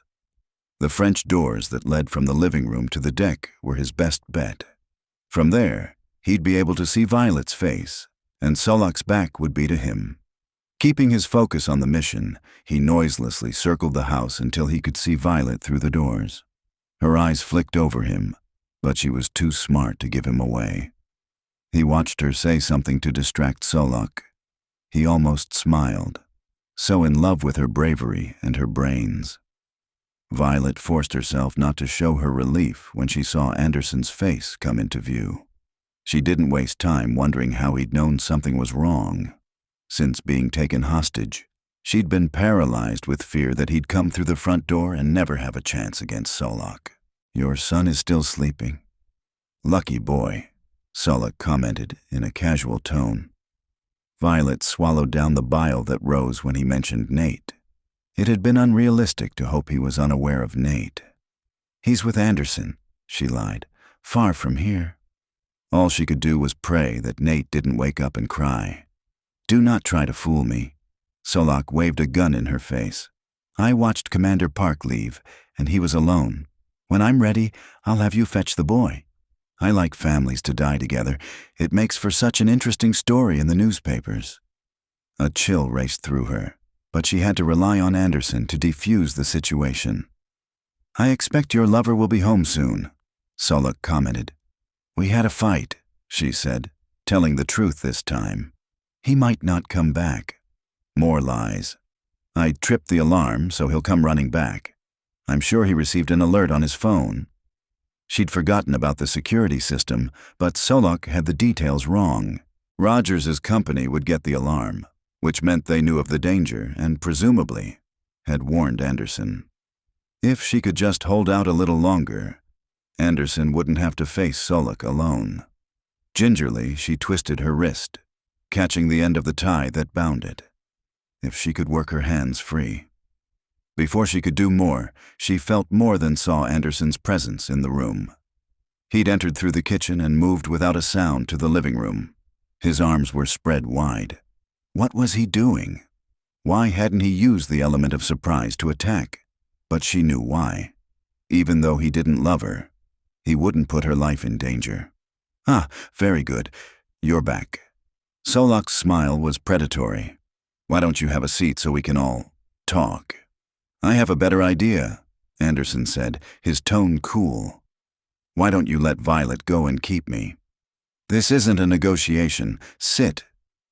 The assassin indicated a chair to Violet's left, his gun still trained on her. "Keep your hands on your knees."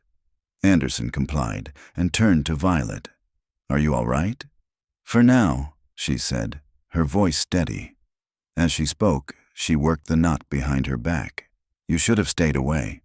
"I couldn't," Anderson responded, meeting her eyes. "How touching," Solok sneered. "Not at all." Anderson swung his gaze to Solok. "Curiosity brought me inside. I wanted to know why you're pursuing us. I can't quite reason it out." "Perhaps the analyst can." Solok touched her cheek with one finger. I guess I'm not as good as I thought. I have no idea. She kept herself steady despite the vileness of his touch. Revenge, of course. The two of you destroyed my life in Moscow, destroyed my family. Your family? Violet prompted, feeling the tie loosen a little more. You sent Volkov to jail. He was like a father to me. He turned away slightly as he spoke, but not enough that she or Anderson could risk a move. He took me from an orphanage when I was 14 and turned me into a man. I'm sure his prison sentence isn't long. Russian mob bosses never spent more than a few months in jail. He's dead. Solok spun back in their direction, his eyes deadly. What? The news shocked her. None of the intelligence she'd reviewed suggested that Volkov was dead. The prison falsified records to hide the truth, but he is dead. Solok looked anguished. I claimed his body myself. That's... Anderson started. We didn't know. She cut him off rather than risk that Anderson's comment would incite Solok. It wasn't time for that yet. She didn't pretend sympathy, but she did want to keep Solok talking as she worked to get her hands free. So you see why you have to die, Solok said, his tone sending chills through her. A family for a family. Violet spoke quietly as the pieces clicked into place. Her and Anderson's intelligence work had destroyed Volkov and his syndicate, leaving Solok without a pack, so to speak. His family was gone, so he intended to kill hers. The ultimate revenge. Duh, Solok confirmed with a nod. May I ask a question first? When he didn't object, she went on. What about the 4 men who attacked us yesterday? What was the intention with them? Solok waved his hand in the air as if dismissing something minor. Those men were on loan from another syndicate. Disposable. So why use them? She asked, buying time to continue working the knot. His wolfish smile appeared again. So that you would think you were free.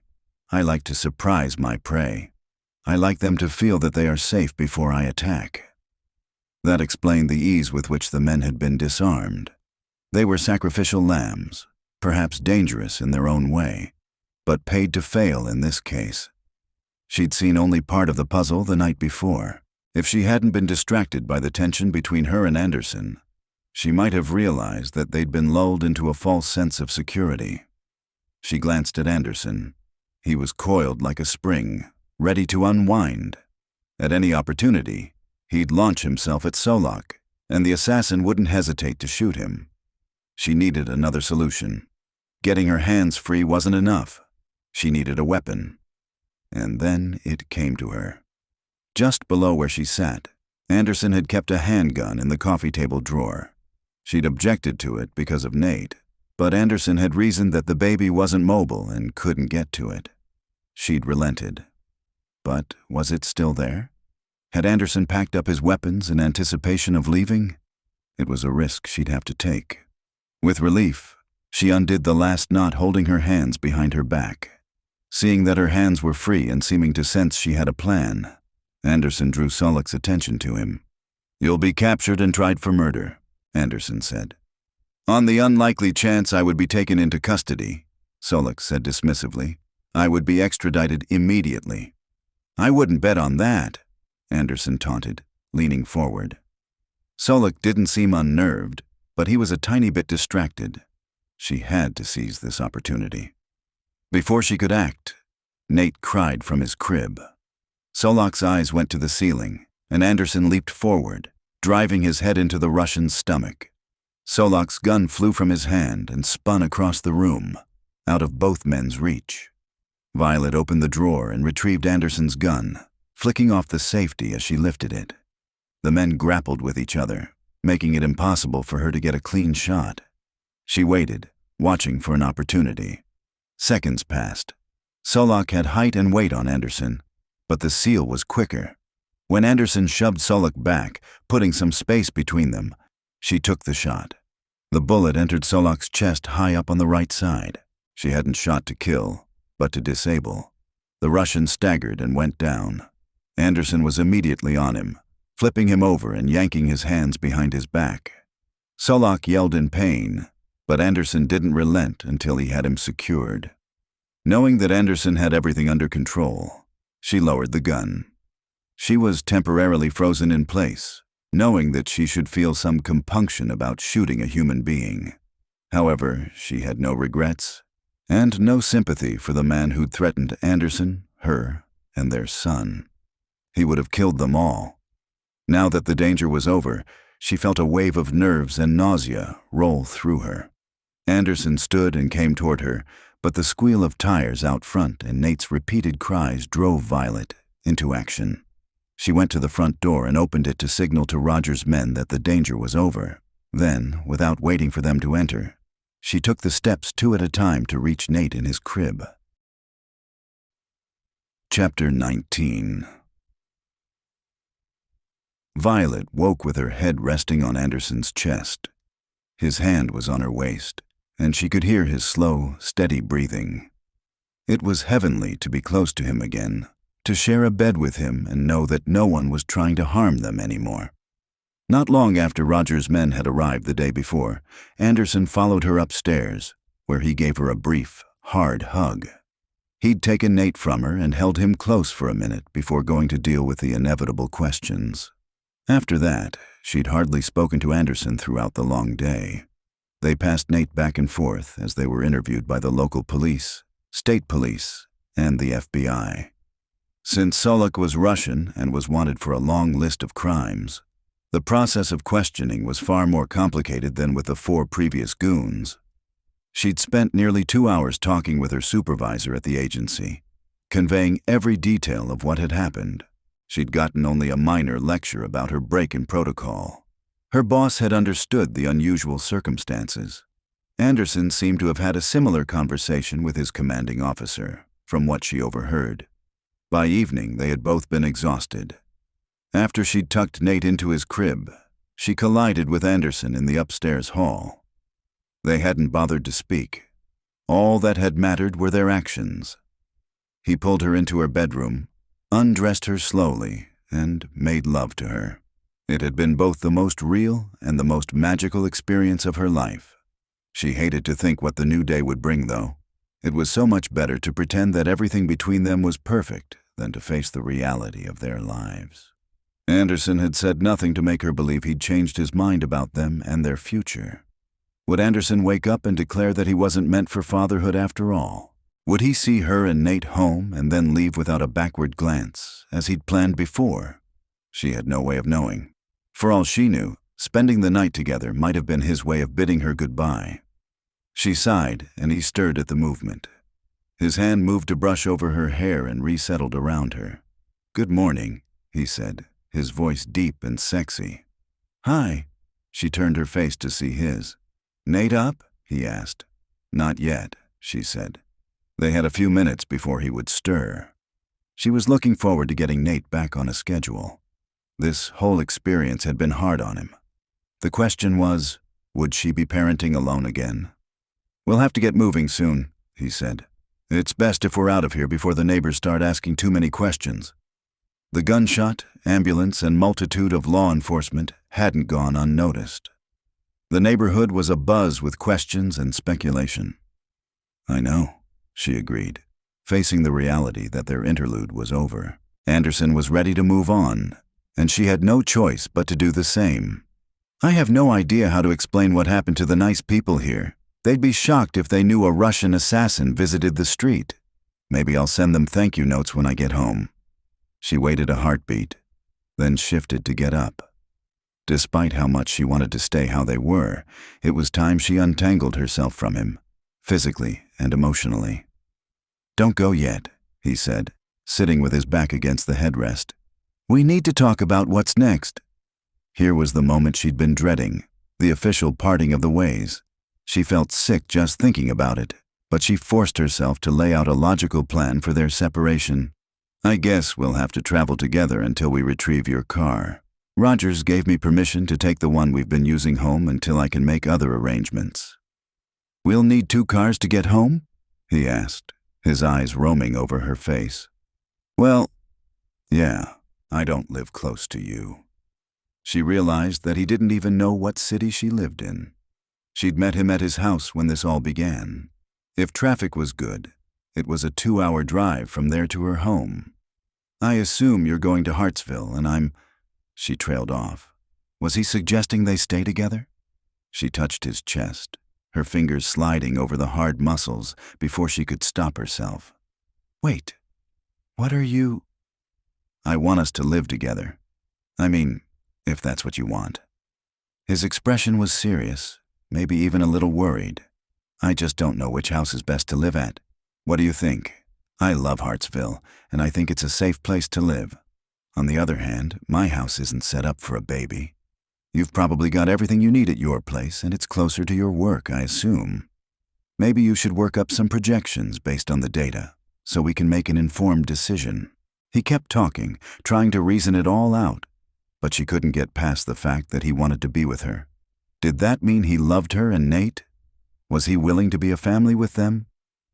We should probably factor crime rates, he continued, access to medical care, and the quality of school districts into the analysis. Anderson, slow down, she managed to say.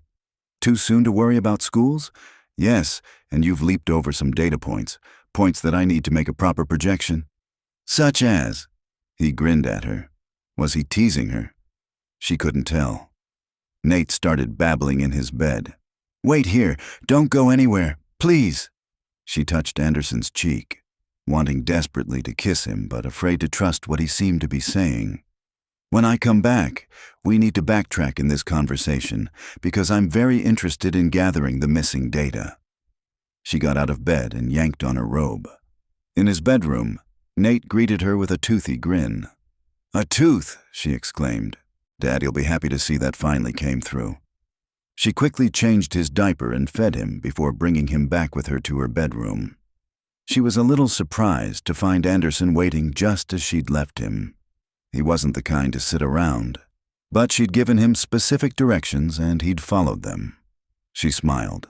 Let me. He held out his arms for Nate and settled the baby against his chest. Now you. He patted the bed next to him. When she sat, he drew her close to his other side. She felt a soft kiss on her temple and sighed, her body tingling with anticipation. Something very good was about to happen. All the data pointed to it. Now, tell me why we're deciding between my house and yours, she asked. Because we have to be together, Violet. Another kiss touched her hair. I can't live without you. She tilted her head back to see his face. That's a big change in your position. He grimaced. I was a damn fool. Yesterday morning, I was rushing back here to tell you something important, something I managed to figure out. I hope you'll forgive me for being slow to... He broke off. This is all new to me. Anderson, I need you to name what this is.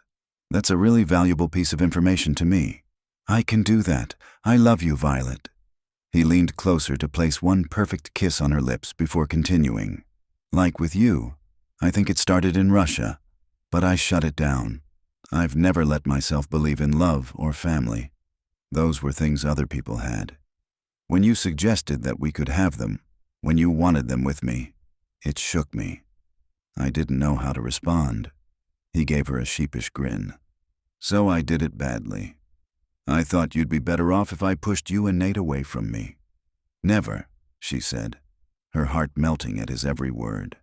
I'm glad you think that, because I can't be without you both, he said.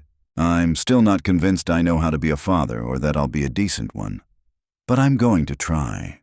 She pointed to where Nate was snuggled against him, thumb in his mouth. You think that's not proof of your ability to be a dad? Look at him. He's beautiful. Anderson's tone was almost reverent. And so are you. I'm scared that I'm going to screw this up or disappoint you, but I love you too much to do anything but be with you. Can we be together? We can. She put one arm around Anderson and another around their son, feeling that they were truly a family now. I love you too, Anderson. You already know that because I couldn't keep it in even when I should have. No, you were right to say it. It was what I needed to hear.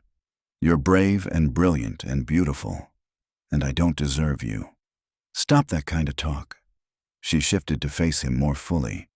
His expression was so serious that she couldn't resist touching the worry lines across his forehead. We already know we make a great team. There's no reason to doubt anything." She smiled at him, enjoying the moment. She kissed him then, letting the kiss communicate her feelings. The kiss ended when Nate made a gurgling noise and reached out a little fist to grab a lock of her hair. "I think he's ready for the day," she said, gently untangling herself. "Then let's take him home." Chapter 20. 10 months later. "That's it," Anderson said as he hung the toddler's swing from the play structure in his backyard. It was an elaborate fort with a kid-sized climbing wall, rope ladder, and slide. Violet had teasingly complained that it was a mini SEAL training ground. Anderson couldn't disagree with her assessment, and he was looking forward to teaching his son some skills. "Not bad work for a weekend," Patrick commented as he gathered up his tools. "I appreciate your help." Anderson shook hands with Patrick and Kenton. The three of them had returned from a mission 2 weeks earlier and were slated to deploy again in a month, so they were all making the most of their time in Hartsville. "One day we'll return the favor, Kenton." Kenton shook his head. "Not likely, but I'm always happy to help you guys out." Anderson walked with them to their trucks, thanking them again. After they'd driven away, Anderson went back into the yard by himself. He and Violet had purchased this larger house in Hartsville a few months earlier. After plenty of discussion, they'd chosen Anderson's hometown to raise Nate. Violet had arranged with her agency to work from home, and so far it was pretty damn perfect. The neighborhood was far nicer than the one Anderson grew up in, and he loved it. Loved the friendly atmosphere, the sense that people looked out for each other. That eased his mind when he was gone on missions and had to leave his family behind. His family. The expression still surprised him sometimes, but he was ready for the next step, which he planned to take that day. He patted his pocket, assuring himself that the small box was still there. So many times in the past weeks he'd come close to proposing to her, but he'd wanted the timing to be just right. He eyed his backyard. He'd made sure the setting was perfect for the occasion. Flowers were blooming in riots of white, yellow, and pink. A soft scent perfumed the spring air, which was warmed by mellow late-afternoon sunshine. The only things missing were Violet and Nate. As if on cue, they appeared on the back deck. Nate had short toddler legs, but that didn't slow him down. When Violet put him down in the grass, the boy ran toward Anderson and his new play structure. "Do you want to try out the swing?" Anderson asked, scooping his son up and swinging him in a circle. After he'd let himself be a dad, it was like bands had been released from his heart. He didn't always get things right with Nate, but he was trying. "Yeah," Nate squealed. "Here you go." Anderson lowered Nate into the bucket-type swing and gave it a push, setting it in motion. Nate's smile was wide, which was more thanks than Anderson needed for the work he'd put into the structure. "I think he likes it," Violet said, coming to stand next to Anderson. She still took his breath away with her bright, soulful eyes and the way her hair swung loose around her shoulders. "What a treat to have this in his own backyard. He doesn't know to thank you, but I do." "He's my son. Isn't this what dads do for their kids?" Anderson asked. Nate was a constant source of fascination for him. What always mystified Anderson was how much Nate changed while he was away on missions, even short ones. "See, I knew you'd figure it out. As a matter of fact, I was so confident that I started making a change to an important document," she said, smiling. "Oh, what?" She pulled an envelope from her pocket and handed it to him. "Nate's birth certificate. I want him to legally be Nathan Anderson de Paula Park." Anderson unfolded the paper and stared at it, speechless. All the details about Nate's birth were there. Date, time, place, mother, and now father. "It's not 100% official yet," she said.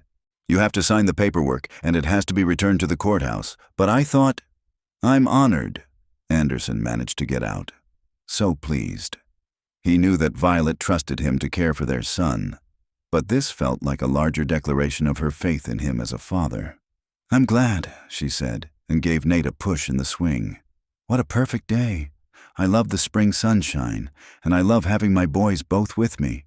Her words jolted him, reminding him that he had a surprise of his own, which he hoped would make the day even more perfect for her. "I have something for you, too," he said, pulling the box from his pocket and dropping to one knee. She gasped, and when he reached out to her, she willingly put her hands in his. "Violet, you've given me so much. Nate, a life that I never expected, understanding and so much love. I never want to be without you. So I hope you'll marry me. Will you? Is there really any doubt?" She bent closer, brushing her lips against his. "Of course I'll marry you." He'd been almost certain of her answer, but he still felt relief flood through him. "Would you like to see the ring?" She nodded, and he released her hands to open the box. The oval-cut diamond was set in platinum with smaller diamonds encircling it. He'd looked at hundreds of rings before finding this one. Something about it called to him, and he knew it was the one. By the look on her face, he'd been right. "That's amazing," she whispered. "So gorgeous." He removed it from the box, and she held out her left hand. When he slipped the ring on her trembling finger, he felt complete in a way he never had before.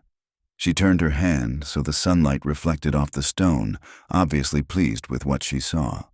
"Come here," she said in a breathy voice, and fisted his shirt front to pull him up. He put his arms around her, hugging her tight to him. Her hands went to his shoulders, and she tilted her face to his in invitation.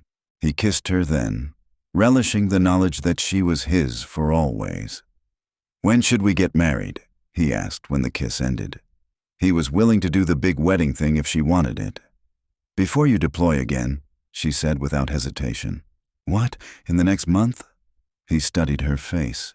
He was due on base soon for a mission that was expected to last the summer. That didn't leave much time for planning or a honeymoon. "Yes, the sooner the better." She ran her fingers through his hair and tugged him closer for another kiss. "Then, after the wedding, we can get started on a little brother or sister for Nate," she whispered. "More kids?" The thought should have made him panic.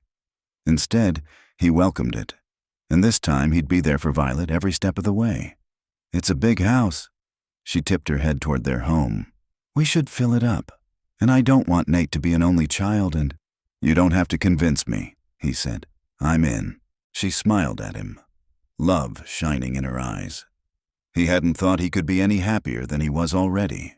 But this, their plans for the future, gave him confidence that things were only going to get better from here.